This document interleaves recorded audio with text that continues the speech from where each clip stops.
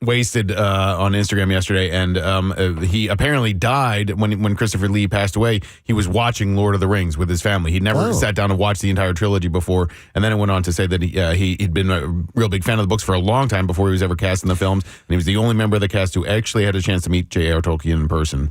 Steve, I think it was a potato eating contest. Potatoes you do with them. You can boil them and mash them and stick them in a stew. If all I can care, you can stick them up your ass.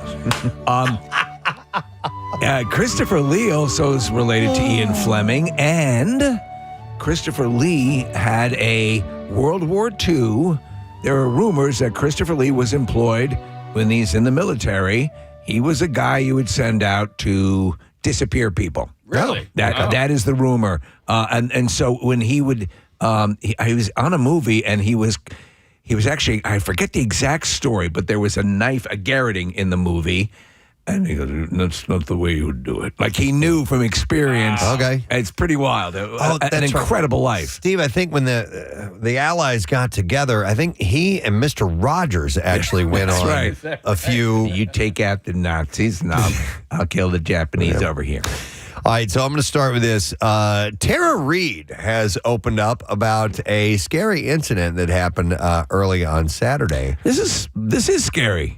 She's 50 years old, by the way. The actress claimed that she was drugged at a bar, which caused a medical emergency where she ended up in the hospital, and now she is leaving warnings for others. Her representative said Tara's filed a police report after an incident in which she believes her drink was tampered with.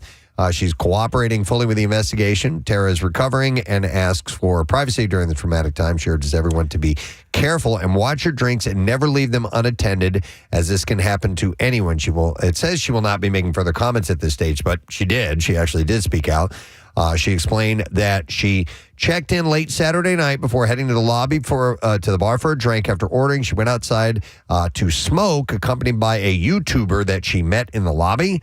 And when she came back in, Tara said that she noticed a napkin was on her drink, which she did not put there. Nonetheless, she took a swig from her cup, and I would never walk away from a drink. Listen, I look like the kind of person, like a serial killer.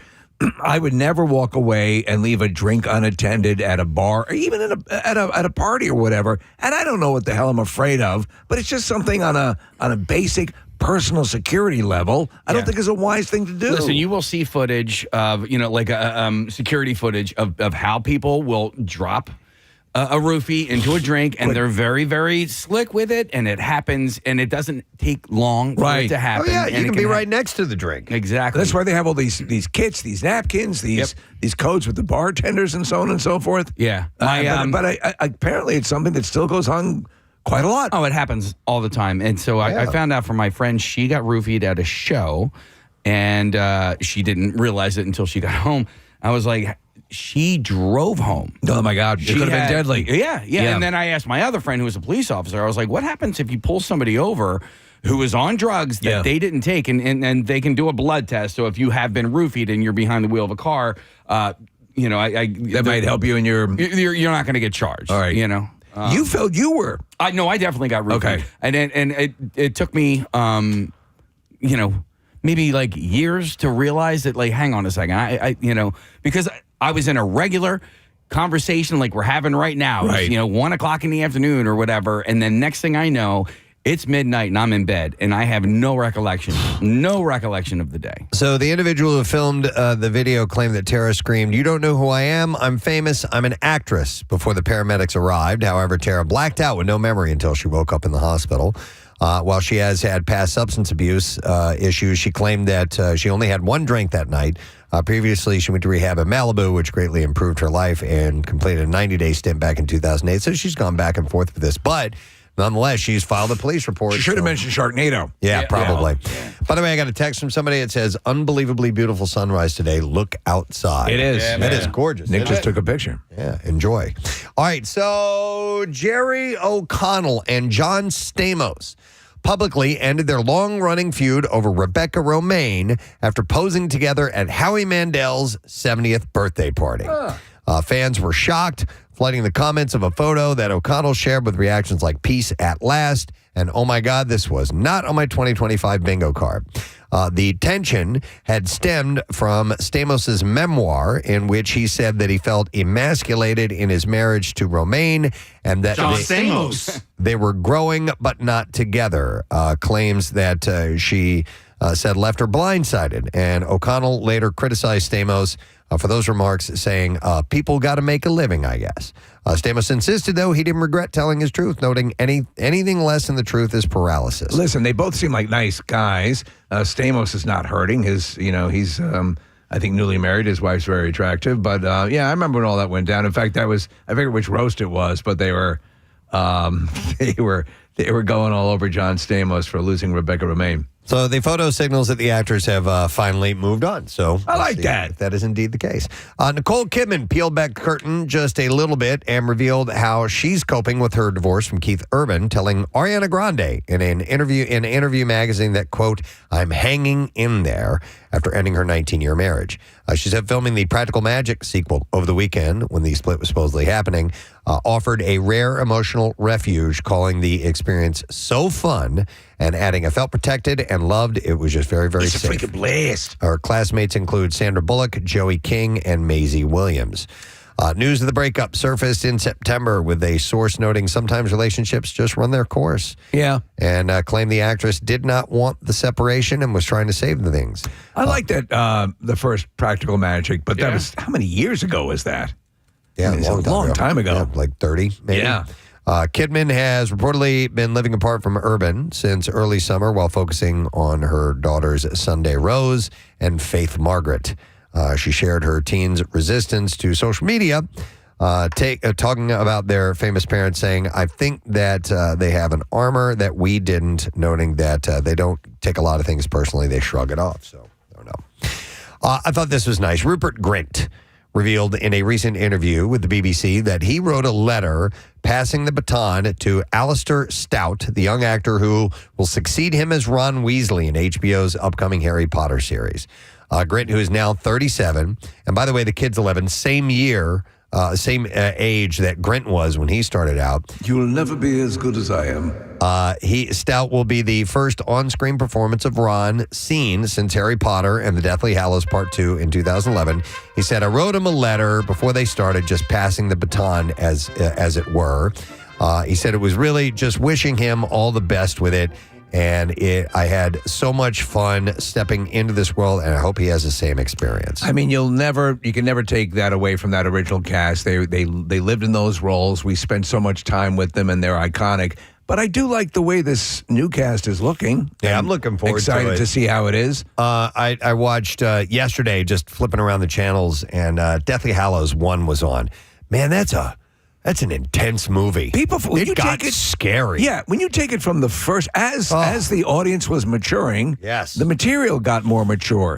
And if you take the whimsy of the first couple of books with the dire life decisions, do or die tones of the latter stuff, it's pretty amazing. That's the one I've watched the most, Deathly Hallows Part 1. It's excellent. It's really great. That's the one that starts off with Hermione wiping her parents' mind, right? I believe so, yeah. And it's just a heartbreaking scene. That's either that or Half-Blood Prince. 2. But anyway, it's one of those. It's one of the later ones. But it's just like, it's incredible acting. There's no dialogue, and it's just really beautifully delivered. And it's just, it speaks to the seriousness of how bad Voldemort. I know it's like the wizards and whatever, but it's also it's really well portrayed. Yeah, Grint reflected on the Potter experience, saying it changed my whole life quickly. I was a huge fan of the books, so for me, it was like stepping into the books, and that was very special. He also admitted that he still enjoys the attention that surrounds the movies and his role in them. He said, it has a quite deep meaning to a lot of people of my generation, and even more to generations who are finding it now. It's great. It gives me a lot of pride. It was such a huge thing. He said, I don't think I'll ever quite step out of his shadow. He said, but I'm fine with that, which is totally cool. Yeah, make peace with it. It is a blessing to be a part of something that huge. Yeah. So Glenn Powell, is he off the market? That's the question. The actor was seen at a country bar in Texas over the weekend getting in some line dancing with fellow actor Michelle Randolph. It's the second time that Powell and Randolph were seen together recently. Is this the chick from Landman? She is the daughter in Landman, and she looks... who is she likened to? Who do you think she looks like? I I don't know. I couldn't tell you. I don't know. She's Kind a of looks like classic Ariana Grande a little bit. California blonde, Yeah. but just in the best way. And she's really good in Landman. So Landman. in Mad Men. Medman. Oh, you know what? No, she looks like Strahovski. Oh yeah, From Chuck. From Chuck, yeah, and from Handmaid's Tale. Yeah, it is. So they were line dancing, and this is the second time they've been together. They were celebrating a Pal's Saturday Night Live episode last week. So don't know if it's official or not, but it seems to be happening. Casey thinks that Glenn's eyes are too close together. Yeah. Yeah. I mean, listen, he's a handsome man. He kind of looks like David Arquette a little bit, too, I think. I don't see that, but Well, I do David see Arquette's eyes are really close together, too. Okay. Yeah. Gotcha.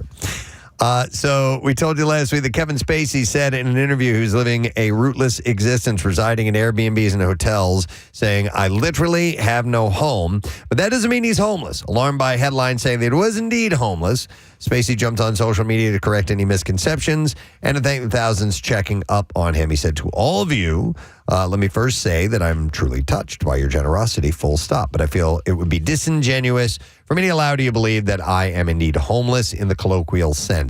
He went on to explain he's been going where the work is, which means that he's been on the road for a year, and he blames the Telegraph for printing a knowingly misleading headline for the sake of clicks. I thought that when I saw it. I'm like, yeah, it didn't make any sense. A, B, where they showed he was supposedly homeless, his last location where he was living, it was in Venice. It was like a villa. He's just moving around a Yeah. lot because he's got jobs all over the place. So that's what that is. John Gosselin, famous for being the father of the reality show John and Kate Plus 8, has just added another person to his orbit. The former reality star remarried this past weekend, 16 years after divorcing Kate Gosselin. Exchanged vows with fiancée Stephanie LeBeau on Sunday at The Barn at Silverstone in Lancaster, I've heard about this place. with almost 200 people, family and friends in attendance. They met 4 years ago during a summer barbecue at the house of a mutual friend. So she was linked last time we heard about her. She had, and the rumor was conducting an affair with her bodyguard during the shooting of Kate Plus 8. And that's what caused them to split. Don't know if that's the case. Well, they're together now. With Her and the bodyguard. Kate, right, yes. Yeah. So, apparently it's a thing. It's legit. So, all right. Just days after Corey Feldman's estranged wife was looking for an increase in spousal support, the couple are officially divorced. Hey. It's over. I have no money. Late last week, the judge presiding over Corey and Courtney Feldman's divorce revealed the exes had reached a global statement and at a settlement conference. People of Earth. Corey said in a statement afterward, "I am glad that the most painful part of this is finally behind us. I pray for everyone involved that we can move on with our lives and heal." They had wed in 2016 and split in 2023. So She was one of those angel Oh, she was? musicians in his band. oh my God. Actually seen to great effect in the video Kitty Kitty, or whatever that thing is he did on the Today Show. Remember that one? Oh, yeah. Yeah. Oh, my God. It was horrible. Cringe. All right, in Deadpool and Wolverine, one running gag as Deadpool saying that Disney would keep bringing back Hugh Jackman, Wolverine, until he is 90. And that may not be so far off from the truth. On the Graham Norton, or did I say tooth? Yeah. On the truth. On the Graham Norton show, Jackman left the door open a crack to arm himself with adamantium claws once again. Norton teased the actor for repeatedly saying that he was done with the character, only to revisit it. And he said, "So are you going to have to do it again?" And he said, "Maybe." And he said, "I am never saying never again, ever again." And he did clarify that he did mean it when he said never until the day when I changed my mind, he said. But I really did for quite a few years. I meant it. I mean, obviously he's getting older, but if he can take one, I mean, he was in insane shape in this last movie. Yeah. I love that scene where Deadpool is like, his shirt's off at the end, and he's like, pointing like, look at that. There's a slight possibility that Jackman's giving himself some wiggle room and could pave the way for Wolverine to appear in the upcoming Avengers Doomsday, but that's just speculation at this point. Logan was on, and I was watching that. That is a terrific movie. I got to go back and watch it. And it is a good send off. Though I'm Yeah. glad we got the subsequent movie with him. But he's that just rumpled end of his life sort of character, and just he's terrific. Yeah, it was really well done. So Scarlett Johansson is jumping into full-on horror mode as Deadline revealed that she'll star in Mike Flanagan's new reimagined Exorcist project. Oh, Mike Flanagan is awesome. Yeah, Mike Flanagan made his excitement loud and clear, saying Scarlett is a brilliant actress whose captivating performances always feel grounded and real, from genre films to summer blockbusters, and I couldn't be happier to have her join this Exorcist film. After the lackluster run of The Exorcist Believer, the studio wanted a reset, and Johansson's recent blockbuster streak with Jurassic World Rebirth made her an easy top pick. So I'm curious as to what they're going to do. The rumor is they're going to combine a little bit of The Exorcist with batteries not included. I don't know how that works. Little toys that run around. Yeah. And I mean, totally, they don't seem to mesh. no, it's supposed to be a radical new spin on it from what I read. See, there's a problem, again. There have been actually bizarrely a glut of possession movies lately that have kind of come and gone on. There was one with Pacino. There was one with Russell Crowe. I'm in the dark. Yeah, that's during The Exorcist. You're gonna have to think outside the box, and maybe Flanagan is just the guy to do that. Yep. Because we've seen it before. Sources say that once schedules align, she is signed on to anchor the all-new story. It also marks her first true horror flick following her directing debut with Eleanor the Great. All right, I saw this morning. FX has ordered a series adaptation of Ubisoft's Far Cry video games from Noah Hawley and Rob Mack. Yeah. Formerly McElhenney. You ever play the game? Oh, yeah. It's a great game. It's a great game. It was the first to really incorporate the wingsuit, which is a game changer. In addition to co-creating the series, Mac will also star, and the series will stream on Hulu in the U.S. and Disney Plus internationally. While the exact plot details are being kept under wraps, the series will follow the anthology format like the games and feature a different cast and setting each season. I might be out of the loop, but I've been hearing this, and I should have investigated it. Is there, in fact, an animated version of the game Splinter Cell? Series? Don't know. The series deepens both Mac and Hawley's relationship with FX. Hawley is the creator of the FX anthology series Fargo, as well as recently renewed sci-fi series Alien Earth. He also created FX's Marvel series Legion, which aired for 3 seasons. The series also brings Mac back into business with Ubisoft. He co-created and starred in Mythic Quest for 4 seasons, which Ubisoft Film and Television also produced that show. And this will be the first live-action Far Cry adaptation for TV. The games were previously adapted into a 2008 direct-to-video film. The first Far Cry game was released in 2004, and since then, 5 other games in the main series have been released, along with numerous spin-offs. And the most recent game, Far Cry 6, was released in 2021. More than 100 million unique players have enjoyed the games since their debut. So it did pop up on the screen here. Nick, I assume you found that as well. Yeah, Liev Schreiber's the star of Splinter Cell, and it's an animated series that came out this year. So, Preston, I know you... there are games that just get into your soul when you're playing them. Oh, yeah. The original Splinter Cell was that for me because it was the first to really... parlay the stealth mode and the those micro cameras under the door, and you had to operate in the shadows. I mean, sometimes you wouldn't. You didn't go in running and gunning. Yeah, it's all about stealth. Right. Hide behind a file cabinet and just hold your breath. Yeah. It's really cool. All right, and then finally, ABC has revealed the co-host lineup for Dick Clark's New Year's Rockin' Eve with Ryan Seacrest. How did they get him back? Ryan and Rita Ora are returning to lead the Times Square festivities. The broadcast will again include celebrations from multiple cities, including the new location of Chicago this year. Chicago? With Chicago. With Chance the Rapper. And Las Vegas with Rob Gronkowski and Julianne Hough. I got Gronk, huh? Gronk, yeah. All right. Yep. They should make Crunk the permanent host. Also, details for a Puerto Rico segment will be shared soon. The show airs live on ABC December 31st, 8 p.m. Eastern, and streams the next day on Hulu. I don't think I've watched in years a full. Oh, no. No. I literally, about a minute before. That's it. We pop it on. Yeah. And that's pretty much it. After that, and it's like, good night, everybody. But like now, even still, and I noticed this a couple of years ago, like when you're like streaming or watching on Hulu or whatever, like it's not happening in real time. So like, I know. Streaming delay? yeah, there's a streaming delay. So you gotta like, You just roll with it. yeah. And at that time, usually, Casey, I'm up in bed. The nurse is putting on my ointment and giving my sponge bath. It's very, very reminiscent. When we took our kids, we did like an early New Year's Eve thing at the bowling alley down in Wildwood, and they did a ball drop. And A bowling ball drop. But Steve, it wasn't even like it happened at 6 o'clock. It happened at like 6:13. You know, they just at some random time just Arbitrary decided time. to count down from 10. One of my favorite memories I was at a party, and my friend Matt would like random times, Casey, he'd be all the kids were kids, they were young, and he would just like come up to them in the middle of the living room or whatever, 9, 8, and just start like, it's a countdown, it's go time. The biggest all you need. mistake was to hand out like the poppers and stuff to kids Oh, it's the in best. advance because they're already gone by the time midnight rolls around. All right, well, listen, we got clips to play. Let's do it.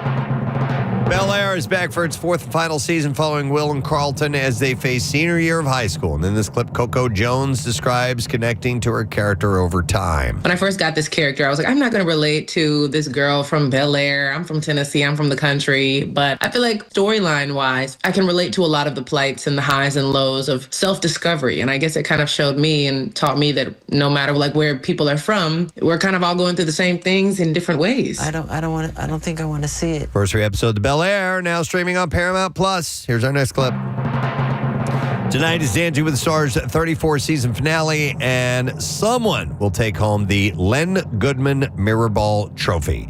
Here, Elaine Hendricks talks about making it this far. That was wild. I mean, I started this journey. Of course, it was about me returning to something that I had to give up and something that I love so much. And now it's just, it's become so much more than that for so many reasons. And I'm just so grateful to be here. The 3-hour finale of 3 hours. 3 hours. Dancing with the Stars airs tonight, ABC and Disney Plus. So passively, I've watched probably more of this season of Dancing with the Stars than any in a while. And you have to give them credit. You know, like, Oh, yeah. I mean, they put in work. I give them credit. I Yeah. just don't watch it. Yeah. You know, but I know they're working hard. Yeah. So they Just don't care. Yeah. But people lose a ton of weight and get in phenomenal shape. I do that workout. All right. Anyhow, we have a lot going on today. We're gonna pass along some information to you. We have an announcement coming up early in 8:15 or so is when we'll get to that. Big J. Ogerson checking in. He's only got one show available this weekend, and that's the Sunday show at Helium Comedy Club. Get your tickets now. Alicia Vitarelli and Karen Rogers are stopping by from 6 ABC because the parade is going to be on Thursday, obviously. And our friends from Harvest Seasonal Grill will be here. We'll have a chance to win some goodies. So hang out. Something good's going to happen to you. I promise. We'll be right back. Stay with us. Went all for good behavior. I have a good resume. Man. If you're going to help me out, get a kitchen job, working in the kitchen. Well, you got to fix your leg. Make sure you're drinking enough water, Gary. She's right. Kathy's right. I drink plenty of water, plenty of milk, plenty of bananas. I'm doing all. You drink a lot of bananas? Well, I eat bananas. Oh, okay. Okay, good. But, Well, let me tell you something. Just get yourself. Listen, we know that you'll work a solid 8 if you can get your deal. You're looking for like the breakfast shift at a restaurant or like a takeout place. So if anyone knows of anything, let us know. That sounds excellent, Steve. Thank you so much, young man. Hey, Gary, since you've been working, you've been watching any good shows that you can recommend or anything like that to us? Well, I just told you, I got a flat screen TV now. I know. That's why Everything was flat. I got this Roku or Roku. Yeah. Roku. Yeah. And Roku. I can watch movies and like I got regular basic TV now. Like I'm watching I'm watching Mike Jerick and that other girl. Yeah. Good day for Alex Harley. Whatever. Holly. Yeah, I watch them guys every day, man. That's cool, man. That's great, man. And I'm just so glad everybody's well there, man. And Billy Burns is the best guy in sales, man. Wow, Bill Burns. Bill gets a Burns. shout out. Yeah. Wow, man. Bill does every Burns once is a in a while. good guy, man. Bill Burns is a good guy, He man. is. Yeah. What about Chuck? Chuck D'Amico, he's a class act, just like Eric Simon, man. He's a good guy, man. He knows everybody. Gary is running down our entire I love my staff. family, man. Yeah. Who does payroll here? Yeah. I was watching this morning some of that some of that Shinedown show from Camden last night. Yep. Yeah. And look, they were one of the best bands in the country right now. They're hot. They're on fire. Yeah, they have a huge fan base here in Philadelphia. Cadillac Brent Porsche. That's his favorite band. Yeah. You know, man, when they were out there, they were doing it for Johnny. That's stupid, John, man. They ain't got nothing on me. Anyway, okay, Smith, you're going to deliver some pizzas. I'll be your sidekick. Yeah. Okay, cool. I'll Yeah, put your we got to really follow through on this, Preston. Do you know, for a brief period, Gary, your name was considered for going across country with Casey. Man, if it can get me out of Philadelphia, I'll be blessed, bro. Yeah, but I've been down ashore in 20 years. Oh. Do you want to get out of Philadelphia permanently or just for a little trip? I just need to get out of my hood, man.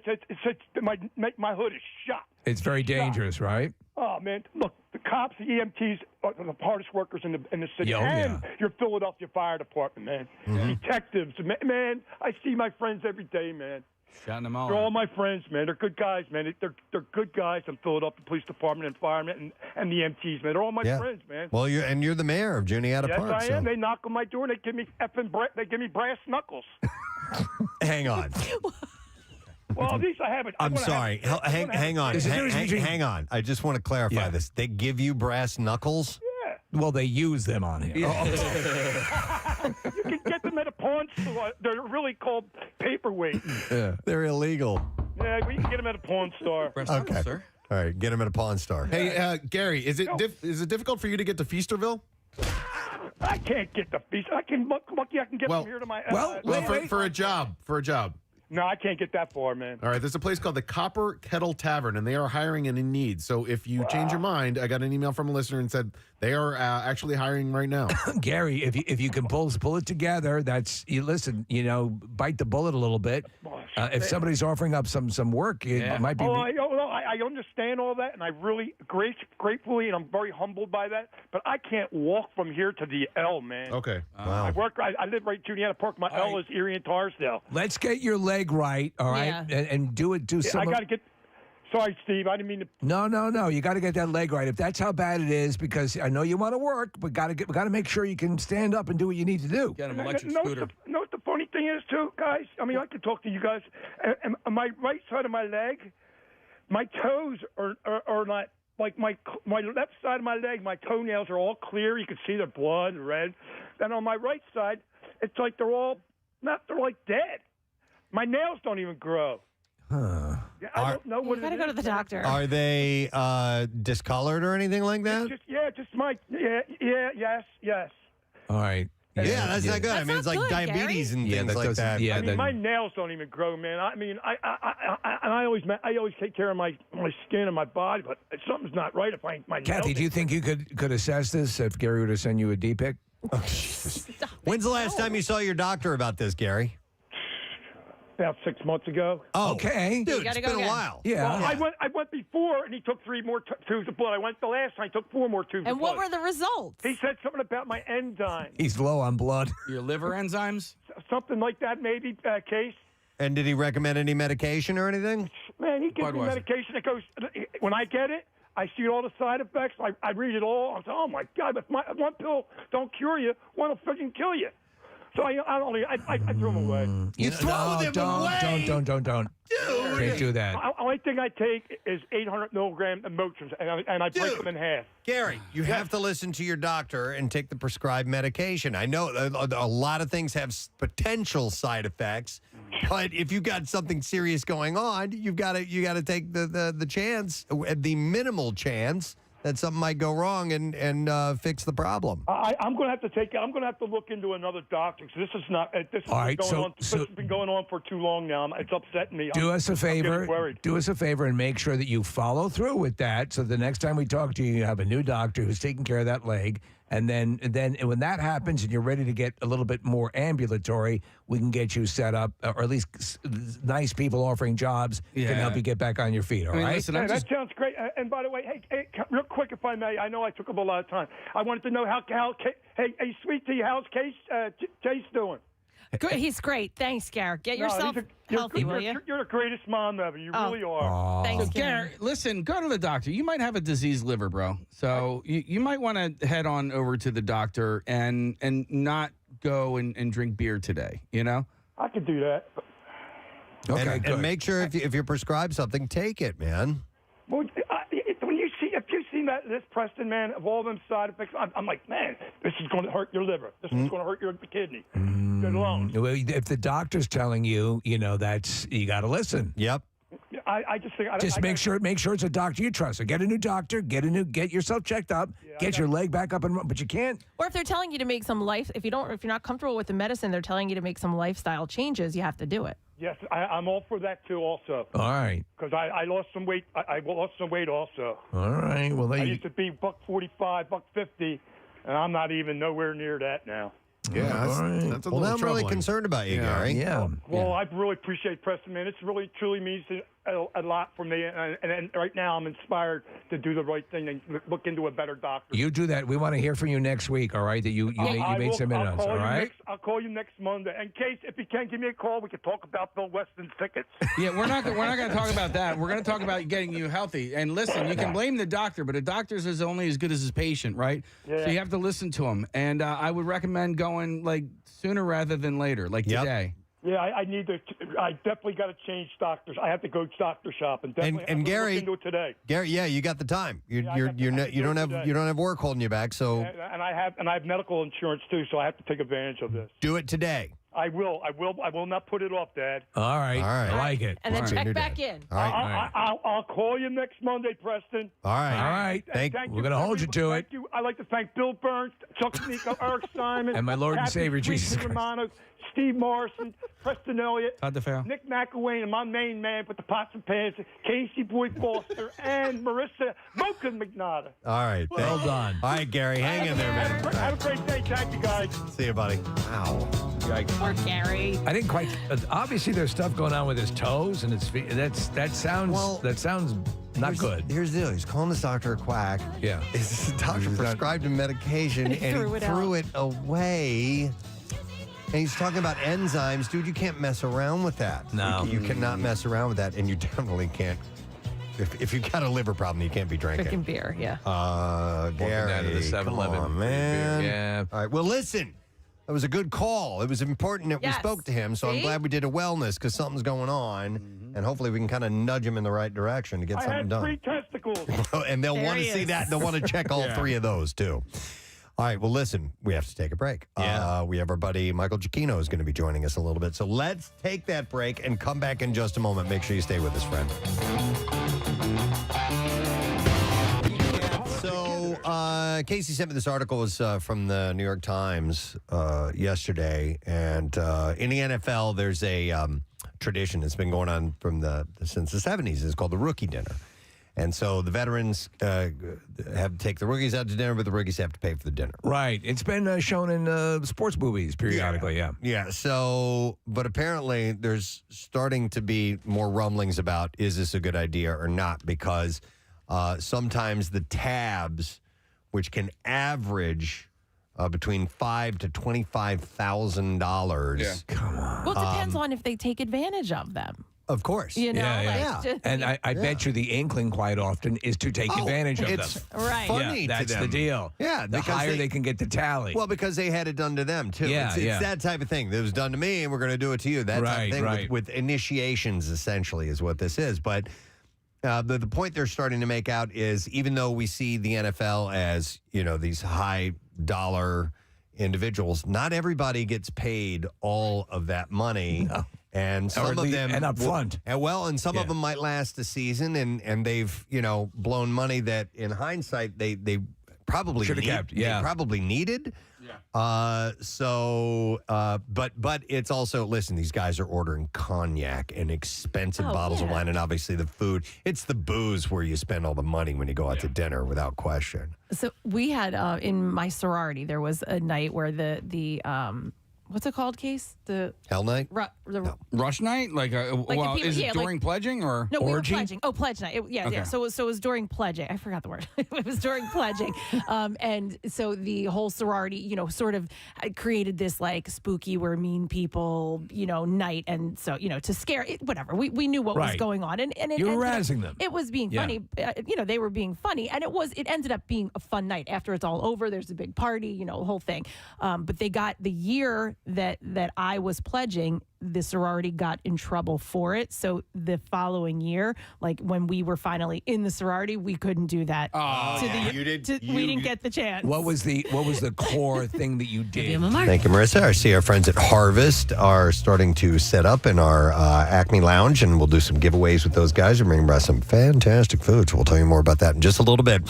But I know we have a number of guests and announcements and things like that coming up, so I'd like to dive into a little survey stuff if you guys don't mind. Kind of a Thanksgiving tradition, surveys. Is it? Yeah. Okay.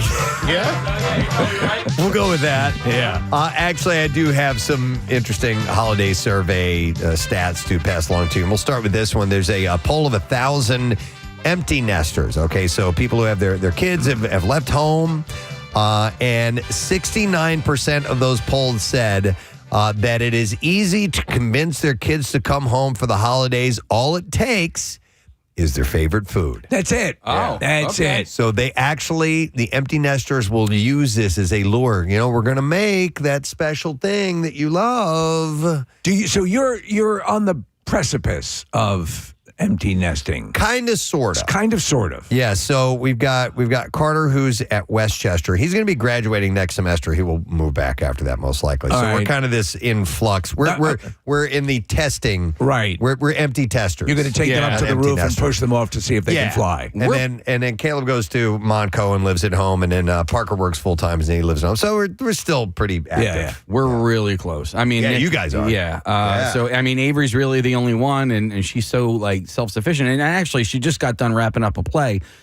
So she wasn't home. Like, she was at rehearsals all the time. So you're getting these moments of empty nest, right? Yeah. But dude, like, Casey and Seamus both come home tonight. Like, I'll probably be asleep by the time Casey gets home. But once you hear that, once you smell the Maxwell Folgers in the house, isn't that the commercial? Yeah, the kids come home from school and they start the coffee, and everything's going to be right with the world. But I'm excited about it. I do know that my wife will try to entice my son by saying, "Hey, just exactly what you were saying." Well, No, it's other. He's got his favorites. He's got his favorites. Home cooked. Yeah, no, that completely makes sense. My mom bribed me and my brothers all the time with food, and guess what? It worked. Yeah, right. I mean, my mom's a great cook. We loved coming home to any home cooked meal, and when you get used to like making stuff on a hot plate or microwave or whatever, and you get to go home and see mom and smell it, it's fantastic. Nigga reminds me of I was watching Silver Linings Playbook the other day. Mom's going to make homemade. The homemades. Meatballs, no raisins. So, I'm tired of eating scabs. More than half, 54%, plan to have their adult children come home during the holiday season this year, and their kids are traveling an average of 596 miles to get there. Wow. That's a decent amount of distance there. When their home is empty, parents say that they struggle with it being too quiet. 36% say that, and 35% said they often get nostalgic when the kids were younger. And that's one reason that empty nesters are happy to feed their kids anything they want. 87% said that they will do that when they are home from the holidays. And some of the kids already made special food requests for their upcoming homecoming. It's like leaving your breakfast order at a hotel. Totally. 72% have their favorite meals made for them, and 46% said having the kitchen stocked with their favorite snacks and drinks is their favorite. It used to be, I assume it still is, or I don't know. I don't know how the world has changed in this crazy planet that we live on. But it used to be that there would be the great anticipation of Wednesday night prior to Thanksgiving, tomorrow evening, would be the big time where your friends who are away at school are coming back, and everybody would have this big thing. Is that still the norm? Well, I think or has that diminished over the years? Well, I definitely for the 21 pluses, so you can go out to the bars with your friends. I remember that being a big thing. Yeah. I don't remember it being as important at 18, 19, 20. It used to be huge. I remember, for years up in New York and Long Island, and all the clubs, all the places would advertise. Come on out and I remember going to the Millmont. And like hanging out with all these people from my childhood. Early 20s. Yeah, head to the bar. Yeah, absolutely. So, but it's interesting that that is actually used by the overwhelming majority, or not the overwhelming majority, more than half though, as a lure to that last little. I don't know if I'm going to come home or not. Yeah, but we're gonna make this for you. And boom, they come in. Is your mom a good cook, or was your mom a good cook? She's a decent cook, yeah. What was the dish she made that was your absolute? Ma, can you make Ma? That's a good question. It was usually a dessert of some type. So yeah, there were a couple of my favorites like cheesecake or the banana pudding thing with the Nilla wafers. With the Nilla wafers. Come on, man. I wonder what we're gonna do tomorrow night, because tomorrow night is going to be a big night. It is Stranger Things night. And we're all going to be together, like all of my kids. Listen, I like Stranger Things.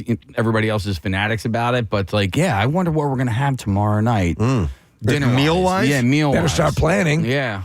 Well, it can be, don't be as formal with it. It should be more fun, almost like a taco type thing or something like that. Yeah. You guys go lighter on Wednesday night dinner in preparation for gorging yourselves on Thursday? I think probably. We usually do. I don't make a conscious effort each year, but I think I probably do, Nick. You got to save it up. I just eat spices. I think spices. Yeah. Smart. Here. Yeah. Table full of garlic salt. A dime bag full of oregano. Yeah. All right, so anyhow, keep that in mind, gang, as you'll notice that the parents are offering something up. There's a reason behind that. Yeah. All right, let's go into another survey. I'll have a few of them focus on the holidays since I think this is when holiday season really starts. Agreed. So this is according to a survey of 1,023 U.S. adults. Life Stance is the source of this, and they have come out with their 2025 Mental Health Holiday Report. More than 57% admit that they find the holiday season stressful, but 23% say that it's at least slightly relaxing. 51% feel lonely around the holidays, even when they are spending time with loved ones. Right. And 24% never feel lonely during the holiday season, so they're in a good place. Overall, 59% usually feel positive, refreshed, or satisfied after the holidays are over, but 17% feel sad or disappointed.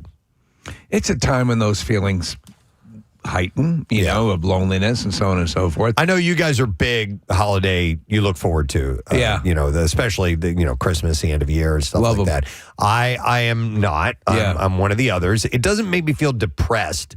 It's not that. And there are people that get that sensation. I understand that, and that's an unfortunate situation to be in. Mine is more stress or overwhelm. Yeah, and you'd probably be there. The numbers probably skip up if you're talking between the difference of just depression and loneliness as opposed to the anxiety of having to fulfill all the requirements of executing the holidays properly. Yeah. And there's a lot of different facets of that. Not just, purchasing the gifts, but getting from here to there, making sure that these people are included and properly regifting. Properly getting rid of the stuff you hate. Did I take the card out of the box? Yeah. Nearly two-thirds, 64% would prefer skipping at least a few of the holiday gatherings that they're supposed to attend.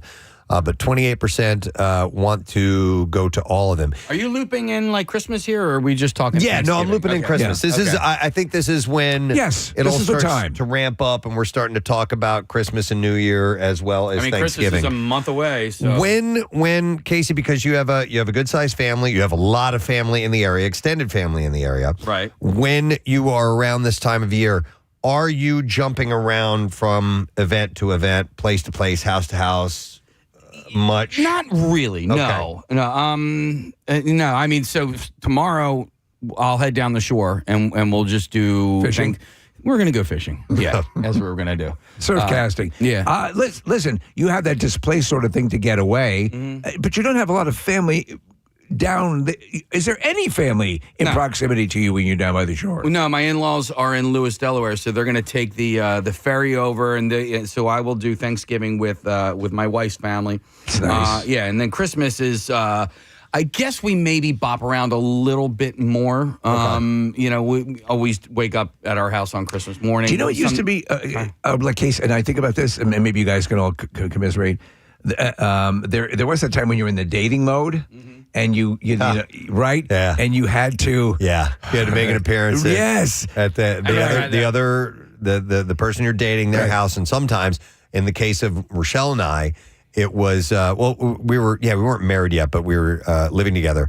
But when I went back home to her town, we went on Christmas Eve. Yeah. We went to 4 different houses. You're on tour. I'm this is not what I'm used to. It's all the grandparents. Sometimes and you're being reviewed. Sometimes there's step parents involved. It's it's exhausting. You don't get to enjoy the holiday at all because 95% of it you're in the car going from one place to the next. All right, we still have to go to my dry cleaner's house. Yep. What? So millennials, 34%, and Gen Z, 33%, are the most likely to want to ditch most of the holiday events. And 3/4 of all respondents admit that at least a few of the holiday gatherings feel more like an obligation than something they actually want to attend. So, Casey, with your extended family, I should say this, but it seems like you enjoy making the rounds, right? Yeah. Or do you feel a sense of obligation? No. It gives me something to do. I enjoy it, and I love my family. So, if it feels like an obligation, which member of the family is the most difficult to go see? Jeez, that's a good question. My mother. Just go down to the she lives in the basement. same house. More than 2/3 feel at least a little pressure to appear happier than they actually are during the holiday season. I get that. Do you? Yeah. Do you for feel sure. that the onus is on you? Listen. Yeah. You classify yourself sometimes in a curmudgeonly way when it comes to the holidays, but you do enjoy them. Yeah, I don't dislike. Yeah. I know Kathy used to push that on me quite a bit, that I hate Christmas and But you everything. don't. I don't. I some of the trappings around it I find are a little overwhelming. The hustle and bustle. Yeah, exactly. But I do feel that I need to. I need to pretend I'm really into this. Well, you just sit there like this. In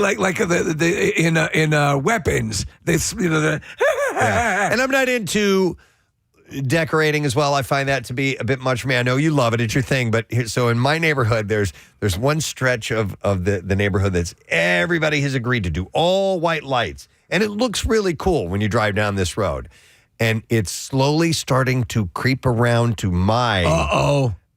And I've lived in this neighborhood for over 20 years. It's coming. And I haven't done this. And I don't want to do Then this. don't do it. And I'm not going to do it. Don't do it.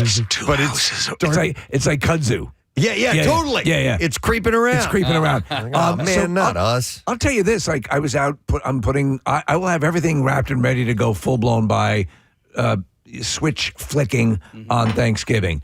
But as much as, and I do love it, Preston, but there is the weight of, I've got to get it done. Right. Got to get it done. Yeah. So, all right. Well, everybody's got their different take on how the holidays go. All right. Yeah. Let's do it. Survey. Now, with the holidays, guests might be stopping by, and there was a survey that was done. It was a poll of 2,000 U.S. adults, and they asked, when is a guest overstaying their welcome? Now, this means not just stopping by for the day for a dinner party or something like this. This is people that are staying with you. So if you were to put a number on how long... I'm curious. How long guests can stay in the home before it's time to go. I think 2 nights is fine. I think 3 nights starts to push it. 4 nights is too many. Okay. I think all of those are true if you are able to exclude the days. So they're just there for There has the to be night. activities and stuff during the day, like getting out? No, they just show up at night. Oh. Just at night. Yeah. No, we don't. Do you guys? You guys all seem to have. You don't, not you, Casey. People come in and spend time with you a lot. Yeah, we don't do that. We do it for the family holiday party, but that's really 2 days. Okay. Yeah. And you're all right with that? Yeah, what we do is we will put them up in a hotel, so you don't have that. I think that the delineation for me would be... So for you, it's zero. Get out! No, I love seeing them. No, but I mean staying at your house. Yeah. You'd rather not. Yeah. So the survey said guests overstay their welcome after 6 days. Wow. 6? Yeah. Wow. That's too many. I'm moving at that point. If their guest isn't packing up at the 6-day mark, a third of people start dropping hints that it's time to go. Yeah, 5 is enough for me.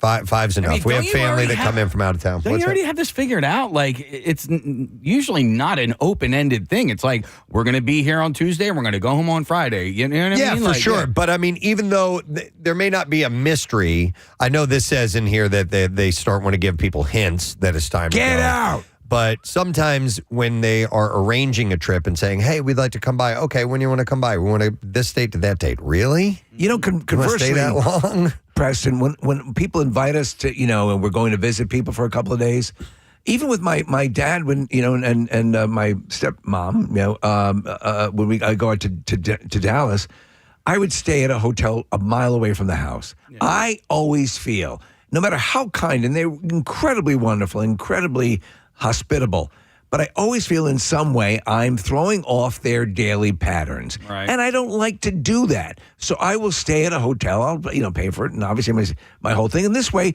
go visit. We're in proximity. We can do those things. Right. And in the evening, you check out, you go back to the hotel, and it's not so much of an imposition. That's not the way everyone rolls. Yeah. But I always feel like I'm in the way if I'm in someone's home. Yeah, I don't. That doesn't affect me like that.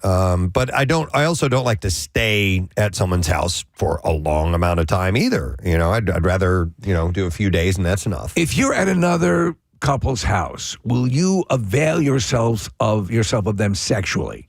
No, okay. But I will ask him if I can go through the panty drawer. Yes. Yeah. If that's okay. Just light sniffing. Is that okay? Some 22% admit of the poll that they will flat out tell a guest that they've overstayed and they need to leave. You need to leave. Yeah, we don't. I just got here. Point taken. We don't stay at people's houses. Like, if anything, people will come and stay at our place down the shore. And again, it's not an open-ended thing. It's like, we're coming on Friday and we're going to go home on Sunday or whatever. Do you demand, or not that you demand, but do you specifically frame things so that they're aware ahead of time how long that stay is going to last? No. It's usually we leave it up to them. Like, hey, when do you want to come down? And this is what we're going to do. And then the other thing is, like, you're kind of on your own with whatever you want to do, right? Like, if you want to go down to the beach at 8 o'clock in the morning, then you can go ahead and go and do You're that. not like, a cruise director. We're not a cruise director. And I know that my friends, they come down and they like that, right? Yeah. Because, some people are morning people and they want to get out and be active at, 6, 7, 8 o'clock in the morning. And I'm not. Like, I herkle-durkle, man, and that's what I like to do. That is comfy. I have a friend who, over Christmas and New Year's, he invited me to come out. He lives in Southern California in L.A., and he invited me to come out, and I'm going to go see him. And he's like, yeah, you can stay at my place the whole time,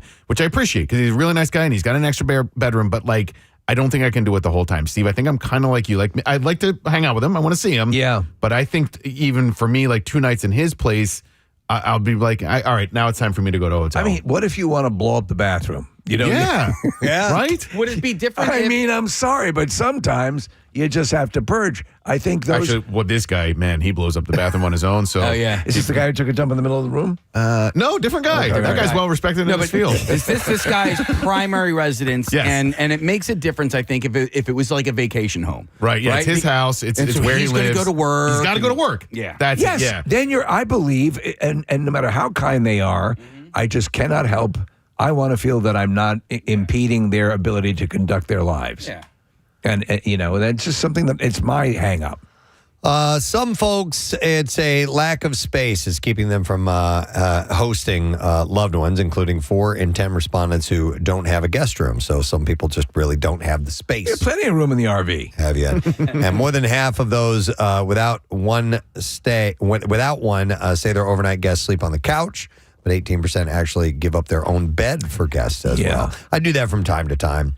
because we have a basement. We have a bed in the basement. I'm like, all right, I'll go sleep in there. Is it kind of cool when you do that? I kind of like sleeping in the basement. Yeah, it's different. It's cooler. Dark. It's darker. Yeah. Believe it or not, I actually like the sound of people walking around above me. You do? I hate it. No, it's an ASMR thing. Here's the weird thing, Nick. This is the weird thing about it. So my ASMR is very specific. If I'm upstairs and I have people walking around downstairs, it disturbs me. That's amazing. Yeah. But if I'm downstairs and people are walking around above me, I actually like that sound. I get anxious when I hear when I'm in the basement, especially if I'm taking a nap or whatever. Like it messes with my brain. I'm like, shut up. No, man. Like if somebody's like vacuuming upstairs too, I really like that as well. So weird. I don't know what the story is. My husband's at work. No, I'm not. All right, another survey.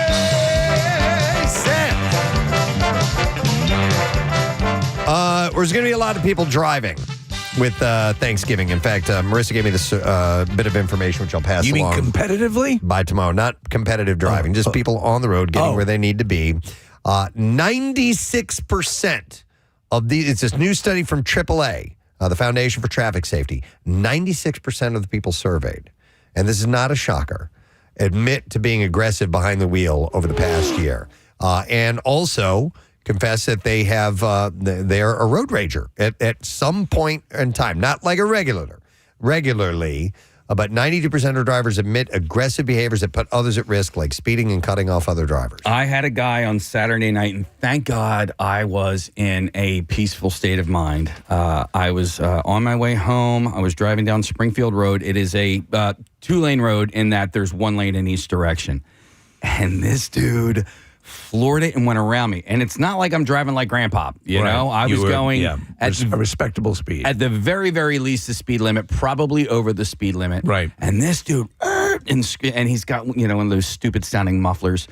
And he just hightails it around me. And it just brought me such joy to meet him at the very next red light, But he went through that red light. I was wondering why he went through it. I was wondering if he went through it because, and so when we got to the red light, it was a 2-lane road, right? Yeah. And I'm like, I'm not going to pull up next to this guy. I'm like, I'm just going to go behind him because I don't feel like getting into a staring match with this a-hole. Yeah. And so I'm behind, and then he just and went through the red light right in front of Cardinal O'Hara High School. Wow. Yeah. My wife is in labor. And it's like actually a very, very dangerous spot for him to do something like that. And then I saw a police officer up in where Don Guanella was, and he didn't pull him over. He must have not been paying attention. I don't know. Why didn't you initiate a citizen's arrest? But because I didn't feel like chasing the dude down. But I was in such a peaceful state of mind. I was like, all right, man, just I hope you don't kill anybody. Yeah. Go about your business, and hopefully karma will pay you a visit. Mm-hmm. No, that guy was just a douchebag. Yeah, total douchebag. Just flat out douchebag. Goes around you and then goes through a light. Some people might go, wow, that guy's really in a hurry. No, that guy's being a douchebag. Yeah. Just an absolute,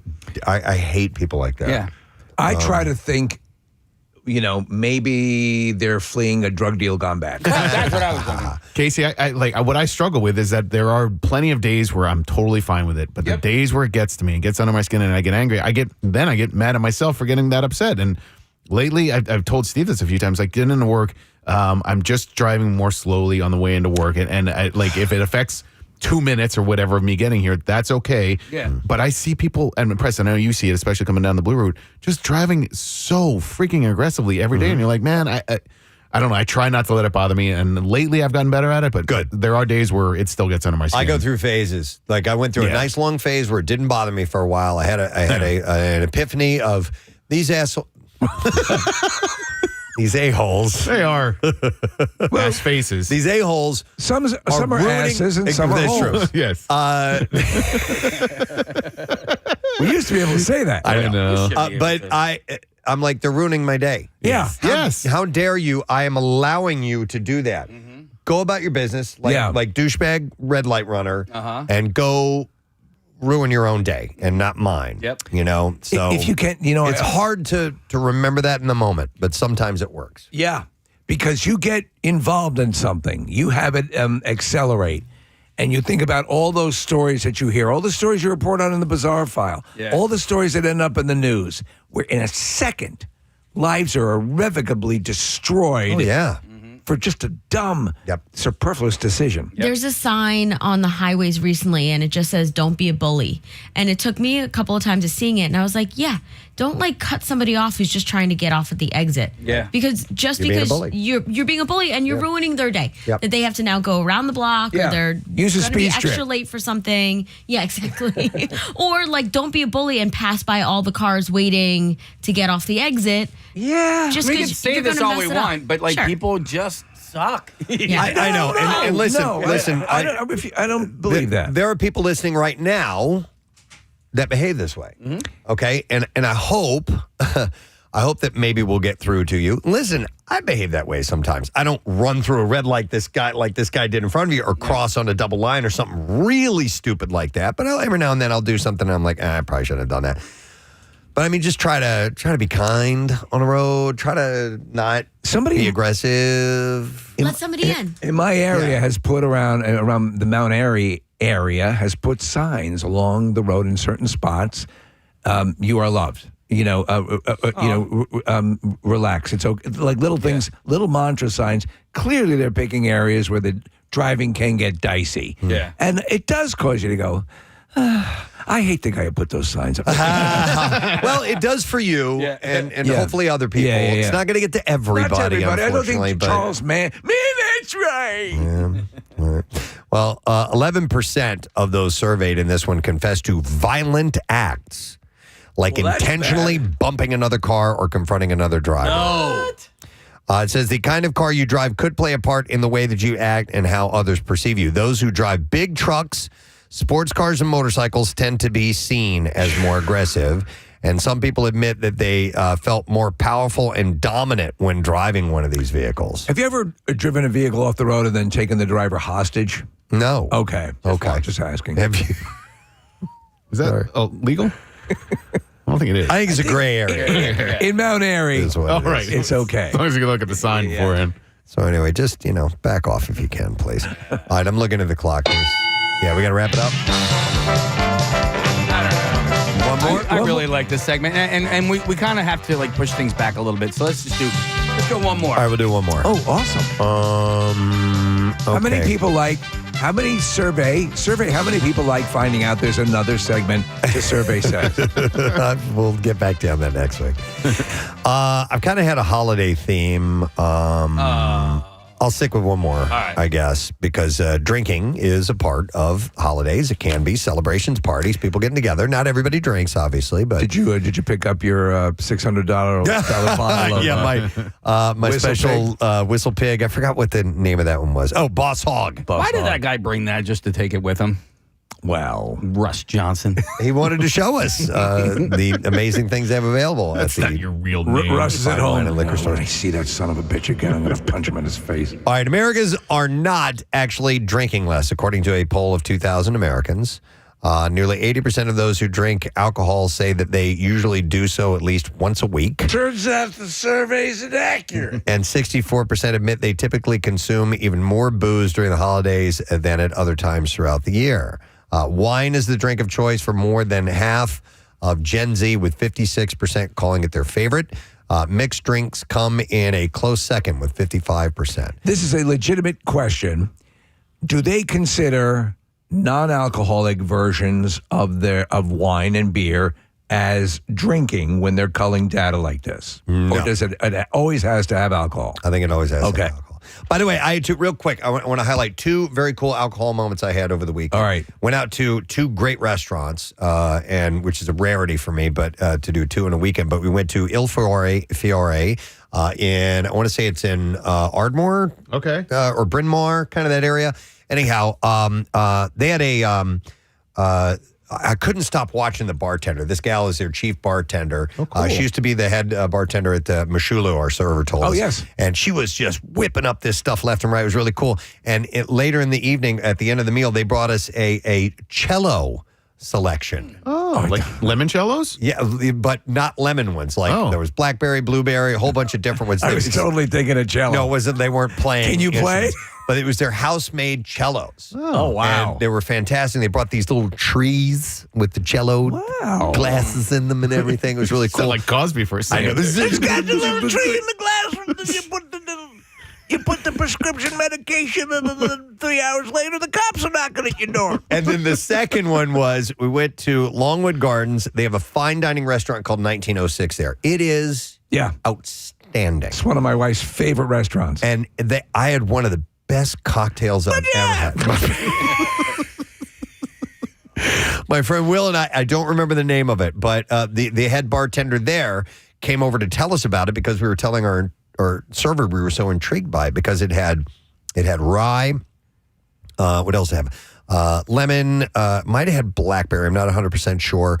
A few other ingredients, and it had milk. So I found that intriguing, and I wanted to order it. But the drink is there, and there's no milky consistency to it at all. It was this beautiful, almost wine-colored, reddish thing, and I was like, You okay. think it could match the taste of, say, like knockout drops? So anyhow, we take a sip of it, both of us, and we look at each other and go, oh my God. Yeah.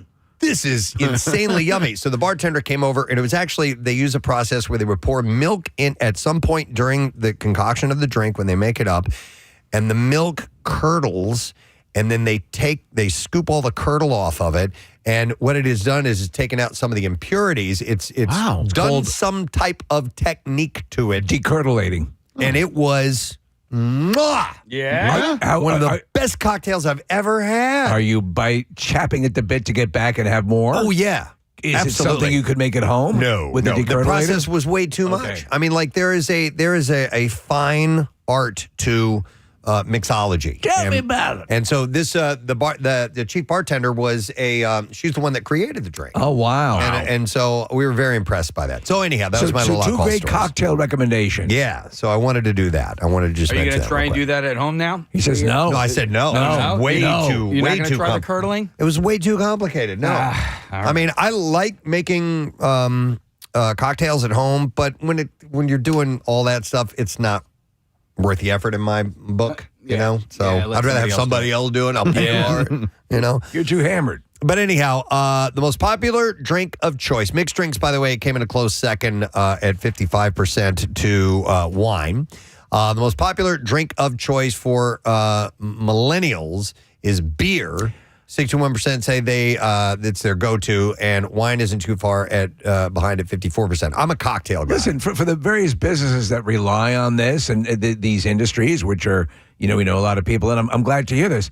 I was under the assumption, I've heard from a number of people, that beer consumption has gone down, and that in overall, because of edibles and things of that nature, it's sort of taking a bite out of this industry. But I don't know. I'd heard the craft beer industry was kind of taking a bit of a hit because it was a long, it was the it thing for a long time. Right. Yeah, it's not dead and finished, right? But maybe its shine is, and it will rebound. Everything is cyclical. Exactly. So it definitely will. But I had never heard of this before. It's a trend called zebra striping. Oh. And this is kind of like out of the... Is that where you paint a regular horse to look like a zebra? No, this is kind of like out of Kathy's mom's book. You alternate between boozy drinks and non-boozy ones. Ah. So remember, one drink, one water. One drink, one water. But it's becoming more popular with young adults. 64% say those who drink say they plan to do this at holiday events this year. You have a cocktail, and then you have just a soda or something like that after that. Well, I wonder, curious, if you're going to mitigate the effects or at least slow the roll on getting completely hammered, is water the best between drink to have, or is there another? I think anything that has no booze. Time. Yeah. You just space it out better because the problem is, people are always like, I mixed too many drinks. I got way too hammered. No, you just drank too much. Yeah. It's just the sheer volume of alcohol that you consume. That's what got you that drunk. Yeah. All right, so anyhow, thought that was kind of interesting, but according to this survey, Americans aren't drinking less. All right, and that's it for Survey Says. Hey, we got good eats and drink here right now with our friends at Harvest Seasonal Grill and Wine Bar. They brought a bunch of stuff. We're actually they've been preparing it in the Acme Lounge. We're going to go in there in just a second. But I have gift cards to give away. I have a $50 gift card to each Harvest Seasonal Grill and Monterey Prime American Grill in Mount Laurel, New Jersey. Nice. We'll take caller number 21 at 610-660-9333. So you get 2 gift cards. That's awesome. For being one caller. And by the way, Black Friday gift card sale is going on right now. You can get 20% off gift cards on Black Friday purchase in the purchases in the restaurant or online at harvestseasonal.com. And you can give the gift of healthy indulgence this season. Visit one of the 8 convenient Harvest Seasonal Grill and Wine Bar locations in PA and New Jersey. We give them every year. So caller number 21, 610-660-9333. Reach out to us. We'll take a break. We'll get back. We'll get into the bizarre file. A little after that, we have an announcement coming up, and then the guests start. We'll be right back. Besides acting like you were very mean, was there something equivalent to this, or It wasn't money because in college nobody had money. Right, no, right. it was. So we were brought into one of the sorority sisters' houses. They put us in a basement. It was very dark. Like it was almost remind you of like a haunted house, spooky, scary. Sure. They all came in like all dressed in black, and we were blindfolded. Like it just was. Right. It was honestly, it was so dumb, but we were laughing. Yeah. It was fun. That's cool. Before we go down the sorority and fraternity path, which I'm sure we're going to because that's the easiest to go to, but I wanted to see if there are other professions that might have this rookie type of initiation There's gotta be. thing. And I'm sure that like construction sites probably do their little thing. Oh, yeah. Maybe in the medical field, because interns there usually get the crap work. In the military. Military and police. Yeah. Yeah, that Absolutely. too. And in radio, I remember interns were pretty easy to. Now we don't do that here. They actually have work to do on our show. But if you're doing a different shift, it's a little bit less involved than the morning show. I remember being, running my interns around and having them just do crap work all the time. As part of an initiation? That wasn't really an initiation. It was just I needed work done. Well, look at what running we did. errands for me. Look at what we did to Joe. Joe, I feel. I don't. I feel bad about Joe. I don't. You do? Yeah. No. Yeah. We took it to. We took it a couple We had steps. people beat him with a wiffle ball bat. What? What's the big deal? He shot a hot sauce in his ass. What's the big deal?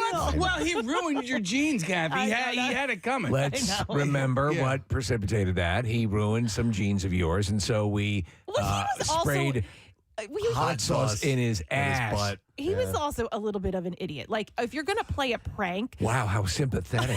Wow. Joe, I lost one on the table today. It was okay, though. It was kind of an idiot. Wait, why did we make him sit on top of the crane for 24 hours? Because it was part of the month of stunts. He wanted. That's the other thing is he wanted to do these things. Yes. Listen, it's the same thing when you guys asked me if I wanted to do month of stunts. The only thing different But the between thing is, me Kathy and doesn't think you're an idiot. the only thing different. Yo, I'm a total moron.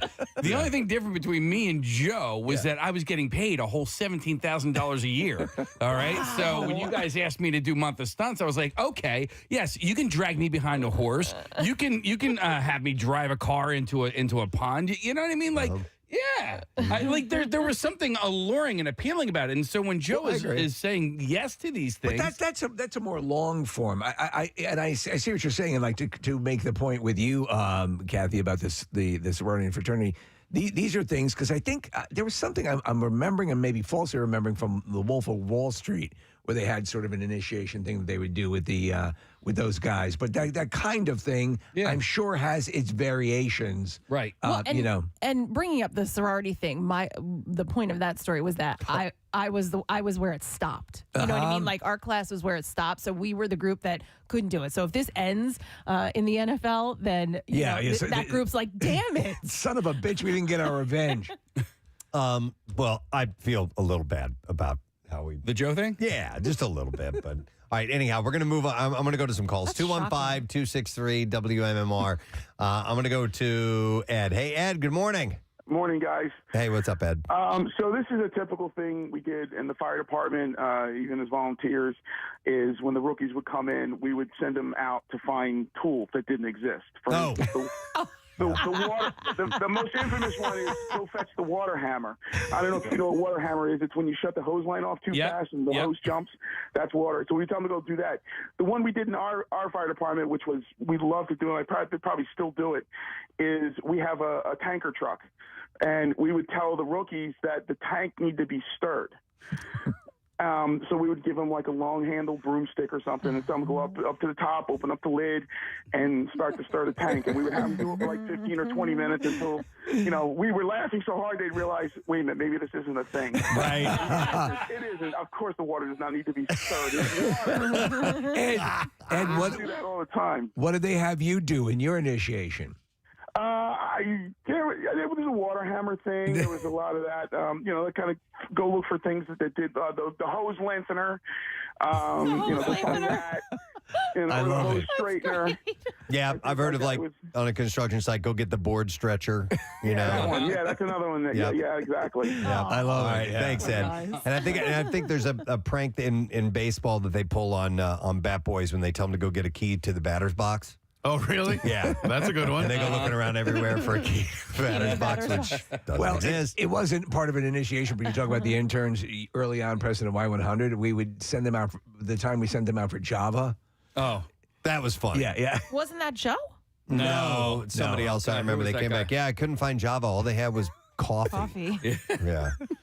But that wasn't really a prank. That was just them not understanding what Java was. I'm going to go to Matt. Hey, Matt, good morning. Hey, good morning. How are you guys? Good. What's up, Matt? Well, I was in the Marine Corps for 4 years, and I actually called you guys a while back about the difference between explosions in movies and how they are in real life. Right. Okay, yeah. So while in the Marine Corps, I was in Iraq in 2004, and I had a prank played on me because I was a new guy, just a young 19-year-old kid, and one of the guys told me to go get a prick E5 and sent me to one specific older sergeant to go get this prick E5, which is in terms known as radio communication equipment, and it's also known as a prick 119. But you don't know that, so you go walking over to a sergeant and say, hey, I need a prick E5. Okay. And you have no idea what you're saying, and he turns and looks at you and says, what did you just say?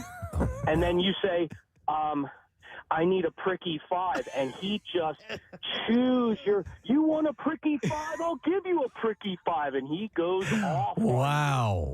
So you're just sitting there going, you have no idea why you're getting yelled at. You have no idea what you said. You turn around, and everybody is laughing at you. So, and you're just like the little puppy with his tail between his legs, like, oh, no, I just did something wrong.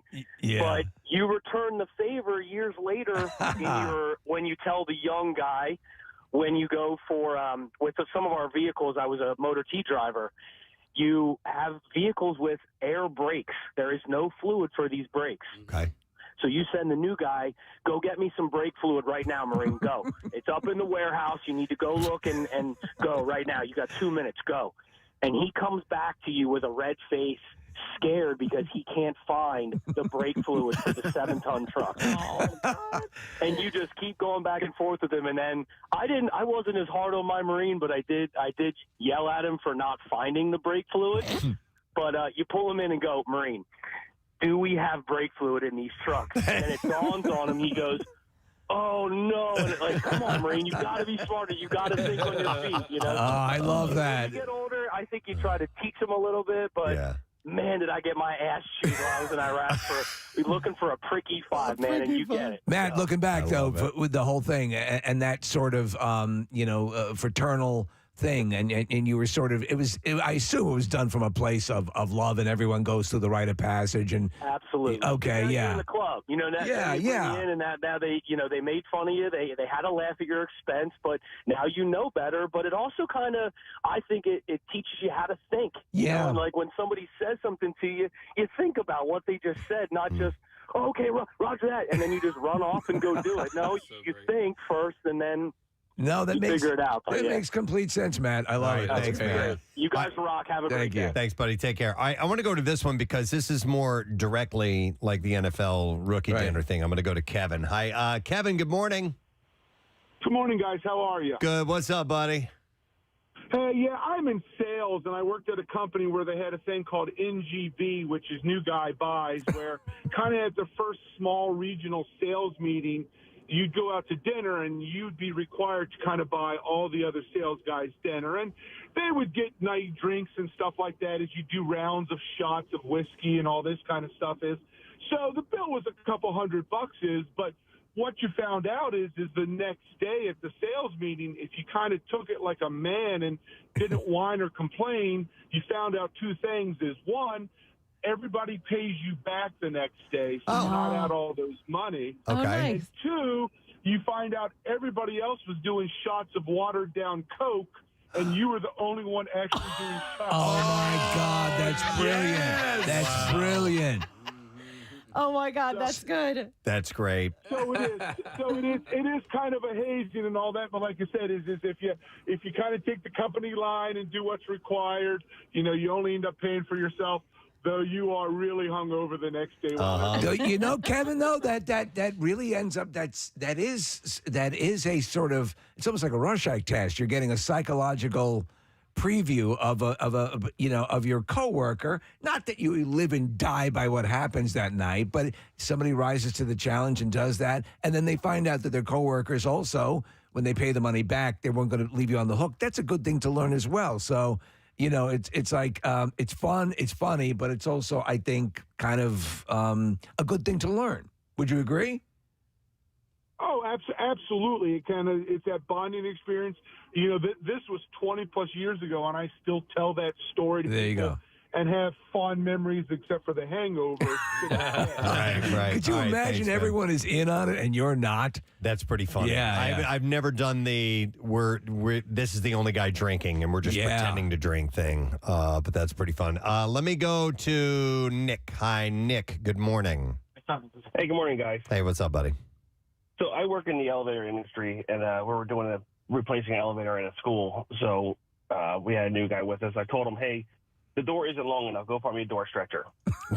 Couldn't find a door stretcher. Yeah. I was like, oh, we don't have it with us. All right, go make me a bucket of steam. What's that? I was like, all right, go find me a 5-gallon bucket and go get me some map gas. And we'll heat it up and we'll make some steam. I have a video of the guy sitting there with map gas in front of the door and a bucket of water. Just Give me a bucket of steam. Oh, my God. Terrific. I like that. All right, thanks, man.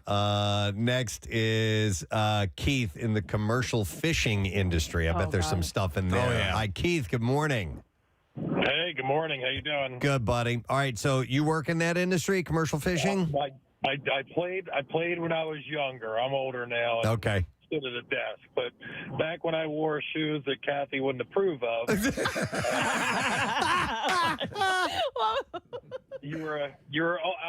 I've eaten a lot of bait and a lot of fish parts and just a lot of unmentionables because that's just how it is. Oh my God! That's how you prank each other? Like dared to, or you have to? It's kind of expected to. Wow. You're the new guy. You got to show that you got some marbles, and the whole idea is to try and get people throwing up and seasick. Okay, right. I mean, is that the equivalent of like eating the heart of your first kill when you're out hunting? Yeah, it's like the gift that keeps on giving. So, Keith, did you primarily stay on like one a vessel, or when you move from vessel to vessel, is there an initiation or a razzing or hazing when you go from boat to boat, or how does it work out? Well, when I was young, you just got hazed. You know what I mean? Okay, I got you. So I don't know what it was, but I was the target, and I wasn't a sissy most of the time. Okay. All right, Keith, give us something gnarly that you ate. I've eaten swordfish liver. I've eaten just bait that's been dragged across the ground. Shellfish. Raw sea urchin. Nothing. Sea urchin. So basically, it's your Stroman, Preston. That's what you get in a can. That's disgusting. Yeah, my God, yeah. All right, thanks, Keith. Appreciate it, man. Let me go to, Jacqueline, who has a stonemason stuff to share with us. Hi, Jacqueline. Good morning.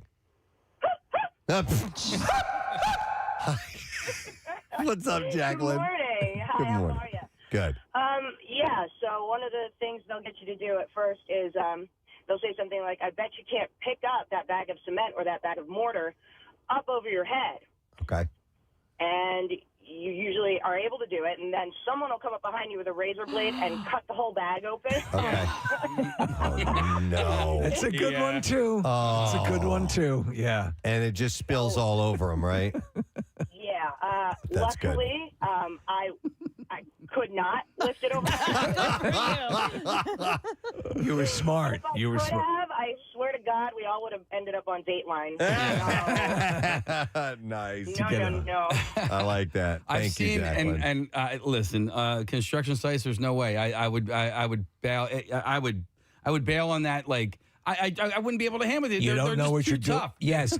A, in case B, you don't want to feel like you want. Oh, I'll go get that. I'll go get the bucket of steam. Well, and I know somebody who was in a union and like couldn't handle it. Yeah. Couldn't handle how tough it was, the stuff like this that they were doing, and left, got out, went out on his own for years, and then finally, after he knew, I guess he knew what he was getting himself into, knew what to prepare for, and went back and successfully stayed in, went through the apprenticeship and all of that. It's tough. If you think about the commercial fishing in the early years of the show, The Deadliest Catch, they had the razzing and that sort of stuff. But I mean, in those situations, like Kathy, if you're on a construction site or whatever, you could literally get a coworker killed if you don't know what you're doing. Yeah. And so, I guess that's a tension breaker. I saw one gag that on the construction site and I don't know exactly what the story is behind it because I just watched the video, but they take a tape measure and they go to measure the guy's face, okay? Yeah. And then they measure from the top of his head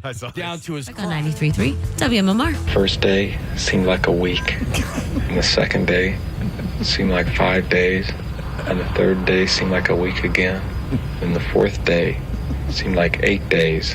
But the fifth day, you went to see your mother, and that seemed just like a day. I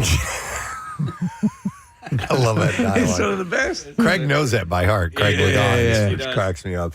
By the way, I had mentioned Thanksgiving and the holidays, and I wanted to make sure that you were aware of this, that Pierre's producers are going to be doing our Thanksgiving radio special on Thursday. I'm so happy that this is going on. So obviously it's going to include Alice's Restaurant at 10 a.m. PR Standard Time, Yes. PST, noon, and on vinyl at 2 p.m. And the roster will include, during that time frame, Kevin Gunn, Michael Anthony Thompson, Jason Fayon, Pancake, Krisha Ashcraft is his real name. It's going to be anchored by Ryan Shuttleworth, and Nick McElwain will be there as well. I've been chatting with Ryan after the show. We were talking a little bit about it yesterday, and it's really nice to carry on the tradition in whatever way it might feel fit. And Ryan just did an incredible job during Camp Out for Hunger, anchoring a bunch of those shows. And so, yeah, I'm looking forward to this. And I won't even be in the country, but I'll be on the show on Thursday. Yeah, so I recorded something with Ryan, and because I'll be in Ireland on Thursday. But I might try to call in, and you can listen live via the app in Ireland. So I'm going to do that. From anywhere. Yeah, that's amazing. And it's sponsored by Harvest Seasonal Grill and Wine Bar, who are here, by the way, this morning. And listen, you've got to go try the warm Asiago and butternut squash dip. Yeah. It comes with these brioche toasts that you can put the dip on or whatever. And Steve, I can't do the sound that you do, but the yeah, I can't do it. It's too high pitched for me. But oh my God, it is insanely good. No, it's so awesome. This is one of my favorite menus that they have. The Asiago cheese that brings it home. So we'll do some more gift card giveaways in a little bit. We got to do Bizarre File stories right now. WMMR presents Preston and Steve's Bizarre File. And it's brought to you by Delco Trim Light. Visit DelcoTrimLight.com. You can schedule an estimate on installation of the coolest, permanent, programmable holiday lighting system around. All right, a woman in Thailand shocked temple staff when she started moving in her coffin after being brought in for cremation. The Buddhist temple had posted on its Facebook page showing a woman lying in a white coffin in the back of a pickup truck, slightly moving her arms and head, leaving temple staff bewildered. I saw this video. It's freaky, dude. Oh, no. Stop moving. You're dead.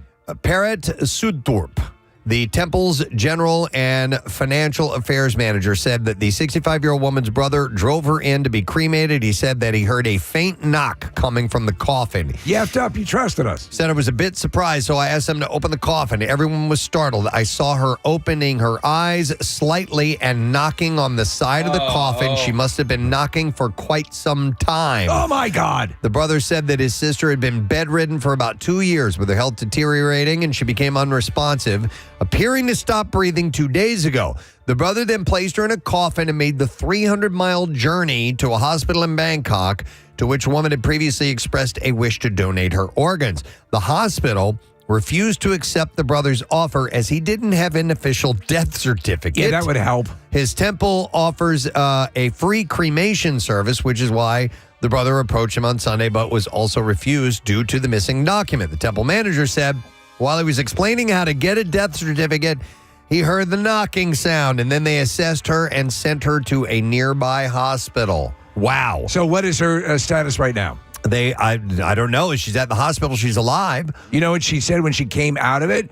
Did I miss Stranger Things? The temple said that they would cover her medical expenses. So at least there's no down for her. Yeah. An Iowa man exposed himself to cars passing by on 2 separate interstates, police said. This is my penis. Twice last month, cops say that Danan Ari stood against the rear of his 2012 Chevy Impala with his pants and underwear removed to his ankles and his shirt lifted to casually expose his genitals and abdomen to oncoming traffic in suburban Iowa City. Is that an Impala? When questioned by police, Ari reportedly confessed to his indecent exposures, and explained that this behavior, quote, was fulfilling as excitement that was currently missing in his blah life. So in his blah life, this seemed like the way out of that. Yep. I know what I'll do. I'll lean against my Impala and whip my junk out. Investigators say that Ari knew this behavior to be inappropriate and unacceptable, as well as offensive to others within view. I'm sorry. Ari, who has a lengthy rap sheet, was arrested on 2 indecent exposure counts. Phone thieves in London are increasingly selective, often returning Android phones to victims and keeping only iPhones. In January, someone named Sam was walking past a Royal Mail depot in South London when 8 men blocked his way, robbed him of his phone, camera, and hat, and then returned his Android after seeing it was not an iPhone, and then briefly told him, "Don't want no Samsung," and ran off. Quite a few Android users across the city have experienced the same thing. Some have had their phones taken only for thieves to discard them moments later or just hand them right back to them. Can you look up grammar on an iPhone? Experts say that the probable reason for this trend is the higher resale value of iPhones globally. These chase that Apple-driven profit, and Android often has a lower value on the secondhand market, and some criminals think that it's not worth getting charged over something less valuable. So this is a huge thing, and it's a huge thing in this area as well. With phones getting clipped, and then what happens is people use their Find My app, and it'll ping like in Asia. You know, like it's being taken overseas. Previous data from the UK government's Home Office show iPhones regularly top list of models most likely to be stolen years before criminal groups began focusing on shipping Apple devices abroad. This is a terrible story to share with you here. A man tragically died from extreme constipation after 20 pounds of impacted poop became lodged in his bowels. It came following a month of being unable to go to the bathroom, a move which ultimately ended his life. So James Stewart's relatives have now launched wrongful death legal action, claiming the 41-year-old's passing was entirely avoidable.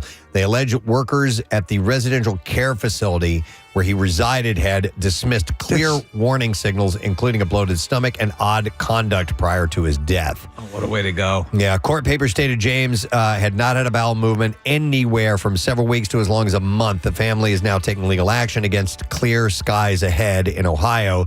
James resided at the home as he required round-the-clock supervision and support. He suffered from intellectual and or development disabilities and had a documented history of constipation. He had been prescribed medication that caused serious complications with his digestive tract. The claim alleged that care workers dismissed the concerns about his constipation. Mm-hmm. Workers have reportedly seen that James appeared unwell and had been acting strangely in the run-up to his tragic death. That's just horrible. That's just bad care. Well, it's horrific. I've had situations when I had the surgery years ago where they gave me a painkiller that they said could promote constipation. I'm like, then I'm not using it. Yep. Because it's, and to be to this level where it becomes lethal. Yep. So we'll see how this lawsuit goes. All right, and then one last story. A man struck it rich after buying an instant game ticket that another customer had left behind. Oh, no. So the 33-year-old winner who chose to remain anonymous claimed the Blazing Suits $1 million top prize. He said there was a Blazing Suits ticket that was set aside on the counter that someone else had decided that they didn't want to buy. So I bought it. I scratched the ticket off and couldn't believe it when I saw it was $1 million winner. I never would have thought that I'd win such a large lottery prize, and it is truly a blessing. The winning ticket was purchased in Detroit. The winner opted for a one-time lump sum payment of $693,000 instead of the annuity payments. And he plans to save his winnings, acknowledging the pressure that comes with such a windfall. But that's amazing. Man. Because sometimes I guess they tear it off and the person's like, oh, you know what? Never mind. I actually found a lottery ticket that somebody had dropped, like a scratch-off lottery ticket, and it won. And how much? It was either, I want to say $100. Wow. But it might have been like $20. But it was one of those where I'm like looking around. I'm like, am I being set up? Yeah.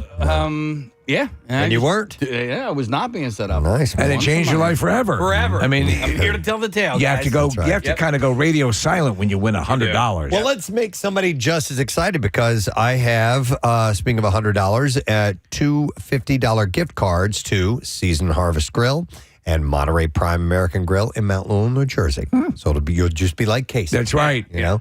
So we'll take call Mr. Big Bucks. Number 18-610-660-9333. Now, make sure you book your holiday party at Harvest Seasonal Grill and Wine Bar. Menus accommodate all dietary preferences from the carnivore to the gluten-free and vegan. And Harvest offers the best farm to table for everyone and is the perfect spot for your holiday party. So let's set you up. Caller number 18. You will be good to go. We're going to break. When we come back, couple of things. We have an announcement to make, and Big J Okerson will be joining us. So we'll be back in a moment with that and more. Stay put. And then they bring it out. And then they let the tape measure go, and it smashes them right on their nuts. It's hilarious, but I don't know what the story is behind it. It just turns into a pendulum. Gets them right in the balls. I'm going to go to It's too good. Joy. Hi there, Joy. Good morning. Hey, you guys rock. Thanks. Oh, it's Joe. I'm sorry. Hey, Joe, what's going on, buddy? Hey, so basically, back when I was in the Boy Scouts in a venture crew, what you would do with a new kid, you tell them when you got a fire going, you tell them to go get the left-handed smoke shifter out in the woods. And they go out there, and sure enough, they go and look around for about 15, 20 minutes for this left-handed smoke shifter, and it doesn't exist. Yep. I remember going snipe hunting when it was in Boy Scouts. Snipe is a classic. Yeah, in fact, there was a Cheers episode about snipe hunting. Yeah. Yep. We'll go over to Brian. Hey, Brian, good morning, sir. Good morning, fellas. Hey, what's up, ladies? buddy? Hey. Hey, when I was in the military, we used to do this thing that new guys, I was in an armor unit, we used to give them a ball-peen hammer and tell them to go out and check the tanks for soft spots. So they'd be out there hitting a ball-peen hammer on tank armor. Yes. That's hilarious. Was chalk involved with this? Who? Chalk. Like white pieces of chalk? Yeah, well, sometimes, yeah. I mean, it all depended on how far we wanted to go with it, too. All right, because they had a... Yeah, I'm sorry to interrupt, because somebody else texted in with the exact same or a very similar prank, but they would give a rubber mallet and a piece of chalk, and they would have to go look for soft pieces of armor on the tank, and they would ding the tank, and inevitably it would sound different in different spots, so they think, oh, this is a soft spot. Oh, man, there's not enough armor here. Yeah, and they go around the entire damn tank. President. Sometimes they'd be out there for hours, but it was always a good time. That is hilarious. That reminds me, Preston, of the Bugs Bunny war cartoons where they put him in charge of checking the missiles for duds. Yeah. Yep. Mm-hmm. All right, let me go next to Paul. He's going to talk about prison. Hey, Paul, good morning. Hey, good morning. How are you guys? Good. What's up, my man? Yeah, I worked in a prison for about 7 years, and, whenever you were the new guy, you always got stuck. When inmates came in, you had to do the strip searches. Okay. So they left that detail up to the newbies. Yeah. Okay. No one wanted that job, and then anytime you had a disruptive inmate that you had to bring to segregation, if they really, really didn't want to cooperate, you had to do a staff-assisted strip search, which usually involved the newest staff member getting very intimate with the inmate. Oh, wow. That's a trial by fire. That's terrible. Yeah, it was tough. I actually had a coworker get sued because the inmate claimed he put a finger in a spot. Wow. Interesting. Did you ever prank a newbie by having one of the convicts have one of those endless handkerchiefs in their butts? That would have been hilarious. Thanks, Paul. Appreciate This it. thing won't stop. Let's see. I will go. Oh, yeah. Let's go to this one. Hey, Brian, you're on the air. Good morning. Hey, good morning. How are you? Good. What's up, my man? So I was an electrician, and I was on a wage job, and I was only 18 years old. Never really been in a bar. So after work, all the guys took me to a bar, and they said, we're going to sing karaoke. Okay. And they said, we'll sign up first so you can see how it goes, and then, you'll go last. I was like, okay. So being a country guy, and, I figured I'd sing Garth Brooks to dance, and they said the karaoke starts, and I'm going to kind of waiting for one of the guys' names that I'm working with to go, and, of course, it's my name that goes first. They called you first. Nice. None of the other guys signed up. It was only me. So you're putting on a concert. You had to get up there and sing that tender Garth Brooks ballad. It'd be funny How'd that go, by the way, Brian? So I did well, except I really kind of brought the atmosphere down in the bar because, upbeat bar, and here I am. Yeah, it's like when Nick played We Got Tonight at the frat party. Mm-hmm. That's great, Brian. Thanks, man. It would be really funny if they all just signed up his name instead of, because they all look like they were signing up. But if they and all, every single song, they kept calling him back to be. That would be a good one. I like that. These are rookie kind of newbie initiations that we're talking about because the NFL does these rookie dinners. There was an article in the New York Times about that recently, calling that out. So I'm going to go to Dominic next, another Boy Scout story. Hey, Dominic, good morning. Good morning. You guys are office. Thanks, your office. What's up, bud? So when I was my first sleepaway camp for Boy Scouts, I was 12. We were about to go swim in the lake, and they sent me to go look for the fallopian tube. Oh my god! That's fantastic. That's really good. Yeah, that was embarrassing, especially when you don't know those things. Yeah, so were you going up and asking leaders where the fallopian tubes were? Yep, and there was a nice warehouse full of kids. This had to be a thing they did every year because all I got was laughs right away. That's great. All right, thanks, Dominic. Which one, Casey? I was looking at number 6 because we had 2 calls that were just very similar. Okay, I'll go to Ben. Hi, Ben. Good morning. Good morning. Hey, what's up, bud? Hey, so I've worked in kitchens for a while, and it's part of the new guy kind of hazing was either emptying out all the hot water from the coffee maker at the end of the night, but obviously since it's set up to constantly brew. Oh, it's hooked up to a line? Run out. Oh, my God, that's great. So there's guys there 5-10 minutes just emptying it out. Also, it's just constantly running. That's I love it. Sending them out looking for left-handed pizza cutters or pickle jar openers. Oh, it's in the tool in the back. That seems to be a common theme. The left-handed, whatever it is. Yep. Yeah. I love that. And I like the pickle jar opener. And Thanks, man. you're right for the picking because you're nervous. You're the newbie. It's like, oh, okay. Yeah. All right. I like this one. I'm going to go to James. Hi, James. Good morning. Hey, good morning, guys. How you doing? Great, man. What's up? Yeah, way back in the day, my brother used to tell this hilarious story when they worked at U.S. Steel.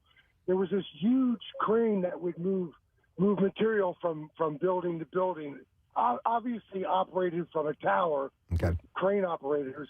And they would give the newbies this hokey little box with 2 buttons on it, a transistor radio antenna stuck in it, and tell them that was operating this crane. And they would push the button, and this huge crane would come in. That's excellent. That's so good. So they think they're operating a huge crane. It's terrible. It felt so important, like they're operating the first day, and I'm operating this crane. Oh, I'd pay good money to see a video of that. Oh, that's awesome. That's great. Thanks, James. I appreciate it, man. All right, let's see ya. You're watching this huge thing movie. You got this little. They're letting me do this on my first day? First day, I was a crane operator. I'm going to go to Alex. Hi there, Alex. Good morning. Good morning. You guys rock. Thank you, Alex. We're talking about razzing the newbies. What's your story? So when I was a kid, 16, 17, I worked at Chick-fil-A down in Florida. And I would train. I was a team leader, manager, whatever. And so I'd have to train the new kids who were my age, of course. But so the girls especially, because the guys never fell for it. But I'm showing them how to, where to find the chicken, the napkins, whatever. And they go, okay, what's next? I go, all right, well, now we got to go upstairs and pluck the chickens.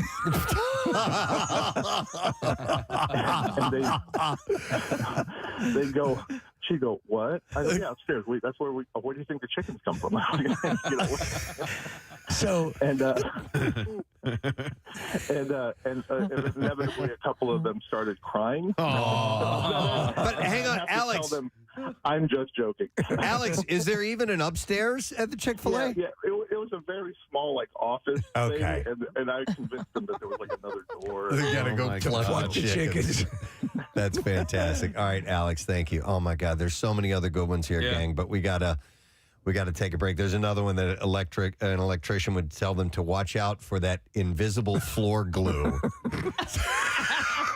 It's going to be stepping around everything. Oh, my God. Thank you guys so much. And then Samantha, as a waitress, said they would tell people to water the fake plants. And there's good things. Oh, I love All right. Jessica's amusement park. She'd drop bolts and screws from the top of the ride to make them think it was falling apart. Oh, no.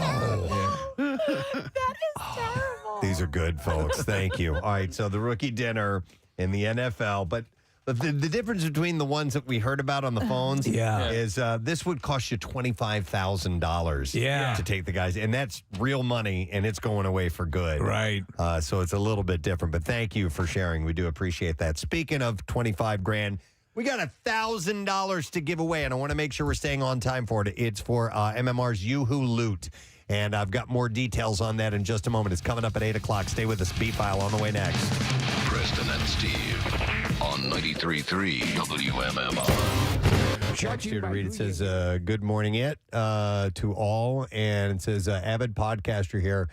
Great day for the Phillies. Playoffs, baby. And the gorgeous Manthes fall activities list. Can't wait to hear it. And then they write, shooby dooby doo wop, Casey boy. I think it's the shabba shabba doo wabba doo wabba doo wabba. Good. Hi, Grandmom. Yeah. That one? Okay. I think, maybe. Hi, Grandmom. So anyhow, yes. Hi, Grandmom. Speaking of Manthes fall activities list, that podcast is now available. You can also watch yesterday's show if you would like to, as it was rolling out via the YouTube stream. Those are always every day. You can go back and watch anything you've heard about. Maybe that there's a visual element to here in the studio. Go to our YouTube channel and watch it. There are multiple ways to consume it. This is true. And I think, Marissa, is the link to the YouTube in the page of fall activities? Yes, it is. Yeah, so you can see the whole list and then the link to watch it and get everything that we talked about is right there. This is so good. Yeah. It's time for some girl on girl stuff. Oh my God. Anyway, thank you, Manthe. Okay.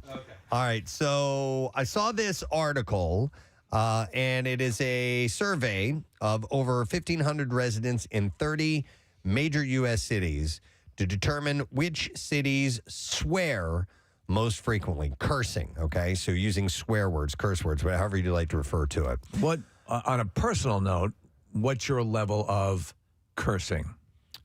It's kind of high. It's not, I think Casey is by far the highest of any of us here. Yeah. Just in passive conversation, I curse a fair amount. I use them as sentence enhancers. Yes, right. 93.3 WMMR. What you eating over there from Harvest Seasonal Grill, Casey? There's a little pumpkin pie, little dessert thingy. It looks. I didn't know they brought dessert. Yeah, I found them. I sniffed them out. And the spoon's really small, so it's not as many calories. Okay, yeah. That's You feel like a giant. They're good like that. Oh, yeah. At Harvest. Yep. They give you tiny utensils, so there's not as many calories. It's wonderful. That's how they do it. We'll do some more giveaways in a little while. I am making an announcement. Is our guest ready to go too? No. All right, just so I have an idea of what we do afterwards. So, all right, so we are making this announcement for an event coming up Friday, December 19th. And when I tell you where it is, you're going to know what it is. Yes. It will be at the Colonial Theater in Phoenixville. Ladies and gentlemen, it's Preston and Steve's Christmas Miracle! Yeah! And it is presented presented by Phoenixville First. Now, we are not, this is just kind of a save the date thing. We're not taking any callers or texters at this moment for invites, but we will do that down the line. And we'll be broadcasting that morning live with great prizes throughout the course of the show. It's a fun, festive event that has become one of our favorite days of the year. And listen, we're doing a slight change, just a name change in something. Over the past several years, we have had an ugly sweater contest. And over the past several years, it has morphed into way beyond sweaters. Yes. It is outfits and all kinds of regalia that people decide to show us in an outrageous way how much holiday spirit they have. So we are changing the name from the Ugly Sweater Contest to the Christmas Costume Contest. That's what it is. That's what it's turned into. Lest we remind you that last year somebody had a plane that took off on their hat. Yeah, they had a drone That's not a on sweater. on their head. Yeah. And there were people dressed up as pickles and eggs and bacon. And some people had no tops on. Made it into, yes. Yes. That's not a sweater. Our faces on their boobies. Yes.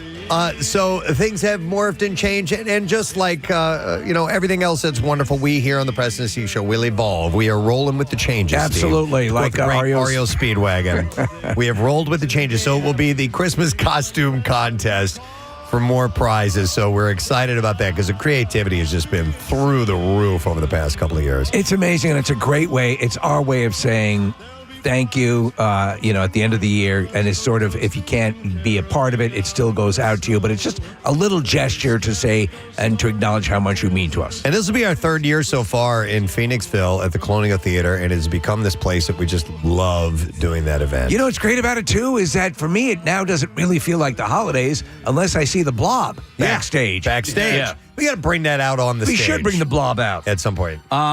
I've never seen this Blob backstage. Oh, you haven't? No. Okay, we'll show it to you. Yeah. It's a big, made of some type of, resin or something like that, blob. Because, of course, the movie The Blob was, the Phoenix, the Colonial Theater's featured in that. They have the Blob weekend and everything. But nonetheless, we'll show you that, Casey. So you want to listen next week for your invites on air and online. And you will also have a chance to win your way in at a Garage Beer pre-party. Garage Beer is one of our sponsors. Oh, yeah. Right. Very excited for this. So we're working on games and contests. And it's just it's a good hang. And we'll see if we can have a music component. We got to work on that. We're still putting stuff together.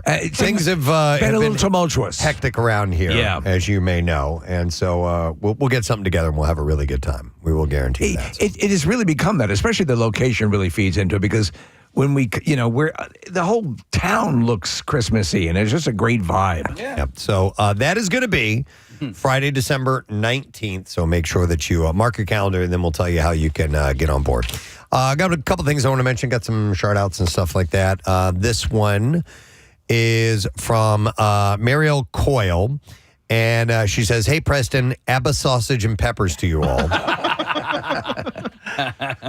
If you know, you know. That was so much fun. I thought it was ABBA peppers and onions. Yeah, you're right. Yeah, ABBA peppers and onions. onions. Yeah, but I mean, it's. She's doing her own thing. Yeah. She said, "I was hoping to get a shout out from my husband Andy Coyle for his birthday, and also for being a rock star dad. We're longtime listeners. You try to listen every day, and we also have both participated in the past blood drives and donated to Camp Out. I'd like to surprise him for his birthday on November 28th. We're not going to be here on the 28th. Oh, man. So she wants to say, happy birthday, Andy. And she says, I can't wait for all the milestones we experience together in this next trip around the sun. Thanks, and Gadzooks, Mariel Coyle. So there's your shout out. All right. And let me see. There was one, hang on, that I missed. And you know me lately.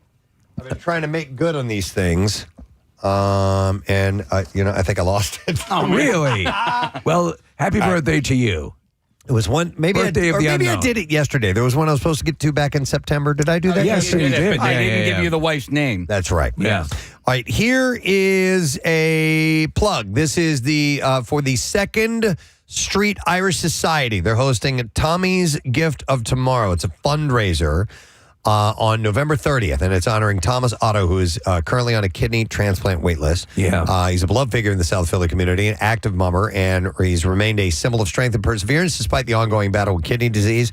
After learning that his kidneys were failing, Thomas began dialysis treatment while awaiting the gift of transplant. All the proceeds from Tommy's Gift of Tomorrow will directly benefit Gift of Life Howie's House, which is a nonprofit that provides a home away from home for transplant patients and their families that are traveling to Philadelphia for life-saving care. So this event, like I said, is going to be on the 30th. It will be at the 2nd Street Irish Society.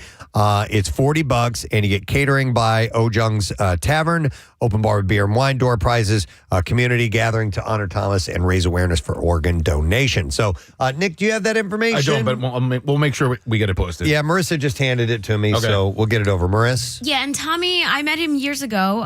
He was a bartender at Chickies and Pete's. I think I spent the 2008 World Series parade with Kathy and him in the back and missed the entire parade. But it was that much fun. He is a great, great guy. So wishing you the best, Tommy. Excellent. All right, and then I got this from Ken Kobek, who is with Electro Sound Systems. They created and ran all the custom graphics on the screens at Camp Out for Hunger. Oh, there was amazing stuff. Agreed. So he wrote in and said, I want to thank you guys and the team for plugging the production of SpongeBob the Musical that I directed at the Delaware Children's Theater last spring. This weekend, we're opening Shrek the Musical. I love it. And Ken is playing Shrek. Oh. And he said the show runs Saturdays and Sundays, 2 p.m. through December 7th. And he said we also have a Friday night performance on December 5th at 7 p.m. with wine and cheese. The Delaware Community Theater has been serving the community for over 50 years, focusing on producing family-friendly shows for all audiences. He said it's a great introduction to live theater for many young actors who get to work together and experience actors of every age to provide fun and entertainment for the whole family. The SpongeBob musical was a blast. I loved it. And they were performing, he said, at the official Theater for Young Audiences version. So it still has all the great characters and songs from the Broadway show, but the total runtime is about an hour and 45 minutes. Fun for the whole family. Tickets are available at dechildrenstheater.org. So again, that's dechildrenstheater.org. And it's a blast? Yes. Yeah. Did they flood the theater? Not that I know. They don't know. No, they didn't want. No. They did not but Shrek the Musical is a lot of fun. My kids all did it when they were in school, and then I also saw it. Catholic Community Choir, they do productions as well. It is a lot of fun, and they're not as long. You know, So it's usually a shorter musical. 4 hours. But you find some really, really talented kids in these things. Oh, that's great. Yeah. All right. So we don't have Jay? No. I reached out to him. Okay. Meredith reached out to him. So we're trying to figure out maybe he's a little tie-tie. Well, I will.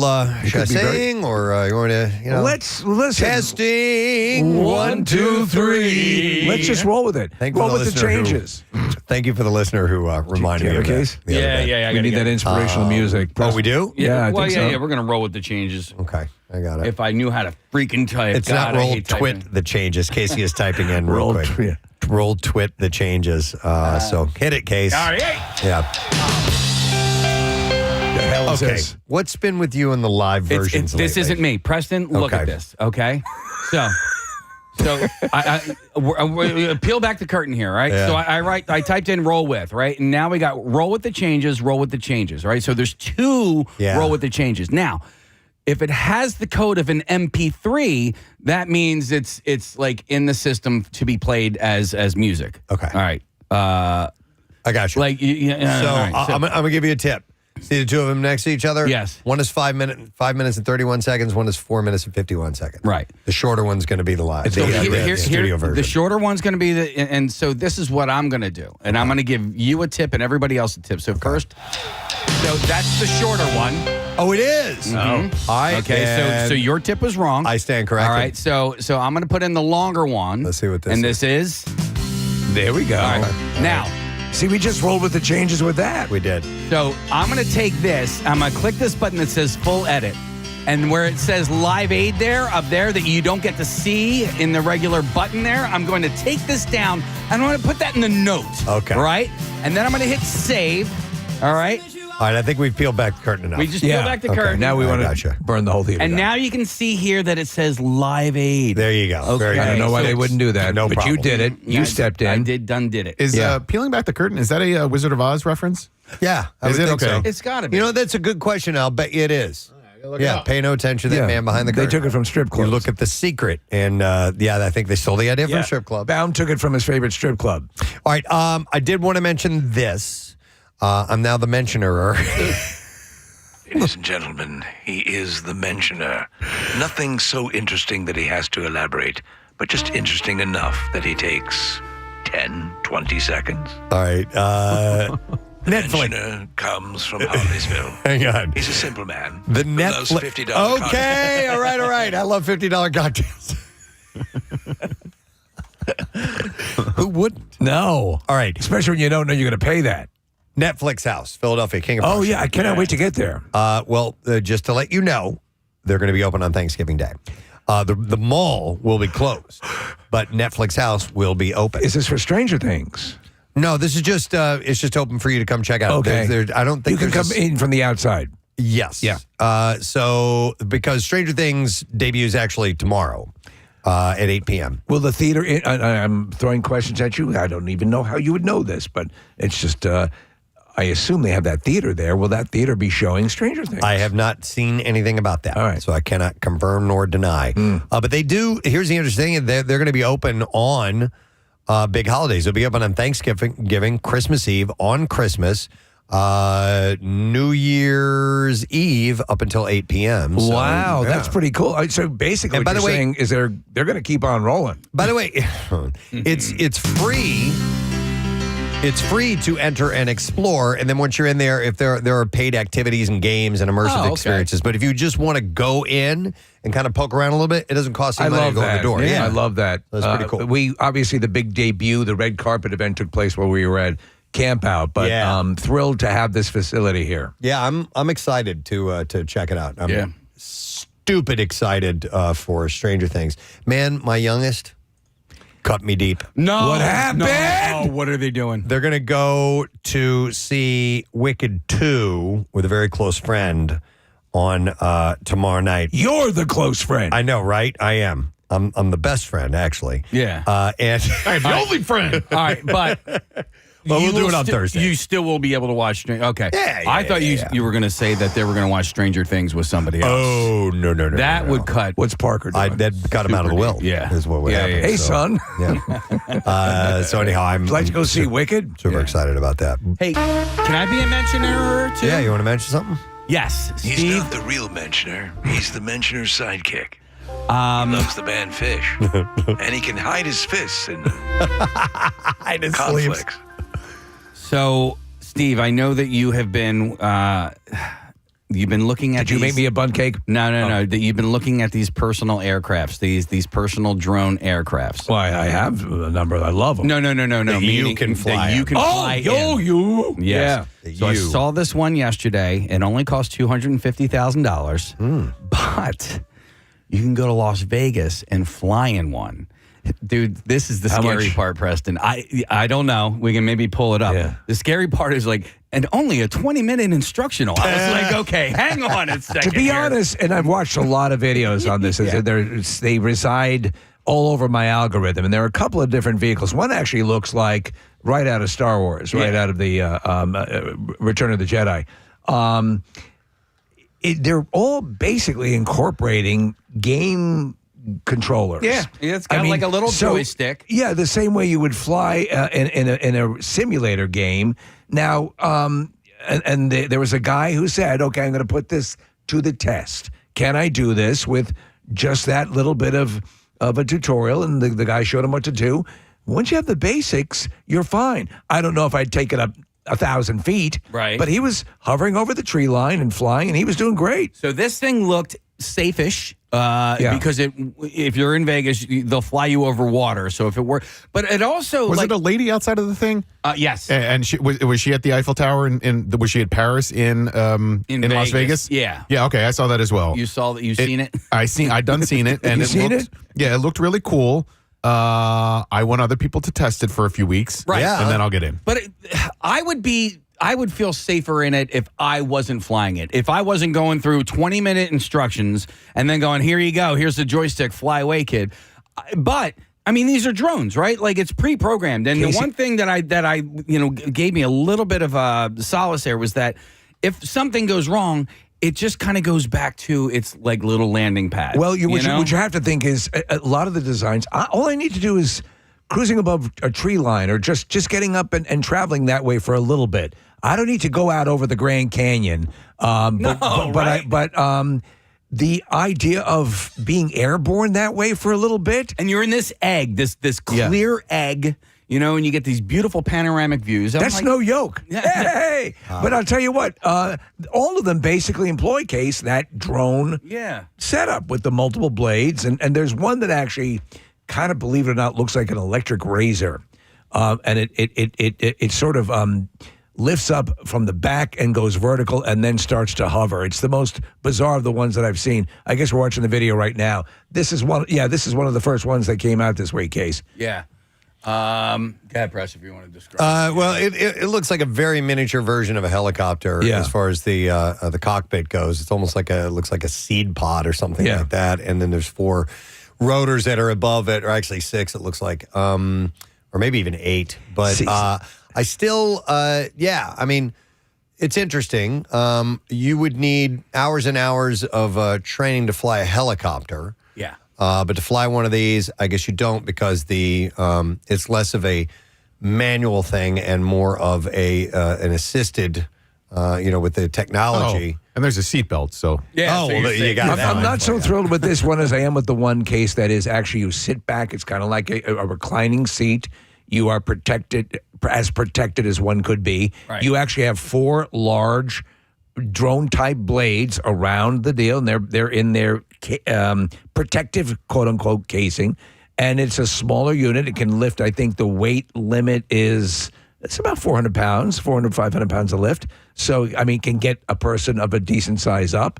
And that's, I don't like this open concept this much, but I surprisingly would consider flying something, not this one, but one of the other ones. I'm getting the bug to try it. Yeah, the one thing that kind of, was a little bit unsettling to hear her say was that it's so lightweight, you don't even need a pilot's license. And I'm like, okay, so any Yahoo at $250 grand? Well, let me ask you something. At a certain point, there's going to be there's going to be travel, and this is going to be the way you travel. So there's a difference between getting an automobile license and a pilot's license. So, but I mean, I think what they're going to do is once this becomes at least more common, you'll have to do something akin to a driver's test, not a pilot's test. Right. So they're just different controls. Yeah, and it is going to have to be highly regulated. I don't know how the hell. The potential for accident is insane. I mean, when you obviously it's movies that you're watching, sci-fi movies with Blade Runner and stuff zipping past. Mm-hmm. Can you imagine the disaster? No. Imagine air rage. Yeah, come on. Road rage earlier. Getting a pissed off person in a drone. That's, I don't know. I don't know. But no, it looks interesting. Looks like a really cool piece of tech. Equipment to play with. But speaking of traveling. He mentions things. Can't believe I started another one. So Marissa sent this to me. I was talking the other a little while ago, and we were doing, survey says about the holidays and travel. Thanksgiving is the most traveled holiday in the U.S. Over 80 million people are expected to hit the roads. And Google is sharing a few tips based on Google Maps data to save you time for avoiding traffic. Do you, do you loathe the concept of traveling on the holidays or traveling? I mean, I just despise it. That's really why we host the big family get-together party. You come nuts. Because and we also do it after Christmas. So the busiest traffic, the most congested traffic is tomorrow. Yes. And it is 14% more congested than usual between 10 a.m. and 4 p.m., which is a time that normally is not that crazy congestion. They also talk about road rage. They recommend to take the edge off, drink. Hard. Yeah. I've done all 3. I've done planes, trains, and automobiles, and I'm flying tomorrow.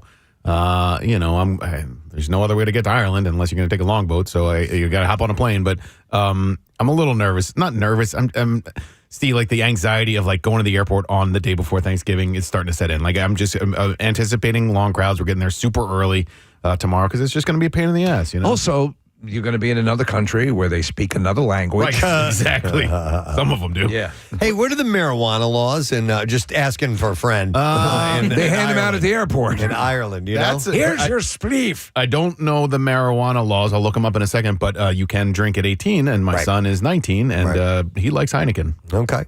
I was just curious about gummies and whatnot for flying. Well, it's green there. You know? Yeah, it's true. Yeah, it's really green. So you should try avoid green. You should try avoiding travel tomorrow between 1 p.m. and 3 p.m. since that 2-hour window is when roads are most crowded. Nick, you're leaving at 2, right? Yeah, we're doing the overnight red eye, and so we get it on Thanksgiving morning on Thursday morning.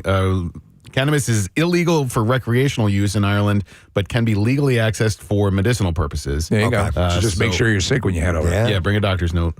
On Thanksgiving Day, Google warns that the roads and grocery stores will be busiest between noon and 3 p.m. On Thanksgiving Day proper, yeah. Yeah, noon and 3. Travelers tend to head home between noon and 3 on the Saturday and Sunday following the holiday. And if you want to avoid the heavy traffic, you got to start driving outside of those hours to steer clear of the rush. Google Maps also tracks busyness trends for businesses like malls and shops. Now, this is around holiday when we get a little towards Christmas. So this is how you avoid checkout lines. Generally, retailers in the U.S. are least crowded on Tuesdays in the afternoon, while they are most crowded on Saturdays in the afternoon. Tuesdays tend to be a better choice for errands as people usually go out and handle stops and returns on Monday. I have found that if you can gain access to the HVAC system 3 or 4 o'clock in the morning is awesome for shopping. There. Right, yeah. Sneak in. I've found when it comes to grocery shopping, Rochelle and I do our shopping together, that Sunday's the craziest day to go to a grocery store and really It's shop. when our Lord shopped. It's just mobbed every time we go. Everybody's stocking up for the week. So now we started going on Saturdays. Do you know, you made me think earlier as you were talking about, the going to the supermarket during the height of the shopping. There was a point in time where even though I wasn't shopping on Black Friday, and I despise lines and I despise the congestion, but I used to like to go. I had a mall close, and I would go over just to see what the pandemonium was like. One of the rare times I was drawn to see, the crowds gathering for this hallowed event of the Black Friday sales. Most states in the U.S. shop the most on Saturday before Christmas, while a handful of states tend to purchase gifts last minute on December 23rd. Google Maps found that directions to sporting goods stores, clothing shops, and bookstores spiked between December 20th and December 25th. What was the latest you ever purchased a Christmas gift? I mean, did you ever have to, Christmas Eve? Yeah, for sure. There was a Christmas Eve where I was, and Nick, find out when the last Christmas Eve that was on a Sunday, because I was watching the Eagles game, and my wife and I had the agreement. And no gifts. Yeah, no gifts this year. And she broke the rule, didn't she? Well, I don't recall that part. I just remember sitting there watching football on a Sunday afternoon, and I was like, just I had this. I was like, dude, there's no deal, And I didn't really realize it until the very, very, very last second. I'm like, there's no deal. I need to go do something right now. So I just hightailed it out of there, and I got it done. Thank God. And I was right. There was no deal. Okay, good. 2023. Is that what it was? That's what it says. Oh, no. It was well before then. It was probably the one prior to that. The one prior 7 to years. that. Do you remember what you got her? Was it like tube socks? No. I got her David Yurman. Very nice. To see you stepped up the game. Yeah. Well, when you panic and it's last minute, you go above big. and beyond. Yeah. The Tuesday rule. I got you a personal hovercraft. The Tuesday rule, by the way, applies not only to stores, but also for post offices and shipping companies. That's good to know. That's where I do all my Christmas shopping at the post data office. reveals that these mailing stations are busiest on Mondays at two Mondays before Christmas. Post offices and shippers are at their busiest. To avoid the rush, Google recommends heading to the post office on Tuesday at 2 p.m. instead. Because if you're like us, we're sending gifts out like crazy. Do you? Yeah, we don't. Well, yeah, we have our family doesn't live here. That's right. So, yeah. I found, Preston, just by happenstance, there is this little post office that nobody goes to, maybe about a mile from the house. You wouldn't even know it was a post office. And like when I walked in, the guy behind the counter was like, "Hey!" Wow. Like they never get anybody. So I'm like, well, No, I remember going where there's a line out the door to the post office. Oh, yeah. Most definitely. For those who don't like traffic, who really hate it, Google has a final tip. National parks, state parks, zoos, and aquariums are less busy than usual during the holiday season.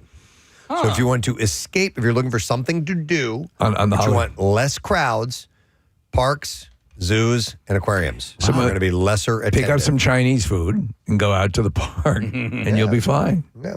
So just a little tip there. Something I noticed. I guess we're not. Wait, are you the noticer or are you? No. Something okay, what was that? Mentioned. The mentioner. Something I He's just. not even slightly the noticer. All right.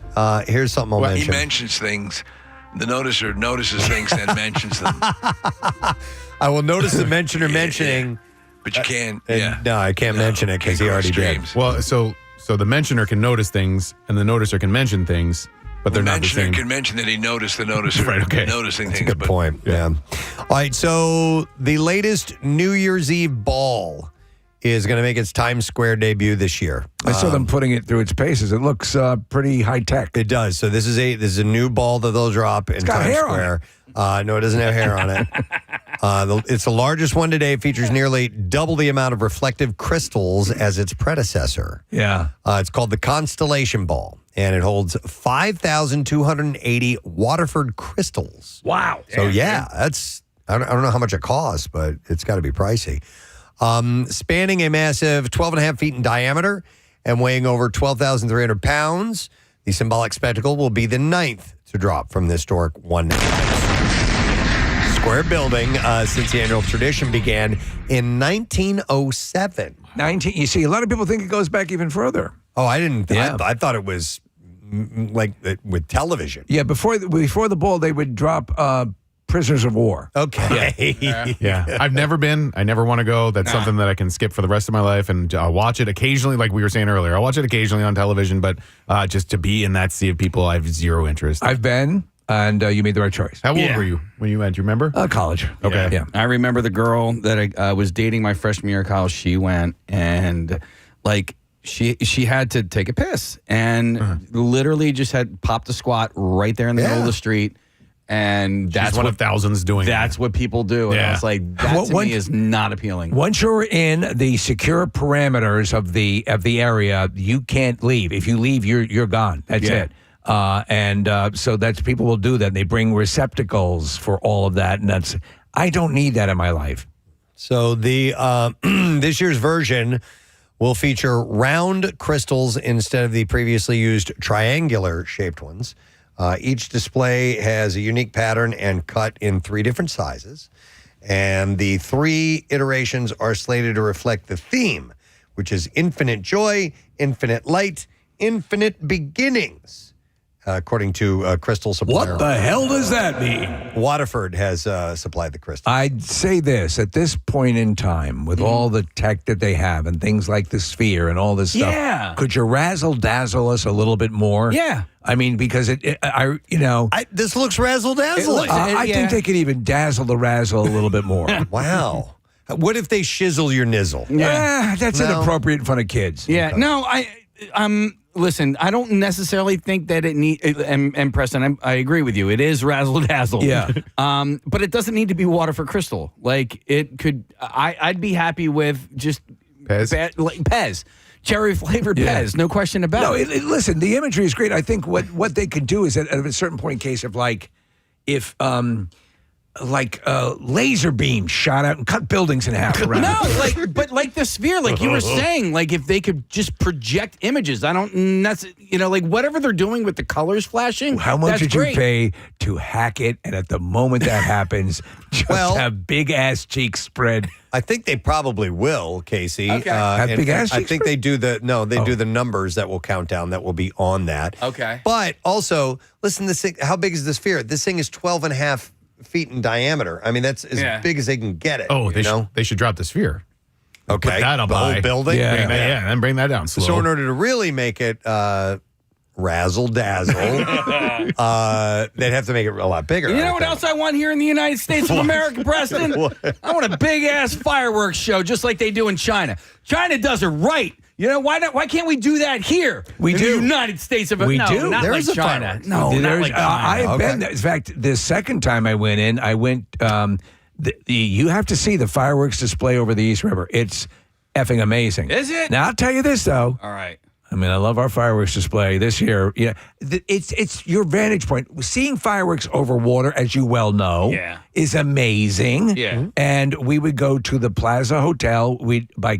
Guys who couldn't afford gas money, we all pooled everything together, would get a room at the Plaza, book it well in advance, and face towards the fireworks, and it was always amazing. All right, I have a question about fireworks because they're always being shot up from the ground, from a barge or from the ground. What if they just lowered the sky? No. Could they? They could. I don't know why I'm asking, but why not take it up in like a helicopter or something? They've done it. They have? I need to see that. There used to be, I remember seeing a couple of fireworks displays where I actually had an aircraft, a plane, that would fly, and trailing behind it instead of like a contrail were sparks and stuff shooting out from the back. It was the Nell Project. Seeing that. It was Nell Project? The Con Project. Oh. The Con. But that was a long time ago, and I've not seen that much, Casey. I don't know if they still do that type of thing now, but we're looking now at a helicopter that is shooting fireworks. Doesn't that seem looks like it's dangerous? in Nam. Yeah. It looks like taking out the enemy with... It works best when you take out a Laotian village. Look at that. That is kind of cool. That's pretty amazing. And what are they shooting? Corn? Well, they're just shooting at the ground. Yeah. I mean, looks like a cornfield. Or a mud field. Anyway, so the old ball that used to be used for the ceremony in Times Square was used annually from 2008 to 2025. Okay. And it was retired in January. So this is a brand new one. And this comes as One Times Square, which has hosted the ball drop for over a century, underwent a $550 million revamp, complete with a wedding chapel, a candy emporium, interactive museum, observation deck, and a premium ball experience, which allows visitors to touch the New Year's Eve ball year-round. Oh, my balls! And starting at around $45, ball enthusiasts can score access to guided tours and the 19th floor viewing deck. Guests can also take home a crystal from the old 2025 ball, which will be replaced with a 2026 one. That's about $300 a pop. If you I think we could compete here in Philadelphia by unveiling the Liberty Ball. The Liberty Ball. All right. Yeah. Okay. But make it testicularly accurate. Okay. Make the Liberty Ball look like a testicle. Okay. These things are part of, obviously long tradition. I remember all my life as a kid, that'd be a big thing to watch it come down. I have memories of it actually dropping, at least at a more accelerated rate. That's probably inaccurate, but it always seemed an exciting thing. And I mean, this looks impressive. I don't think I'm going to make it to midnight, Yeah, I'm kind of, I don't know. I usually have my warm milk and I listen to my Amy Grant and I go to sleep. It's her birthday today. All right, let me see. Marissa's saying I need to do one more. We're waiting for our next guest. They were giving up on Big J Okerson. Yeah. Big J let Big J? Yeah. I don't know. I'm sure we'll get him back. I think he's missed before. It's happened before. Let me see. What's a quickie here? The mentioner. He's mentioning some stories that he found. He didn't find this in the noticer pile, in case you're asking. That's totally different. All right. I did see this the other day. To combat rising prices, more and more women are warming up to the concept of renting their wardrobes. I've heard about this. This started to become a thing over the past couple of years. Marissa, this has been around for a while, has it not? Yeah, there's definitely been Rent the Runway, which has been around forever, and they actually have stores. I know there's some in the D.C. area where you can go to the store, which would be good for someone like me, because I don't do it in enough time to get the dress, try it on, order it. But then there's another one that actually just started locally. Anthropology has Nuuly. And then you can rent like a whole capsule of clothing. So you can get dresses, you can get jeans, jacket, you can get every item of clothing and just for rent. Okay. Do you know what I do? So I find myself, and I do this, Ikabuchi, which we love, formal wear. They have suits, and I don't. And a lot of times, I have my own stuff, but I like what they have, and they have these, whatever a new fashion or a new look or a designer, and I very often now will just rent the suit because if I'm paying to have it dry cleaned and stuff like that, the cost of doing it that way. It's kind of cool, and you can see different looks, so it's sort of similar. I would actually love to talk to Alicia and Karen about this because they're wearing dresses every single day, and they're not repeating them very often. I know a lot of them will share or will subscribe to clothing rentals. Question: what does it cost to rent a suit? It varies. It can be like.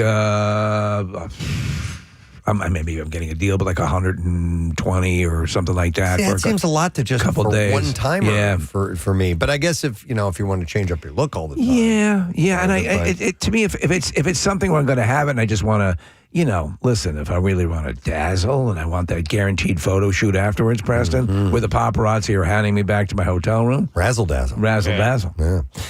So one such woman who is doing this is Lydia Patel, who decided to completely stop buying clothes 2 years ago. After seeing a closet filled with clothes that she'd only worn once or twice to a handful of events, parties, ceremonies, she decided to make it more economic, that it made more economic sense to just rent some nice clothes when an occasion presented itself. Through a company like Rent the Runway. Well, that makes so that's it. Sometimes it's even more economical just to draw the clothing on. Oh, okay. Yeah. Like a Sharpie or something?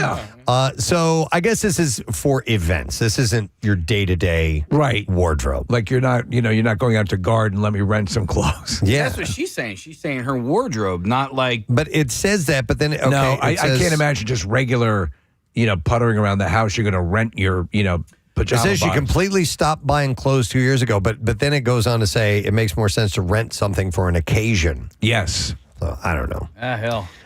So she says there she can get a nice coat, gown, dress, or whatever for a monthly price and then return it without having to look at it for a short eternity before eventually giving it to a family member, friend, or goodwill. Oh, so you can rent it for like a month or so. Yeah, I'm wondering how many people will... on a regular occasion, go buy things, leave the tag on, and then use Return it and it. then return it. all the time. In Yeah. fact, if any production house, a lot of times when they're doing photo shoots, they will send their production people out. They will buy things. They will keep. They did that with our calendar. Yeah, a lot. Yeah, a lot. Yeah, some of that would stay with the girls, and a lot of the girls panties. would like take it. Yeah, the first layers. Yes. Yeah. But no, this is a trend. I've been seeing this pop up where people have just gotten rid of everything in their closet. And you have like your month's worth of clothes. You might have a couple of staple pieces for the in-between time, but they're just getting rid of everything and just having new clothes every month. Wow. Currently, the wardrobe rental business as a whole brings in $2.6 billion. Wow. Expected to double in the next decade. like a $1 billion. while back, I glanced at... you know how you can get the boxes of variety? Crackers? Yeah, no, not boxes of crackers. No. But of crackers. the subscription boxes. Yeah. For clothing, I thought about doing that. Like a loot crate kind of thing? Yeah, but for nice clothes, for a decent attire. And I thought about doing that for a bit, and then I was like, what am I doing? You do feel good wearing Good when you clothes, get dressed nice up. clothes. Yeah. Sure. You do, not me. No, I'm sorry. Not You do. Yeah. I have noticed, specifically on Anthropology, that some of these, so because they rent out all the clothes, they also sell them for cheap, like the worn clothes. Oh, okay. So the rented out clothes are now really inexpensive on their website. They sell them kind of secondhand or like 15-hand. They take off $10 per skid mark. That's interesting. All right. Well, I was not aware of this trend, but yeah, it sounds like a winner if that suits your needs. All right. The mentioner is very insightful. Yeah. Well, he does what he can. When he needs to mention things, he mentions them hard. But that actually was longer than a quick mention. It was. You might have been a noticer and not known it.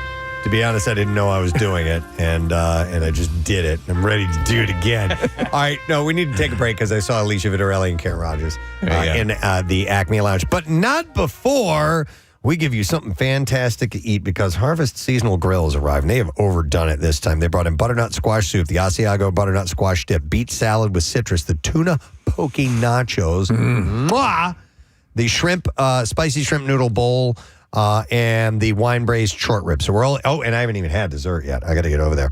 So I have a $50 gift card for both the Harvest Seasonal Grill and Monterey Prime American Grill in Mount Laurel. By the way, there are 8 locations of Harvest. So these are essentially you're getting $100 here. It's pretty damn good. All right, we'll take Something caller. to give thanks for. Caller 19-610-660-9333, and you can celebrate the holidays with healthy indulgence at Harvest Seasonal Grill and Wine Bar and enjoy premium seasonal farm-to table dining, 50 different wines by the glass, craft beers. Don't miss their Black Friday 20% off gift card sale. This will make a great gift this holiday season, so keep that in mind. That's on Black Friday. Caller number 19 will say, Jeff, we're going to take a break. We'll be right back. Stay with us. I do, as I was thinking about it, and you had mentioned this topic early on, I do incorporate them a fair amount. It's usually when I'm either really mad about something, right, or I'm really happy about something. Yes, it seems to be on the extreme ends of emotion when I throw out the curses. But in passive conversation, I do that. I think it's kind of weird. It does always make the conversation better or make the story better. Right. But mine is, it depends on who I'm talking to. Yeah, You know what I mean? absolutely. So like you guys, I will tell a story like that, no problem. But like I have a friend, and sometimes I'll tell the story and maybe say the F word, and I'm like, oh wait, I forgot. I don't do that with I her. know. And it makes me feel awkward. Yeah. And so then I stop, and my story becomes, something completely different because I'm not using those words. I've had that exact. In fact, I've had it recently where I'm like, I don't know if this person is comfortable with me talking this way. So well, I have to go. Yeah, it's an awkward thing. So in this survey, they asked people how often they swear, the situations they swear in the most, and even the age that they uttered their first swear word. I think I remember the first time I dropped the F-bomb in front of other people, and I was probably in like first grade or something like that. I remember saying it, and then my sister being like, oh my God, we pack a bag, we've got to leave. And it was like, I'm telling, that was the whole thing. I'm telling. Christmas story. Yeah. Could not believe. So the average respondent swears 21 times per day. Please. But does that include like damn and hell and stuff like that? That's a good question. Yeah. Yes, it does actually, Casey. Okay. So this is according to the overall average. So the average age American well, you know what? Let me dive into some of the more specific. So here, younger generations are more likely to use swear words. Gen Z swears an average of 24 times a day, compared by baby boomers swearing 10 times per day. No. By 9 a.m. we've already doubled that. We curse more before 9 a.m. than most people do all day. Men swear more than women. 22 versus 18 times per day. This is per this particular survey. So the U.S. cities that swear the most, that curse the most, where do you think we in Philadelphia fall? I'm going to put us way up there. I think we're high. way top up. 10. I feel like the Northeast is a hotbed for cursing. I'm going to put us top 5. Okay. Yeah.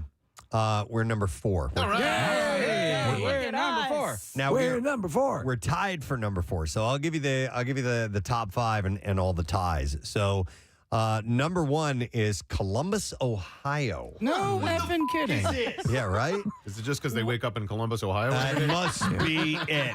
You start the day by dropping an F-bomb as soon as you roll out of bed. Columbus, Ohio. Okay. Would not have called that one. Number 2. Oh, F, I'm in Columbus. So Las Vegas is number 2. Yeah, that makes sense. Well, there's a lot of people losing their mortgage. Yep. That was one of the first cities to legalize cursing. Number 3 is Jacksonville, Florida. So far, none of these in the Northeast, Case. Wow, okay. What is that? Number 4, a place you're familiar with, Casey, Oklahoma City. Wow, okay. Recently went through town there. These seem to be a bit more, I would not figure these locations for a high level of cursing. Well, but maybe just mental duress is the reason. I had heard that the entire middle of the country is like, just, don't curse. Yeah, I just for some reason thought that anything in and around the mighty Mississippi, they were like, no. Did Dumas tell you that? Dumas did not. Okay, no, right. but I did hear it. I thought recently I all right. You heard what?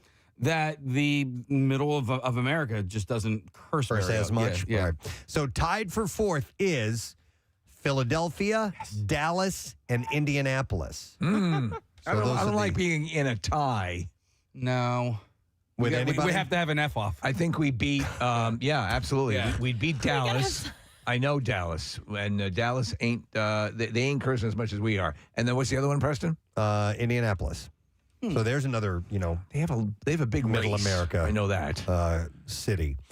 Tied for 5th place, San Francisco, Fort Worth, which is right next to Dallas, and Louisville, Kentucky. So whatever their metric was for determining this, they couldn't work out one that would not cause ties? I guess not. Get a little bit more specific, but interesting. Okay. Yep.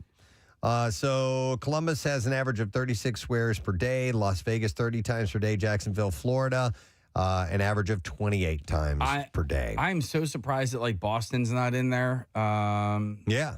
I don't know, because when I just think of cursing, I have a couple of people in mind that are from the New England area, and they are women. Yeah.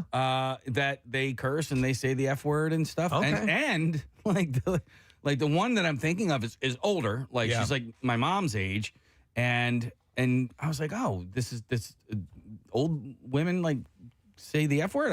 Because I don't know if my mother has ever said the F word. Oh, my mom dropped an F-bomb last week. Did she really? Oh, yeah. It was hilarious. I was cracking up. It was so funny to hear her say it.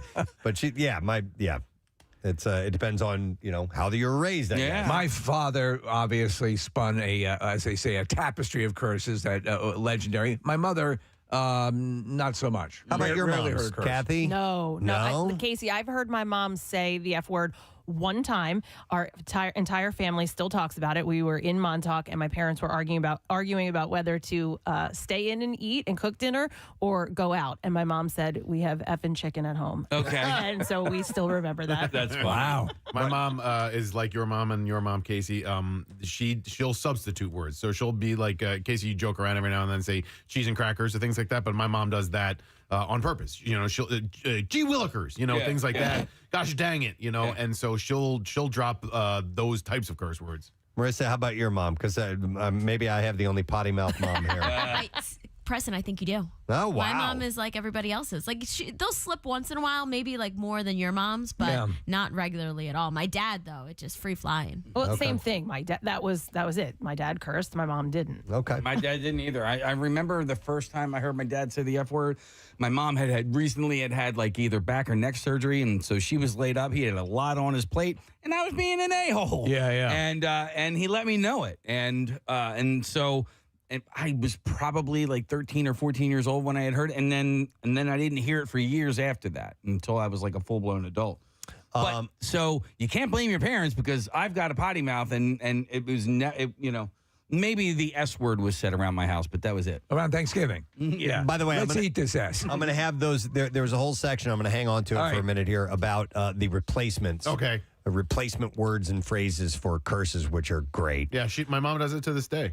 So where Americans use swear words. So locations and situations where people feel comfortable using profanity are different. And as it turns out, most are comfortable swearing in public. Yes. And 2 in 3 Americans think that it is acceptable to swear in public. Oh, I wouldn't do that. Would you say so?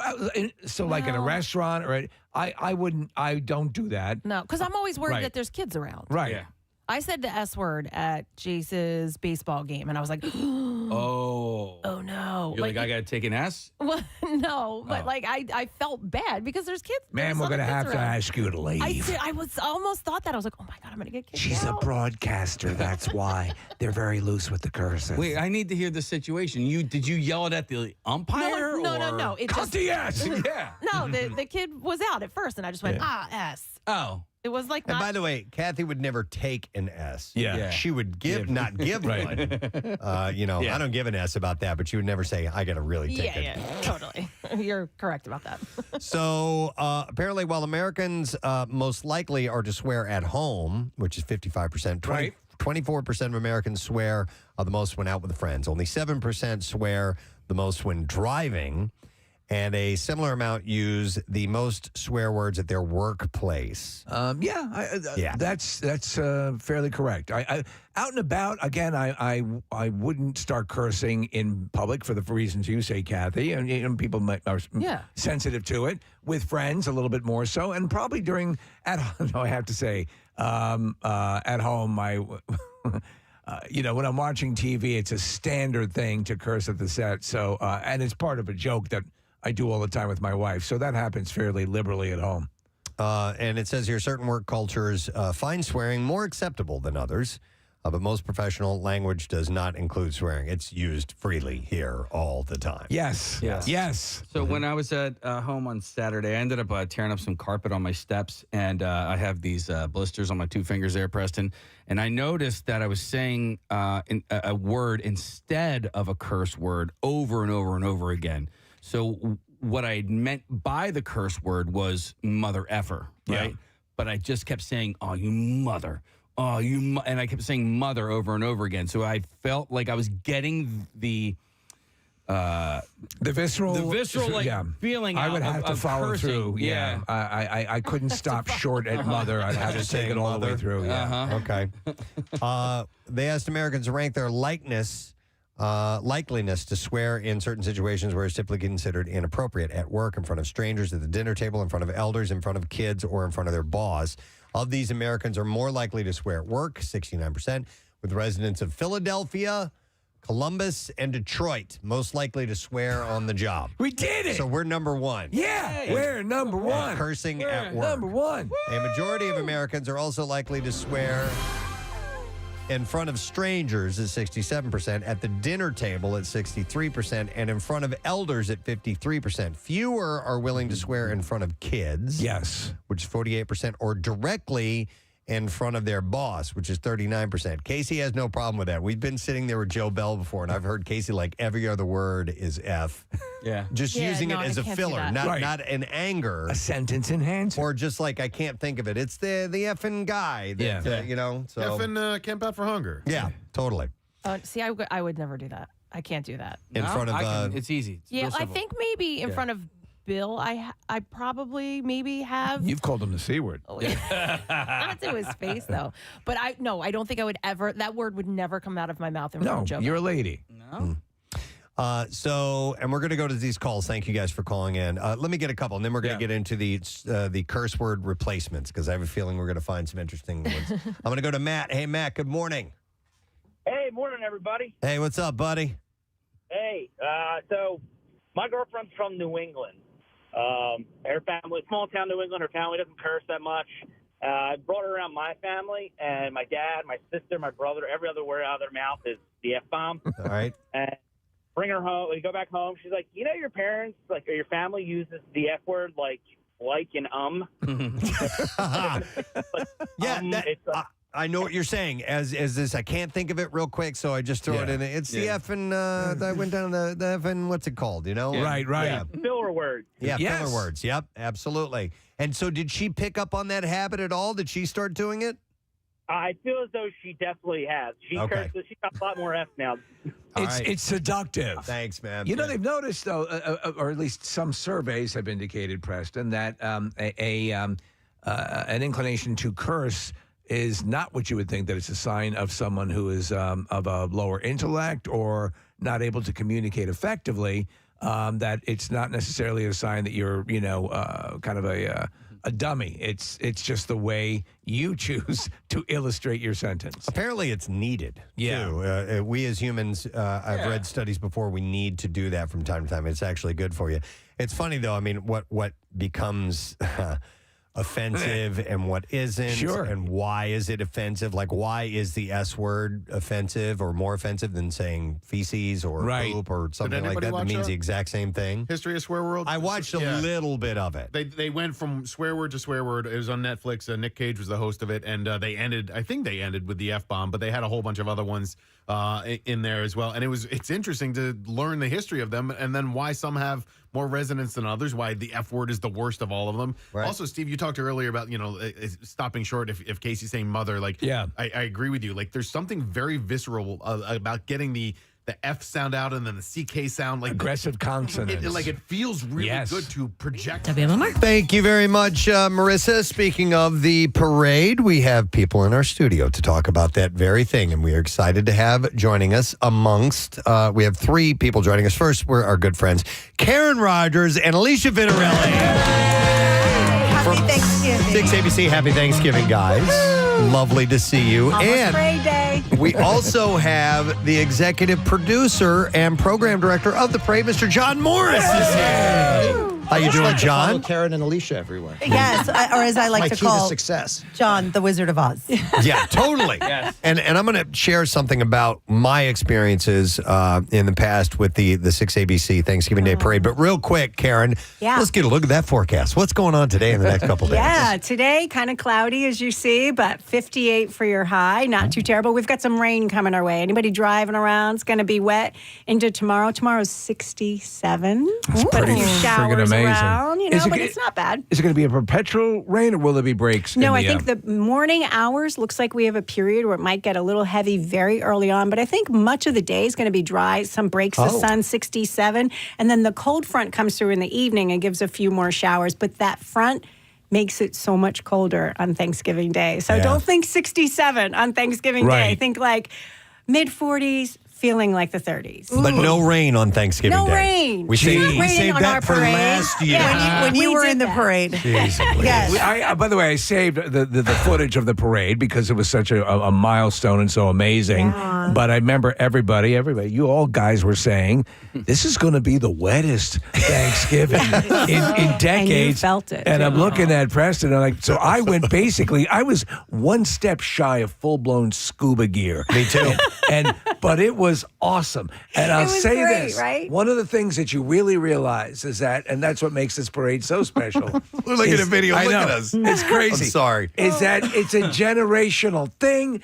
Families out setting up tents, the best. pots cooking.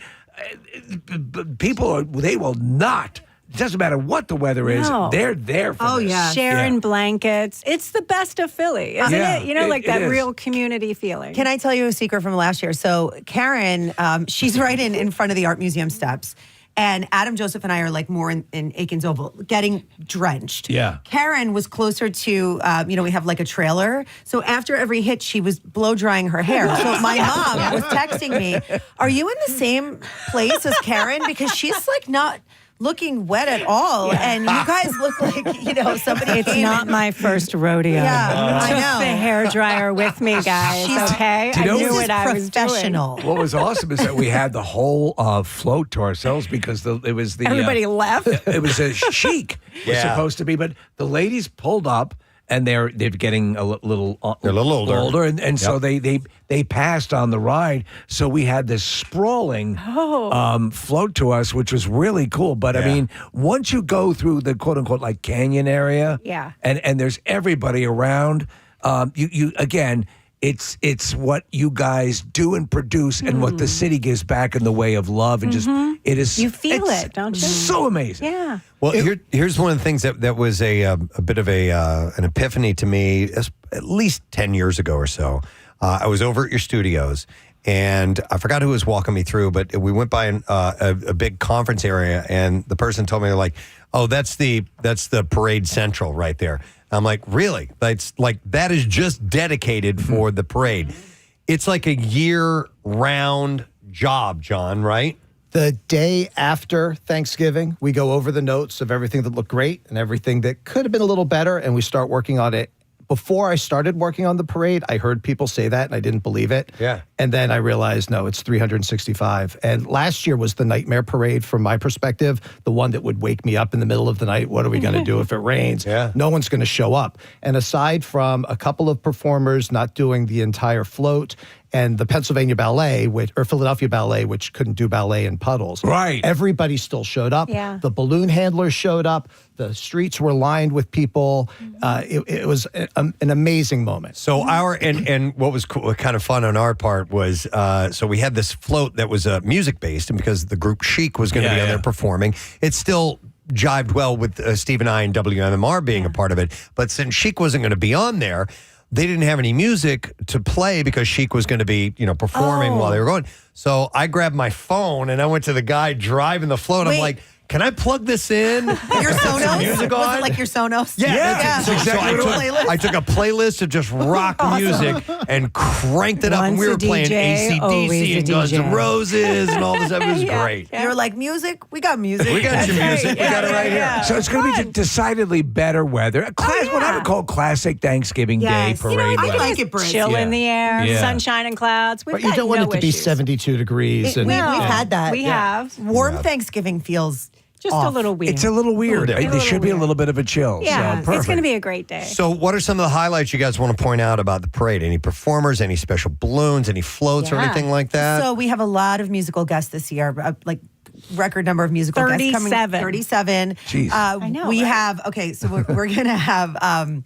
Quad City DJs, come on, ride that train. That would have been a fun float for you. Yes. We have Cameo. Yeah. I know. Yeah. Four Tops icons. Oh, my God. Little And- Motown, Yes. little Motown concert happening on the they're parade. going to do a 5-song long performance medley of the, think of the greatest Four Tops hits. They're doing them. Awesome. That's awesome. Yeah. Jordan Sparks and many American Idol alums, because, being an ABC station, this is, our family. And there's a lot from the area there, right? This area in particular has generated a lot of those contestants. Yes. Oh, yeah. And Carson Kressley's going to be Kressley's with me. great. One of the best. We've got 12 bands from all across the country, which I love that people pack up. They get in a bus. They ship out just to be at our parade. That says a lot about what this is. Mickey Mouse and Minnie Mouse. Gotta love them. Must. Santa Claus, we all cry. My favorite. Another little secret, it's pretty corny, but at the end of the have parade, a weird love of Santa Claus. we huddle up and we... No, you don't. We have a little tear. I just love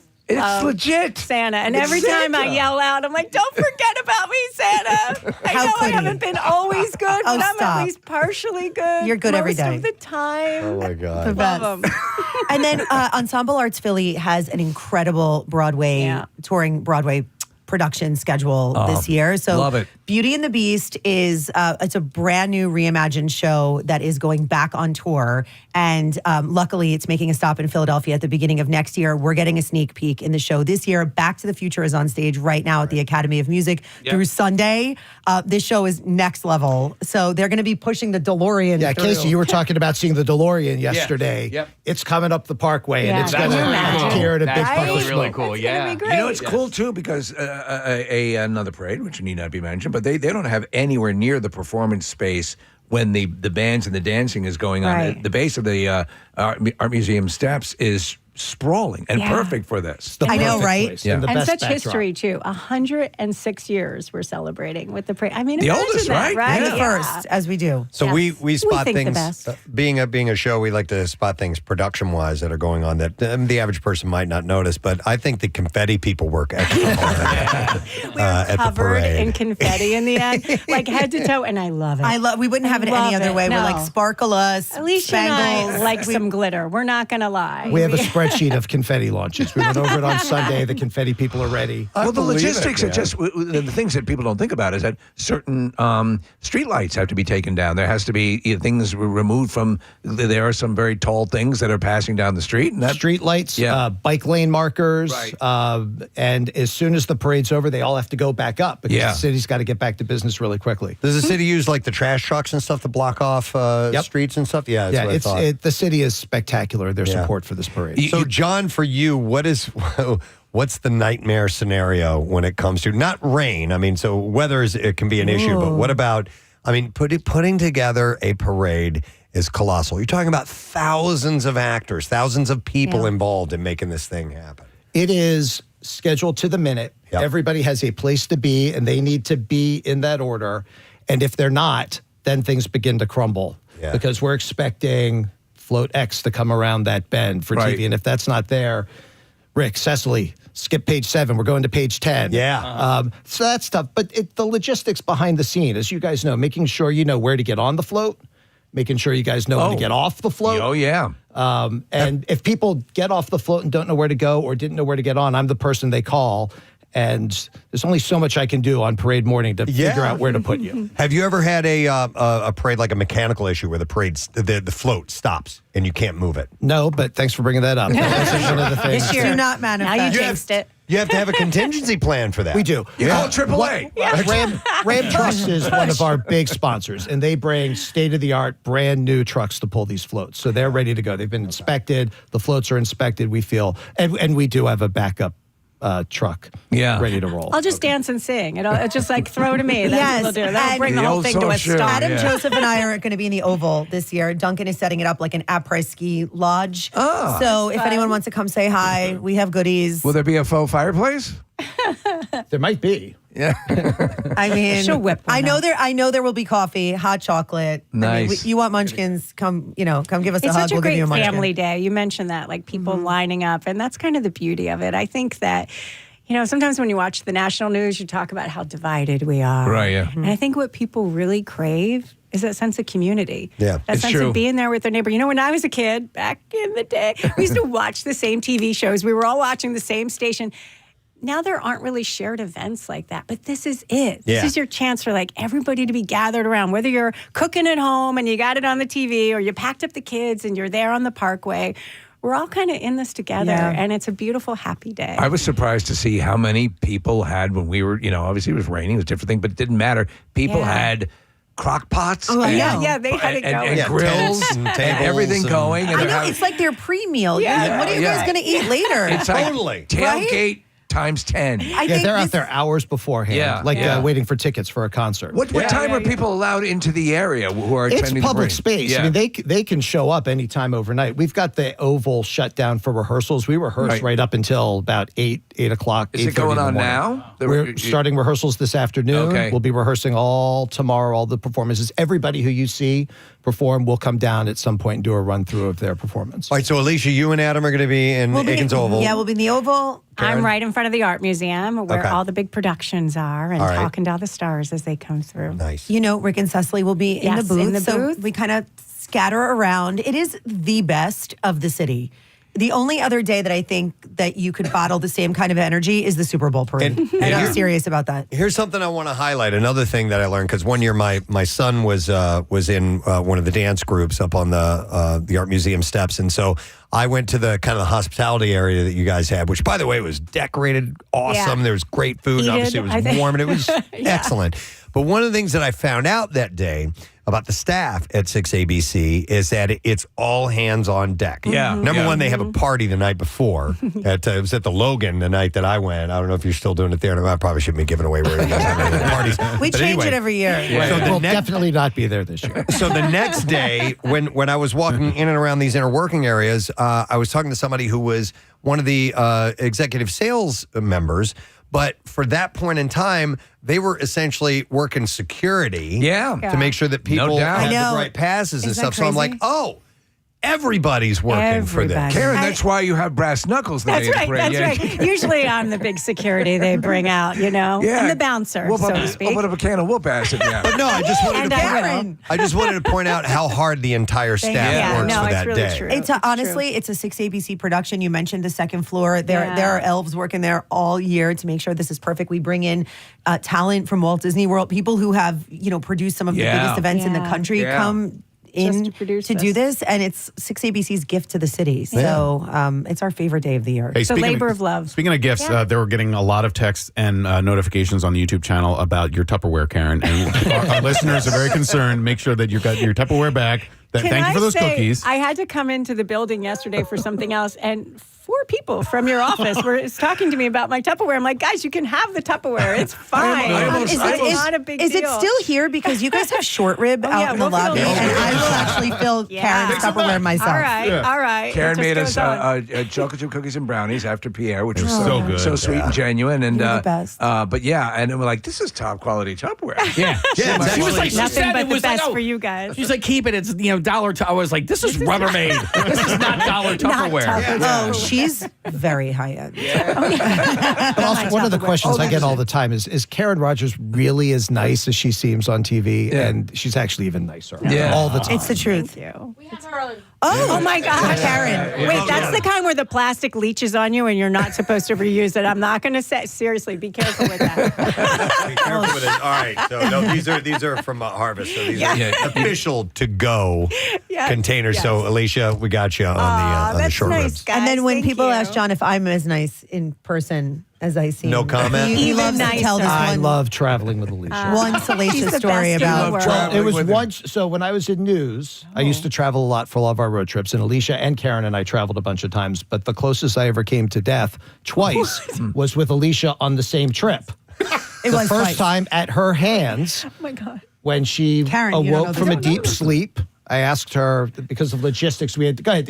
Right. So because we were covering the royal wedding, Right. the Will and Kate, royal wedding, Right. and we had to sleep in the library That's what because you of call 'em, security Will and across from Westminster Abbey, so that we could be ready to, record. We couldn't the get wedding through town. And so I told Alicia, look, you got to sleep here in this library. And so the next morning, We at had about 3 5 hours o'clock, of sleep, and I really need like a few more than that. Right. she's curled up between 16th century leather-bound British books, Bizarre. and I tap her and I say, "Hey, Alicia, The wedding is starting." Have you ever seen those horror movies where you've got the body of the zombie and its eyes are closed and eyes open, and she came up, hands around my neck, and said, "I'm going to kill you." You put your hands around his neck. I don't think I actually touched him. Oh. I think it was more like metaphoric. A metaphoric choking? Yeah. I Don't let the scars listen, fool I you. really value my sleep. It was an implied choking. But then when he said the wedding's about to start, I was like, okay, never mind. I'm ready. I'm ready. And then 3 days later, Yeah. we almost Not got at my crushed by a hands, pack thank of you. nuns. Wow. Covering the Those darn beatification of Pope John Paul II, and I'll tell you, they have it's like a pilgrimage. People come, Around the world. come from around the world, and I'm telling you, the nuns are serious. Like they were.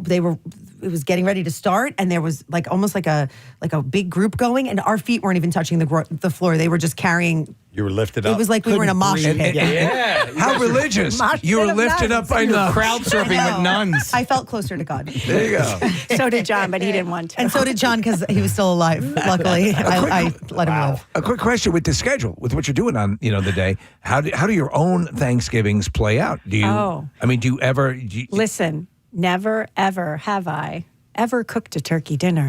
This is the best gig ever. I'm too busy at work. I come home, what do you know? Stick out some appetizers, people come over, and it's dinner time. Lovely. Sorry, honey, just wasn't around for it. And it works out great for me. You have perfect excuse. Yes, I Alicia, love it. do Yeah, you? the second the parade's over, we hop in the car, we drive to Brooklyn, where the Italian Thanksgiving is hot and ready to roll. Oh man, there you The go. wine is flowing, and fa la la. Life is good. Are you This doing is why we the, like Are the you doing parade. the fishes and all that stuff, or do you do? Oh, for the Eve. Christmas. Christmas yeah, Eve. Christmas Eve. Yeah. No, we still do turkey, but mostly the turkey's more of a decoration. All right, yeah. The lasagna shines. Love that. Speaking of schedule, we're on the air in 17 minutes. You guys got to run. All right, what time does the parade The begin? show starts at 8:30, so you can tune in then. 9 o'clock, the big thing starts, and we can't wait. It's going to be a great parade, everybody. John, I hate to put you on the spot. Yes. We really want to make good because we got rained on. If you could sometime see within your good graces to have us back sometime. Without question. All right. You'd be the stars of the show, guys. 2026, the invitation is there. The sequel. But we have to join Chic. Oh, the that. band. Yeah. It's the only I'm down way, for yeah, that. no Love problem. freak. All right, Says she 2020 is freak out. Right? Yeah, it's easy. We yeah. can do that. All right. We can do it. Thank We you. love you guys. Thank you. Enjoy We the love you. Love 6 you. ABC Thanksgiving Day Parade. John Morris and Alicia Vinarelli and Karen Rogers. We're going to take a quick break and we will be right back, my friends. Stay with us. Absolutely. Hang on, let me go to Melanie. She wants to point out something her mom did. Hey, Melanie, good morning. Hey guys, good morning. Yesterday, my mom was picking up my son from school, and we normally park in this one parking lot. And she sent me a text message at work, and she said, WTF, the parking lot is full. And I'm like, I was taken back by that because my mom, she doesn't say anything bad about anybody, and she never curses. I'm the one who curses all the time, so I believe I corrupted my mom. You've corrupted her. Now, do you believe that she knows what WTF means? Yeah, we even asked her when she came home. I'm like, do you know what that means? And she's like, yeah, I know what that means. And then I was like, oh, my goodness. And I was like, I'm so sorry I corrupted you. She's like, no, it's cool. I just didn't say it. And I'm like, I know. And it just reminded me of the movie of The World's End, when Simon Pegg's like, what the, I can't say Right, it. right. What does that mean? And then he ends up saying it. Yeah. Right. Well, on Modern Family, Phil Dunphy believes it stands for "Why the Face." Why the face? All right, I'm going to go through, and this is what I think is kind of fun, is apparently people like to replace swear words with other words. So they don't seem quite as offensive, and yet they can still, I guess, get the, satisfaction of saying So we do whatever. that a little bit of that limbo on the show to get around. I mean, we'll use abbreviations or other words when we have to, and in many ways, it'll end up sounding worse when you do that. So I'll start at. You want to start at number one? There's 15 of these. I can either. Good. All right. Read the effing list. Start at the top of the list. All right. The number one replacement is fudge or fudge-sicle. Yeah, all right. I've never fudged. I don't use the word fudge. I No. think it sounds like a child. If you want a BB gun for Christmas, you say fudge. I think I said it as a child and not since. Yeah. Fudge. Fudge-sicle. Number two is shoot. Shoot. Shoot. I used to, I say a shoot now and then. Yeah. When I was a kid, yeah. No, I will still say it because I try not to curse in front of. As in, are you going to shoot? No. Oh my God. No. It sounds like a good old boy thing. Shoot. Shoot. You coming over later on? Shoot. Shoot. Number three, now this one I will use more, is frick or frickin'. Frickin'. I like just shooting. Well, see, that's a Frickin'. I like frickin'. I mean, friggin'. Friggin'. Now, like some friggin' people instead of frickin'. are I do too. aghast when you say frigging. Yeah. Well, Some people have issues with that. that's a curse in my house. What? Oh, Well, yeah. it used to be a term for pleasuring yourself. Oh. So female pleasuring themselves. And so it is, to me, and a lot of people read it as one notch off of effing. So frigging is effing Right. in perception to a lot of people. Wait, but you're saying that that's what it was, and that's why it was like considered? back in the, if you would read, Call Me Madam, Xavier Hollander or whatever, frigging. Okay. To frig is to freaking. And freaking was the same as well to female some extent. pleasuring yourself. Yeah, but I don't know that's- about freaking, but all of those, all of the above are curses in my house, and we don't say those. all right, number four is crap. And that's, I've said that forever. What is it about great sex that makes me have to crap? Yeah, that's what I got right here. What is it about good sex that makes me have to crap? Crap. My dad, and I'd love to hear those that maybe your elders have said over the years. My dad used to say, Jiminy Christmas. Yeah. Really? And that's a replacement for Jesus Christ, right? Right, Anything I with believe so. JC Yes. would be, or Jiminy Crickets or Jiminy Christmas or whatever. John Cena. John Cena as well. JC, yeah. Yes, that's all. And I guess there are various You never ones. said that, though, right? No. And I guess the term like Jesus H. Christ. Yeah. You put the H in there, so technically You're not saying Jesus Christ. H-E-double. But crap falls in that. Crap is almost like a warm sweater in the world of cursing. Crap. Yes. Crap. As opposed to the more aggressive other Warm curses. sweater. All right, number 5 is dang. Again, I'd put that more as a southern. Yep. Oh, you that's- don't know a dang thing, Yeah. boy. What you doing telling You me dumb what to mother. do over here? That was like a thing for. What is it about good sex that makes me have to crap? What's that, Kath? That was a thing for a little while with like younger kids. Dang. Dang? Okay. Yeah. Instead of damn, right? Because Yes, damn. correct. Yeah. Number 6, most popular curse replacement is heck. I haven't heard heck in a long time. I might have hecked a few times in elementary school, but then I discovered mother effer. Then you have darn or darn it. You know, that's pretty standard. Damn. I would always default to damn I think over that darn is probably the one of the most soft versions. It's very benign of a curse word that you can use. Yeah. Then you have number 8 is holy cow. About holy moly. Is that in there anywhere? What the? You can't say that. Hit the button. Hit the dump button. Sorry. Holy moly. I say holy S a lot. Yeah. Oh, God, yeah. Quite a bit. But holy cow. Number 9 is dang or dang it. We already had We Dang, said didn't we? that. Yeah, Dang was 5. We're just sitting around drinking with the rest of the guys. 6 rounds bought. Yeah. I bought 5. Oh, Dang Me. Groceries and half the rent. Roger Miller. $14.27. So dang me. Dang me. Gotta get a rope and hang me. High from the highest tree. Woman, would you weep for me?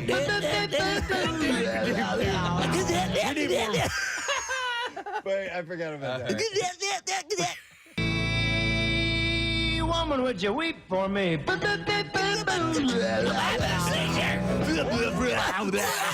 It's a Tasmanian Turns devil. into the Tasmanian devil. Yeah, back it up a little bit more. Weep for me.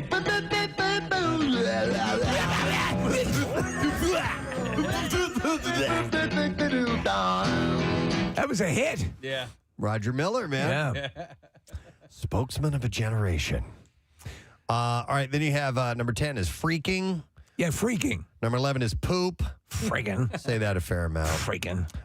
Number 12 is fork. Fork. Oh, yeah. Go fork yourself. Fork yourself. The good place that Kristen, whatever her name is. Bell.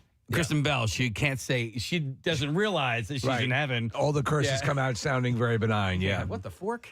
Number 13, I always hate this one, mother trucker. I hate that as well. Jackie uses that a lot. Yeah, doesn't he? that's why I love it. Okay. Number 14 is sugar. I say sugar. Yeah, you do. And then number 15 is holy smokes. Those all seem so antiquated. I know. Yeah, like For a Holy lot- Toledo, that was another one. Yeah. Yeah, Holy Toledo. Yeah. What was the origin of holy Toledo? Is Toledo an especially I guess pious? Smokes would be, it's an S word, so it's a Yeah. replacement for crap, the other word for crap. Yeah. S-H-I. So anyway. You ever do that? You darn C word. No. I love that. That's a great idea. But that was Robin's thing, right? And he would say holy moly. But he would just say holy whatever. Right. you Holy know? antenna farm. Yeah, okay. I effed the heck out of her last. Taking the absolute worst and putting next to the most benign ones. That's a great idea. Holy shoot. Let me see here. Hang on a second. I want to go to Lily. Hi, Lily. Good morning. Hey, good morning, guys. Hey, what's up, Lily? So I don't know why I started this. I want to say about a year ago because I'm an F-bomber through and through. Really? But for some reason, I started saying, what the Samuel L. Jackson? That's great. Well, he's the repository of F words. Yes. Yeah. Without question. What the Samuel L. Jackson is going on here? I think that works. Yeah. Yeah. Yeah. I I'd do- say the whole thing, the whole name. You get the whole thing. I like the creative ones like that. Right. Where people come out. And I can't think of any right now off the top of my head because I heard one not that long ago. That's like, what the Sam Hill is happening What the here? Sam Hill is going on? Yeah. We say what the John in my house now because my son's teacher would say that. And they just thought it was like so kind of like nerdy sounding that they now say it. Him and his friends say it as a joke. And I just think it's really funny. Here's the one that we used to jokingly say was either for Pete's sake or for the love of Mike. Where did for the love of Mike come from? Well, you ever heard of that? For the love of God. Hi, But Mike. why Mike? I don't know. God why He was the name is patriarch Mike. of the Brady For the family. love of Mike. You didn't Hi, know Mike. You didn't know God's name was Mike? And we would say for the sake of Pete instead of for Pete's sake, and we would say for Mike's love. What about Just gosh switch diggity them. dang it? Gosh diggity dang it. Yeah, I that don't was an know. elaborate one. I don't say it, but I do like when other people say shut the front door. Yeah. I'm always like, yeah, that's a good If one. there, it was overused for a little while. Yeah. But the first few times you heard it, it was like, oh, You led me down a path. Shut the You are front door. such a darn C word. You little C. You are a little CC. All right. Well, anyhow, we in Philadelphia are in fourth place for most cursing city in the entire country. I apologize to everybody who's been There's on so hold, many. but we didn't get a chance to go to. There was a lot of information to go through. So thank you for your calls. You, Larry. One more time. You, Larry. Larry. All right, listen, we do need to take a break because we got money to give away. We do. We have to give. That's the only reason we're having to dump out on these calls because we have money to give away. Yep, we got Yoo-Hoo Loot coming up, so we're going to break. We're going to come back with Yoo-Hoo Loot, and we're also going to find out how if you are with a business and you want to be a contender for our biggest prize at the Camp Out for Hunger, other than being a great donator, we'll get some details on that when we return as well. Stay with us. We'll be back in a moment.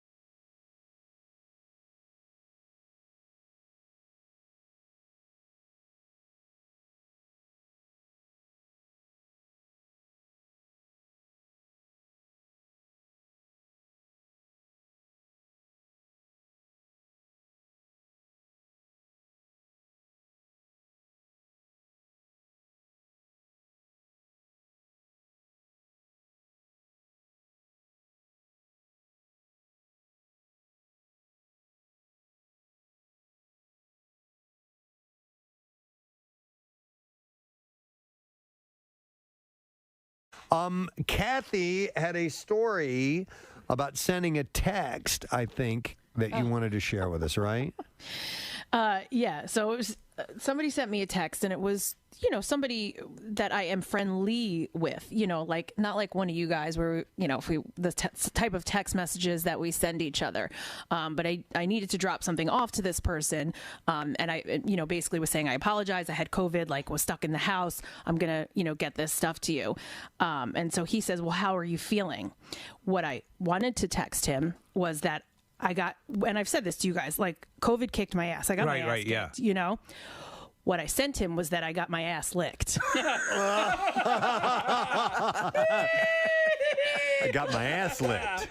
How you feeling? Well, I got my ass licked. Pretty good. I got my ass licked. Oh, and it's all worth it. I mean, it was kind of bad at the beginning, but once the ass licking started, it turned for the better. I mean, I've heard of rim jobs before. Wow. I mean, fully changed the, I guess it auto-corrected to licked, and I didn't realize, sent it, and then, I didn't hear back, so, and I went back and pulled up my text and looked, and I was like, oh my God, what do I do? And then I just put kicked and sent that and just didn't say anything else. And no response back, or no, he didn't really address it. Kathy, he just there's said, someone on the phone for you.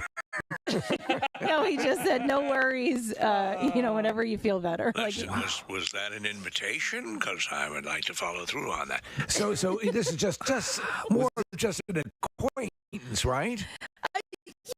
Professional? Yes, yeah. Professional ass licker? No, I mean, you know them more on a professional level as opposed to a personal level? Yeah, they own a business, and I go to the business and purchase. Why would she mention she had her ass licked? Oh, my God. I don't understand. WMMR presents Preston and Steve's Bizarre File. Brought to you by Red Robin. Santa called. He's trading cookies for burgers this year. You can bring the yum to your holiday party with Red Robin Catering. You can order now at order.redrobinpa.com. Well, an Italian man kept collecting his mother's pension years after she died, hiding her body in the basement of his house. He was not reporting her death. He was only caught after the mother's ID expired, and he attempted to renew it by dressing up as her. It's one of the funniest pictures I've seen. The incredible feat was planned at and executed by a 57-year-old man in the small town called Borgo Virgolio. I'm just an old woman. The man, dressed in women's clothes, including a wig and makeup, showed up to the registry hoping to renew his mother's carte d'identità, or identification card. However, his disguise did not fool the authorities. Quickly realized he was a man and invited him to return to the office the next day wearing his regular attire. Man, you understand when I say your face should look like a smashed ass. The next day, when the man showed up again at the registry, police officers were waiting for him and they arrested him. Once the man was taken into custody, authorities began an investigation into the incident, which is when they made the chilling discovery of the mother's mummified body. But my vagina hurts. The investigation suggested that the mother died from natural causes in 2022. The mummified body was found in the man's home. 2022. The son is reportedly a nurse, so he was able to use his medical expertise to mummify the mother's remains. And the mom probably paid for medical school. An autopsy is currently underway, which will help determine the actual cause and time of death. The local prosecutor's office accuses the man of concealing a corpse, impersonation, fraud against the National Institute of Social Security, and forgery. These stories pop up fairly often, you know. I have two stories that have something in common back to back on this. A school bus driver allegedly drove his students to school while intoxicated, later telling police the alcohol students smelled on him was NyQuil. Of course. A school resource officer was notified by a student that the bus driver smelled like alcohol. The officer contacted the bus company. The driver was replaced for the day. Multiple students under the age of 16 were on the bus. Now, the 55-year-old driver was reportedly questioned by a deputy who observed the driver had watery eyes and confirmed these students claimed that he smelled of alcohol. The man claimed he had not been drinking, but he did consume a NyQuil that morning.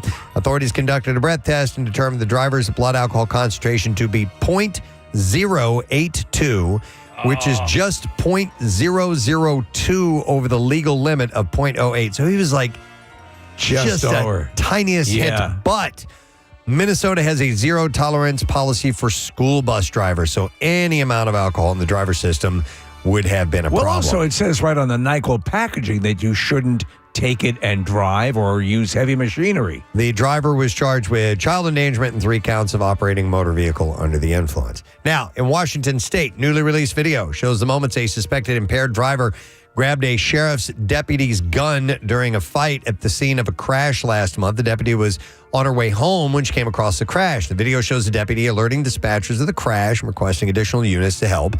Shortly after, the deputy radios that one of the drivers was not complying with her orders to stay out of his car and show his hands.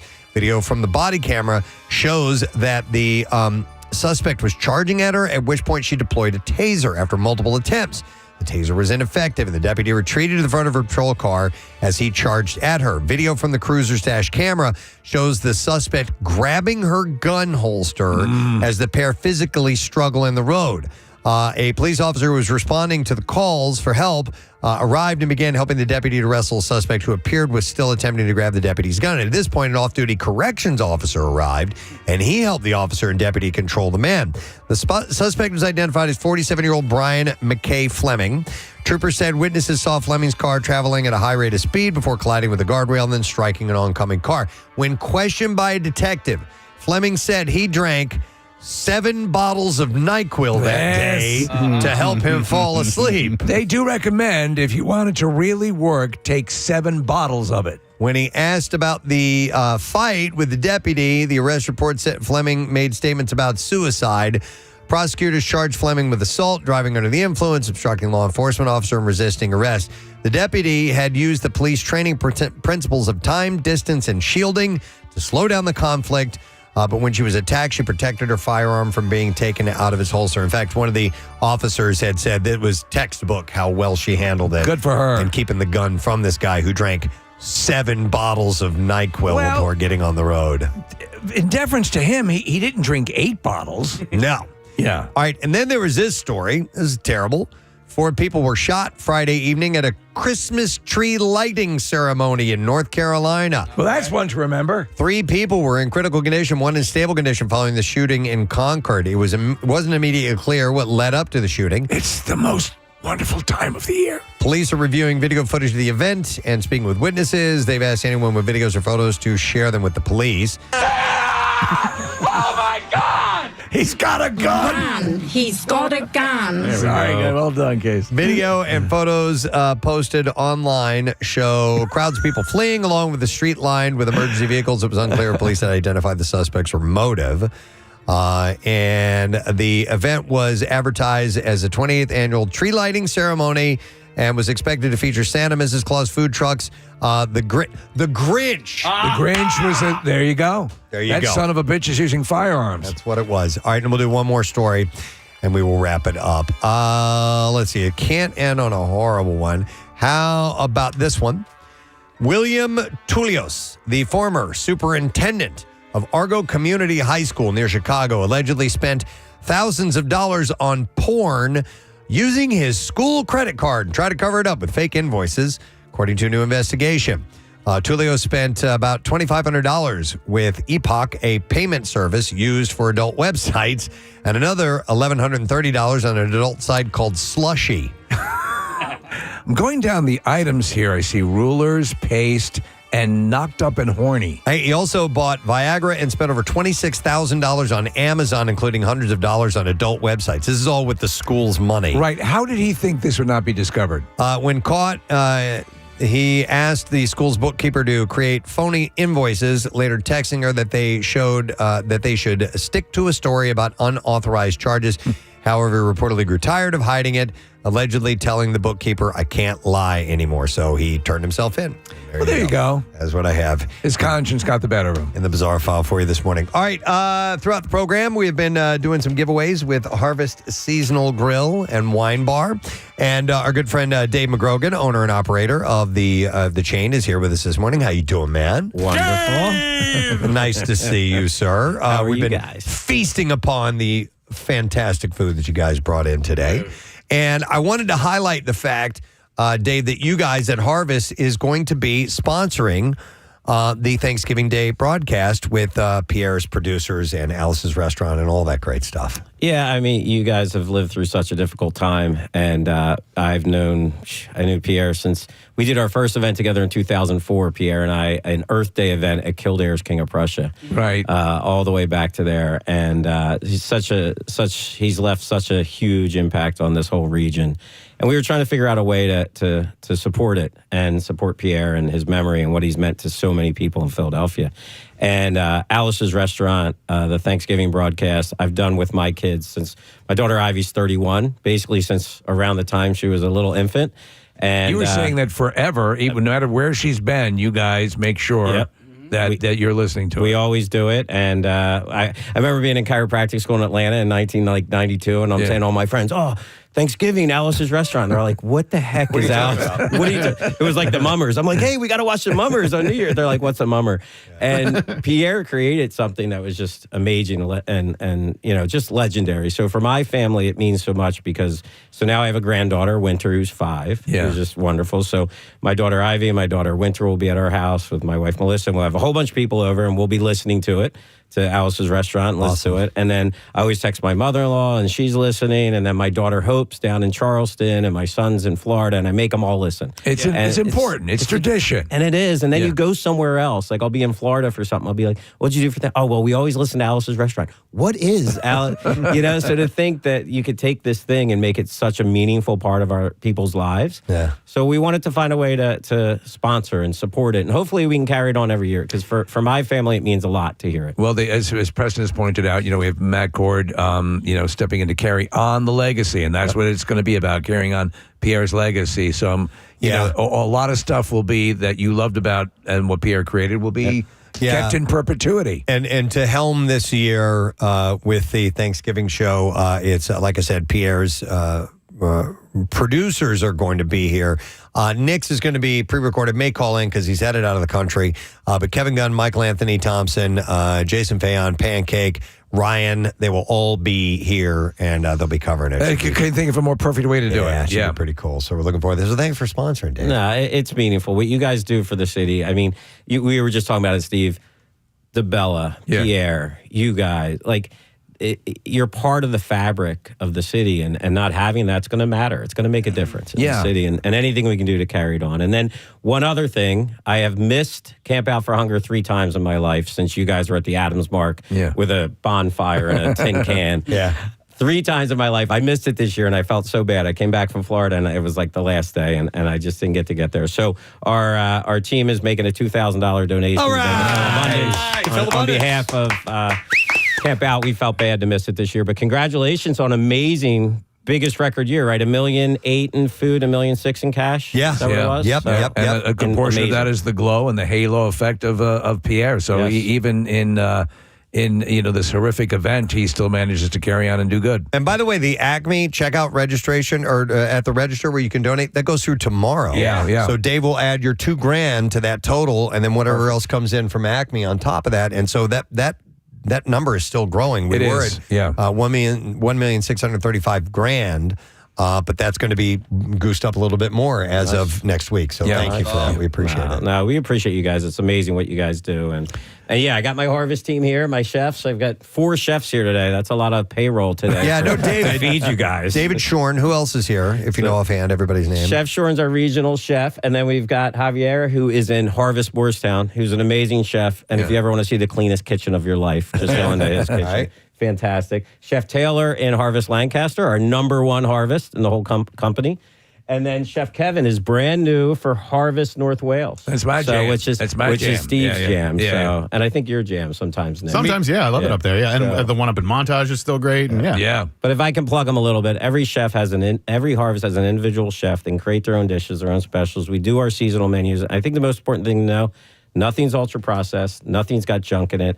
Everything is created in-house. Everything. And you can taste it. Yeah, you can. Vegetables don't come in pre-chopped. Yeah. It's all fresh. Yeah. And if you go to another restaurant and say, hey, can you take this ingredient out, or that ingredient, and they say no, it's because it ain't coming in fresh. These guys can make your meal however you want your meal, especially with allergies. We're very allergy sensitive, gluten-free, and things like that. But our team did a great job today. We got to get everybody in the building to come eat. We brought so much food. Yes. Yeah, totally. You go to harvestseasonal.com. You can find the location near you. And I tell you what, we'll take caller number 20 and we'll give away our last set of gift cards. We have a $50 gift card to Harvest Seasonal Grill and also Monterey Prime American Grill in Mount Laurel. So 610-660-9333. You'll be good to go. And don't forget the Black Friday gift card sale, 20% off on Black Friday. So get those now. Thank you, Dave. Appreciate it, man. Thank you, guys. Dave Happy McGrogan. Thanksgiving. All right, we're going to break. We'll come back in a second. Lesson question, trash music news on the way. Thank you so much. It's coming over right now. My mouth is pretty moist. I could do that. Oh, God, ew. Oh, God.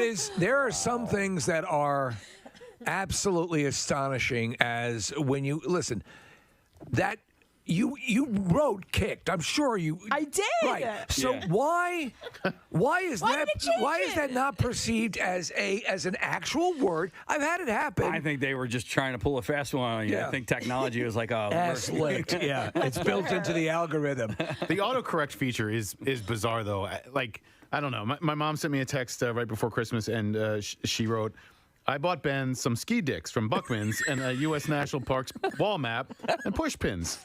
And then her follow-up text was, good God, that is ski socks. Ski socks. Do you ever put your feet in a nice pair of dicks? But I'm sure my mom felt the same way as you, Kath. It was just like, and at least it was to me, not to like, Right, or minister exactly. or whatever. Yeah, I A don't lot think of that it, was though, is just like, why? Why is it changing to Well, that? my question is, if it is a legitimate word, legitimate in the context of the sentence, what makes it change it? I've had it. Yeah. I think she probably accidentally misspelled it, and you didn't notice. And it went to Well, licked instead K of and kicked. L are right next to each other, and Nick, as far as ski dicks are concerned, Yes. D and S are right next to each other, as is the O and the I. So I think there's a most likely on your end of things, Nick, that was a misspelling and not an autocorrect. Because why would they autocorrect from socks to dicks? Thanks for checking in. Would you like to lick my ass? It licked my ass. Oh, my God. That's great. Great to hear from you. You would. I thought you were going to go somewhere else with this story because last Thursday I got a message from a friend of mine who works at Headstrong Foundation, and he was letting me know that a friend of mine is going to receive some financial some financial assistance for his daughter who is suffering from cancer. Mm-hmm. And I thought I was responding to somebody else when I wrote LOL to this guy when he's telling me about. Oh, jeez. Yes. So I go, he's like, he's going to get That's this. hilarious. Yeah. Cancer. Laugh out loud. That is funny. And I was like, oh my God, how do I? And I was like, no, that was totally meant for somebody else. And I can't find out who I was trying to say LOL to, but I can't believe I responded. I mean, at this point, I think everyone, even the best person with the greatest amount of accuracy has experienced that mistake. That whether you're misspelling and it turns to lick or whatever, or the an emoji that's an incorrect emoji that you didn't want to hit, but it is you. When the it laughing happens, emoji. you're like, oh my God, and you almost mentally try to reach out and pull it back, but you can't. Hey, what does this mean? Somebody texted in and said swipe keyboard or regular tapping keyboard? Oh, so with the swipe keyboard, you can just basically keep your finger on the keyboard the entire time and not lift up. Oh, and it sort of helps you spell out words, right? Mm-hmm. Okay. Yeah, and then tap is just like the regular. Do you have that option on an iPhone? Yes, you do. Yeah. Yeah. Oh. Where you can just keep your finger and move from letter to letter. And if you pause long enough, it will. I don't generate use it, or. Yeah, I've attempted it. I've tried it, but I'm so used to the other way that I just keep doing it the other way. It's the number one preference for salad tossers, Preston. I really need to use. I need to use voice to text more often. Me too. I don't trust it. That makes mistakes too. that's the I know it makes mistakes, Yeah. but if I do have to write a fairly voluminous amount, a longer one, I'd rather dictate it and then go back and maybe fix the mistakes. I'm very good at that, and I make sure that I include all the appropriate punctuation. Yeah, which you gotta do drives that. me Right. crazy. Sure.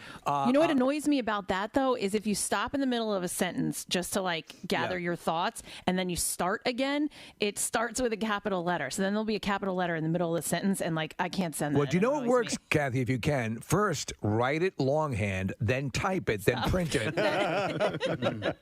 Pierre loves voice to text, and he likes to voice to text while he's driving. And Pierre has a tendency to sometimes be a bit long-winded. No. And so his texts are also long-winded. And so the year is 1983. Oh, is that what that is? Yeah, I Okay. wrote him a nice text on Friday. I thought he had a great show, and I was just like, "Hey man, it was really cool to listen. I was in the car a lot. I got to listen to a lot of your show. It was awesome." And he didn't respond, which is also fine with Pierre. And then he wrote back yesterday, and it was like 6 paragraphs long. And I'm like, okay, yeah, it was nice of him to respond.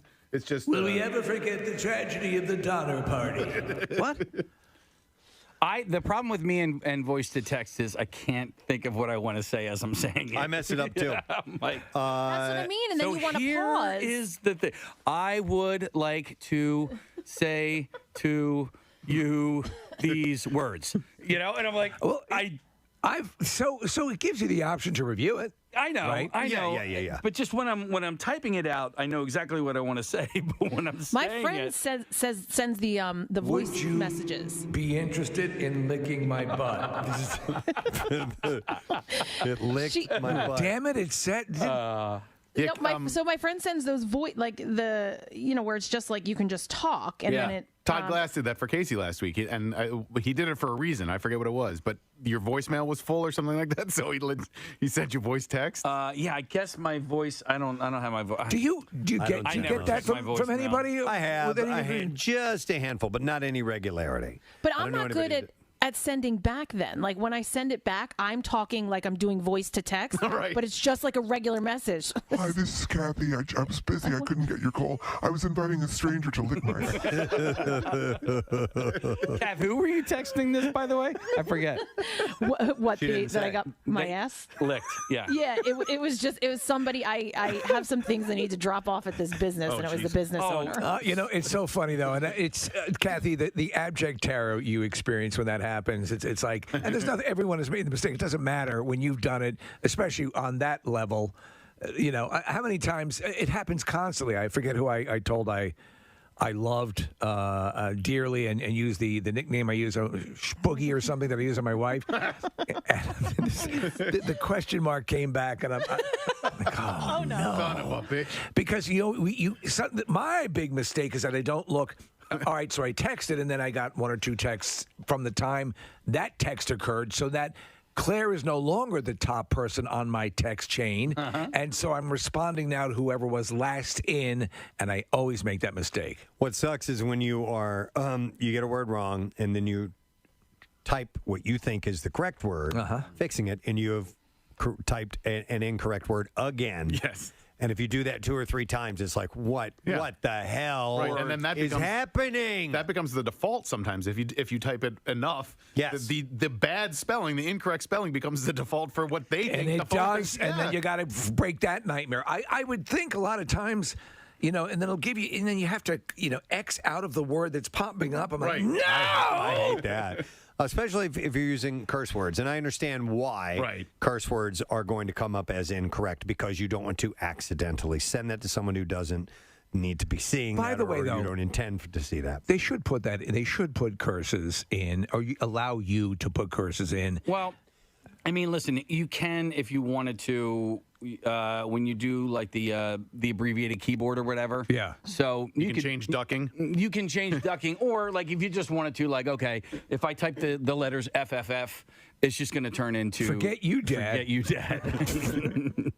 It's going to turn into what? Whatever you want it to be. So, like, for instance. Oh, I see what you're saying. So you're setting up a code. Okay. I send my wife a text every single morning, and it's the same thing. And when she's mad at me, she goes, "Oh, thanks a lot for doing the quick text."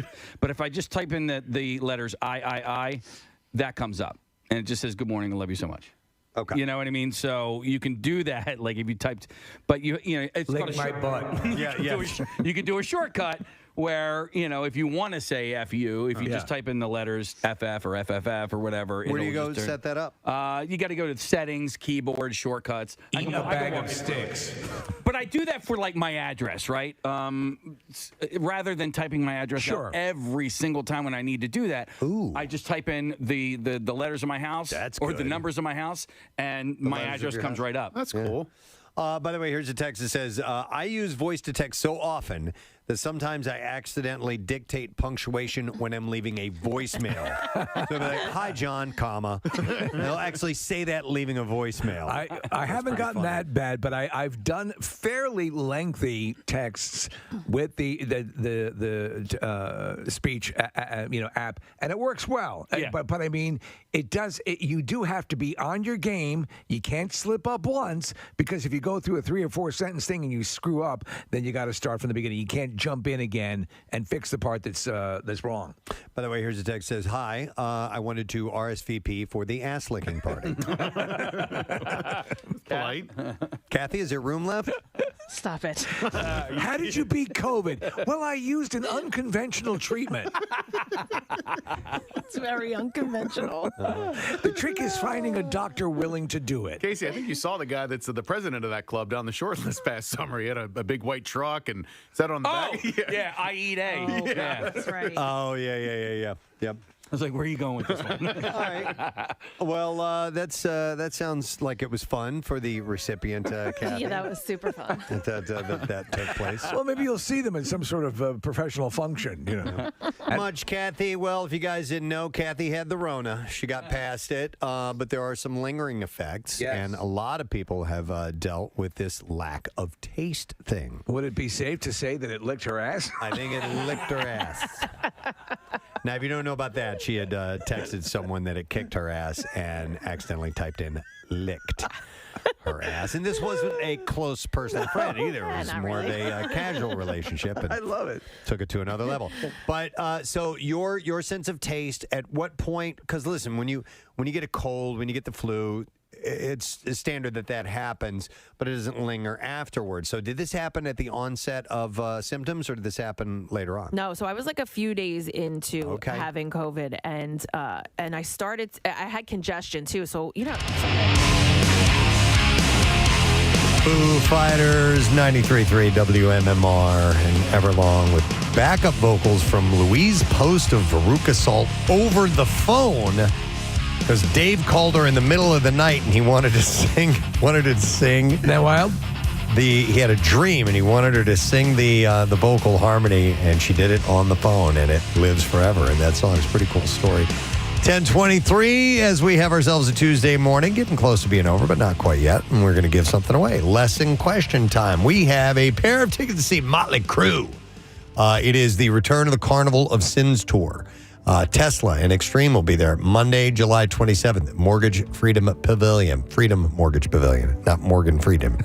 Morgan Freeman. Morgan Freeman Pavilion. Are you all having a good time at my pavilion? And now, Motley Crue. Jesus Christ, what happened to them? We are going to give away those tickets if you can answer this question correctly. Hopefully, who will be joining Preston and Steve on the float at the 2026 6ABC Thanksgiving Day Parade? What musical artist? We played music from them earlier this morning. It was, oh my God, it was like 6:15 this morning. Yeah. I wonder if anybody will remember this. 610-660-9333. Hopefully, who will be joining us on the float in the 2026 6ABC Thanksgiving Day Parade, which, by the way, we got confirmation. We've been invited to be in the parade next year. I just got another email confirming that as well. Wow. So. Amazing. All right, let's do the trash while you're calling in. The trash business is a gold mine. 93.3 WMMR with Preston and Steve's Hollywood Trash. Brought to you this morning by Worldwide Stereo. You want to see a grown man cry? Well, toss your old TV and surprise your football lover with a real home theater this holiday from Worldwide Stereo.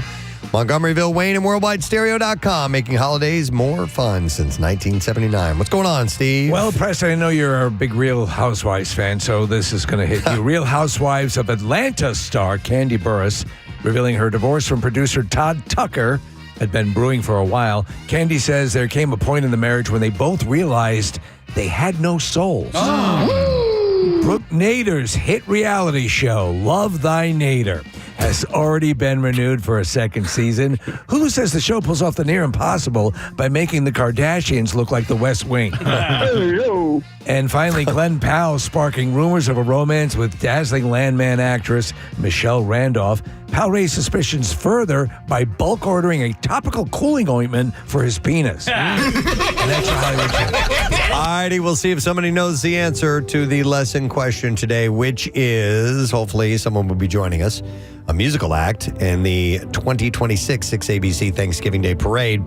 And we are going to go to Mike and see if we can get the answer. Hey, Mike, good morning.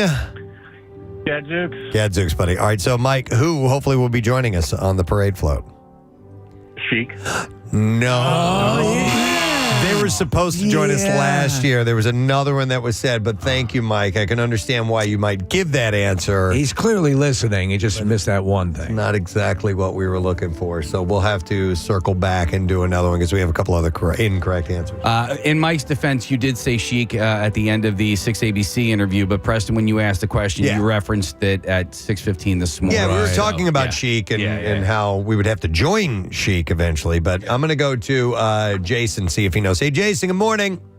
Good morning. All right, hopefully who's going to join us at the parade? Cool Mo D. Cool Mo D. That's right, buddy. Hang on, as you just got yourself some tickets to go to Motley Crue, the return of the Carnival of Sins tour, Tesla and Extreme as well, Monday, July 27th, the Freedom Mortgage Pavilion. Tickets are on sale now via Ticketmaster. Now, Preston and Steve's Music News on 93.3 WMMR. All right, I got two stories here real quick. And Hang on. Is it still there?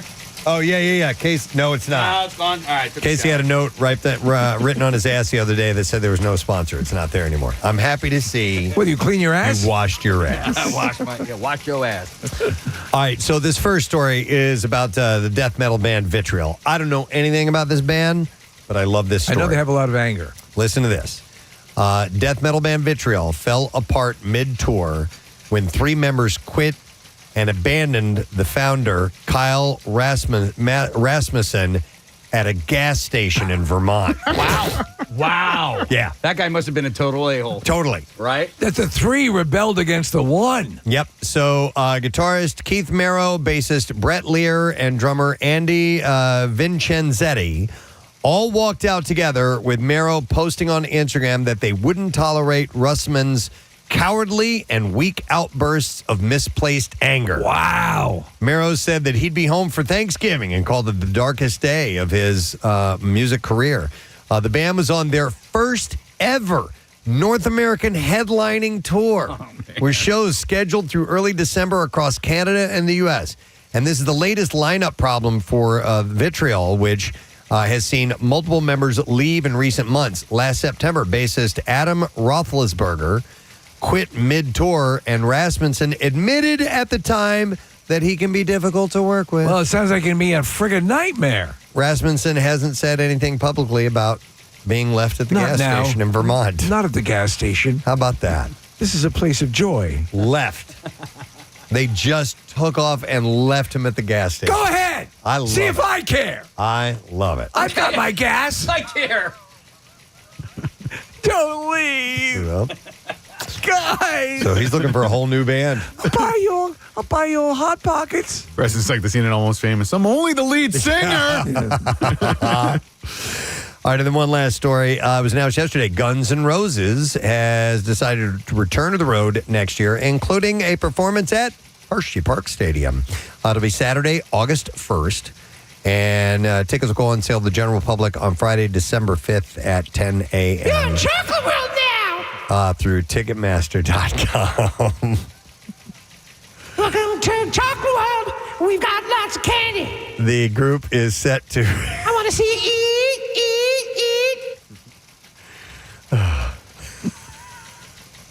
That actually would make a great song. Yeah. You don't know where chocolate comes from. It will be a surprise.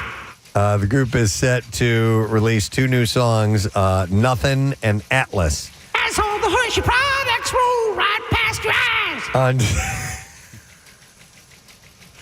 On December 2nd, marking their first release since 2023. I love that friggin' ride. I do too. Yeah. Chocolate World. I don't care fun. how many times I go on. I think it's terrific. Yep, I agree. All right, there you go. That's all I have in music news for you. You got Chocolate World and people being left at gas stations. That's it. Yeah.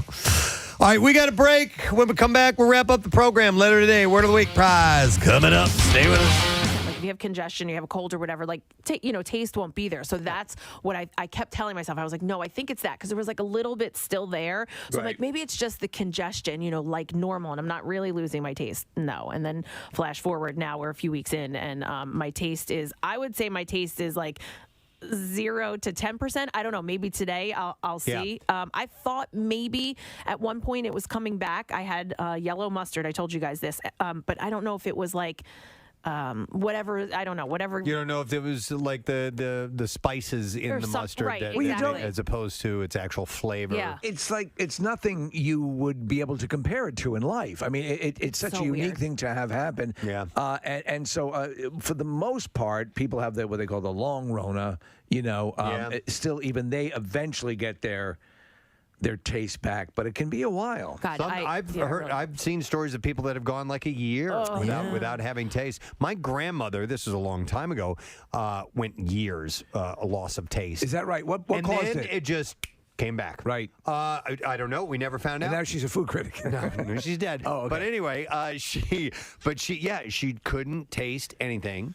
And then it just came back around one day. What's weird here, and not to sound too alarming here, but there is something cerebral going on there, which is a little bit scary, don't you think? So I heard a doctor talk about it and why, and it all stems from the nose and the blood vessels that are in the nose. The nose. And again, I just watched a quick video, so hopefully that's accurate. But that's what he was saying, and my sense of smell, I think I have a little bit of it. I would say maybe 25%. If I stick my nose in something, I might be able to identify. Well, they go it. hand in hand. Yeah. I mean, so your olfactory senses inform your taste to some degree. Ooh. I don't know what the percentage is. Hey, if you were going to lick someone's ass, now is the Yeah. time to do it. No, Kathy. It's the time to do it. We can give away mixed martial arts do it. tickets. Yeah. All right, so what we've decided to do, and actually it was Kathy's idea, we're going to do a taste test this morning of some various things and see if she can identify. Now they have various consistencies to them, so that might be a clue into what you might be tasting.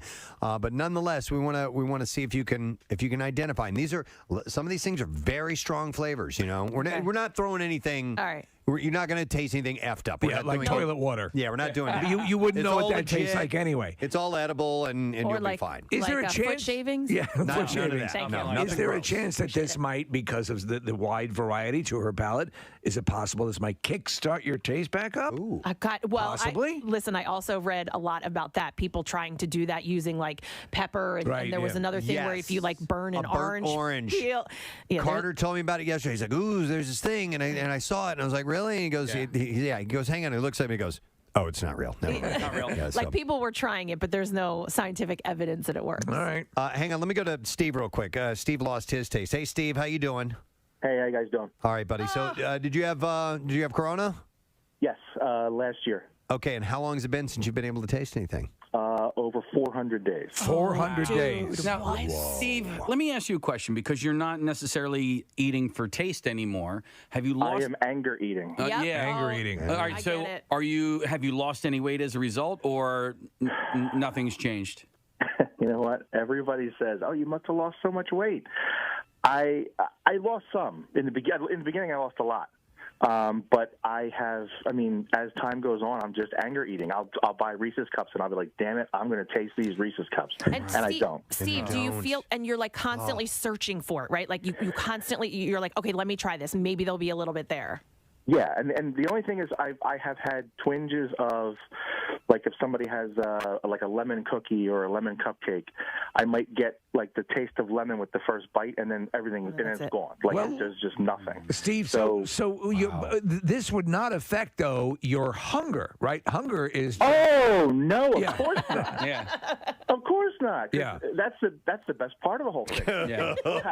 You still have to eat. You just have no joy in any of it. I'm like I always say it's like Captain Barbossa in Pirates of the Caribbean. They just want to watch Keira Knightley eat because they have no joy.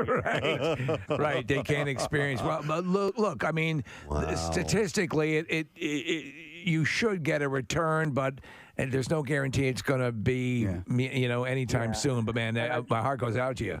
I've tried the other things. Like my wife has been getting me to try this smell therapy where you smell coffee grinds, you smell oranges, you smell. But they say that takes like years to actually kick in and work because it's supposed to be like based on your memory. Yeah, it's really weird. And then I eat things because I like pizza. I know what pizza tastes like, right? So I eat it. But now I'm more concerned with like texture. So I'll eat things that like I always want nachos because nachos have crunch, they have sauce, they have But December 9th, 2020 was my last day. All right, man. Steve, were you vaccinated?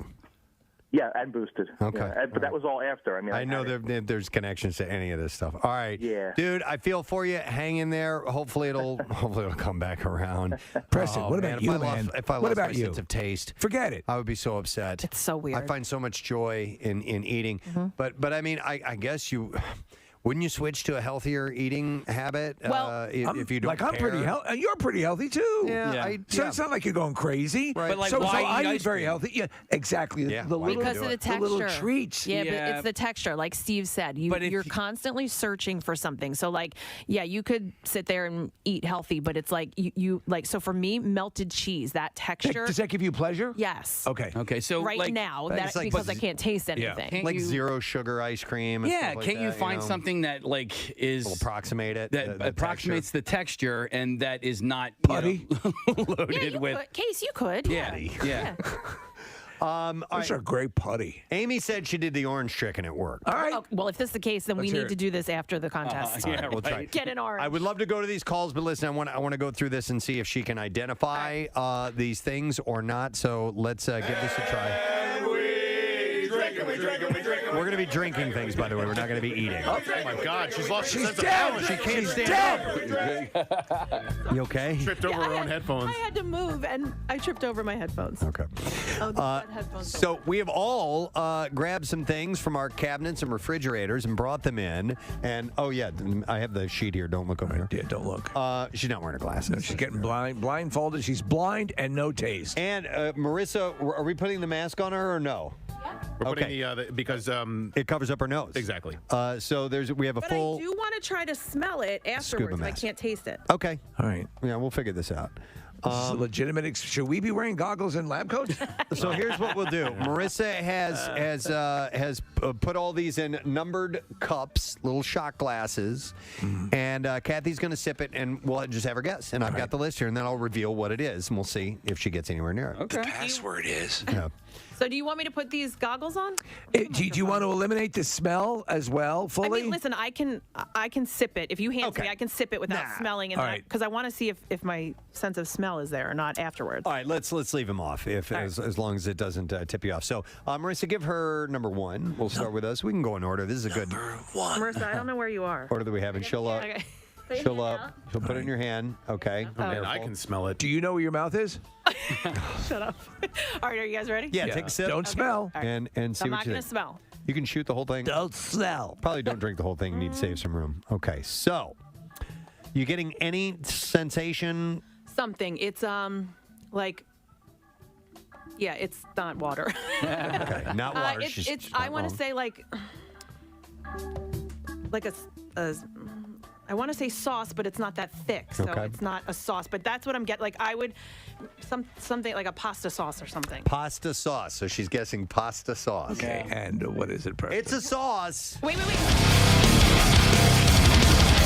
WMMR rocks with some Incubus and Drive. It is 10:39 and a Tuesday morning. The Preston and Steve Show. Clouds today. A little rain expected later this evening. We were talking to Karen Rogers from 6ABC, and tomorrow she says morning rain, like heavy. Could be some storms, but mild. It's going to be in the upper 60s. And she said there's going to be some breaks in the weather. I thought it was going to be like an all-day shower thing, but there will be some breaks, but it does pave the way for a cold front moving in the next day. And on Thanksgiving, chilly, high of only about 44 degrees, way different, like almost a bigger than 20-degree swing.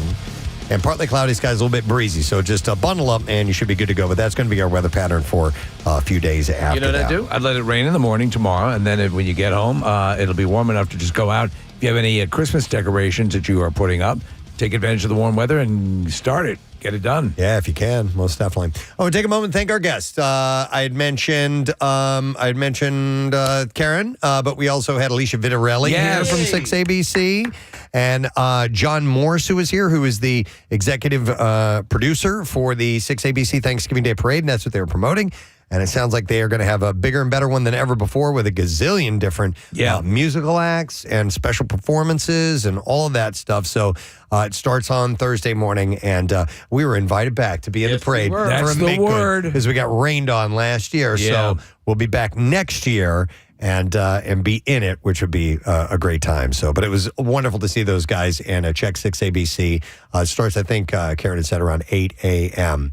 Want to thank Harvest Seasonal Grill for being here. Yay. And you can go to harvestseasonal.com to get a location near you. Food's fantastic. Just trust us on that. And we made an announcement earlier today, too, that the Christmas Miracle has a save the date. We do indeed have the party once again at the Colonial Theater in Phoenixville. It will be on Friday, December 19th, and it is presented by our friends at Phoenixville First.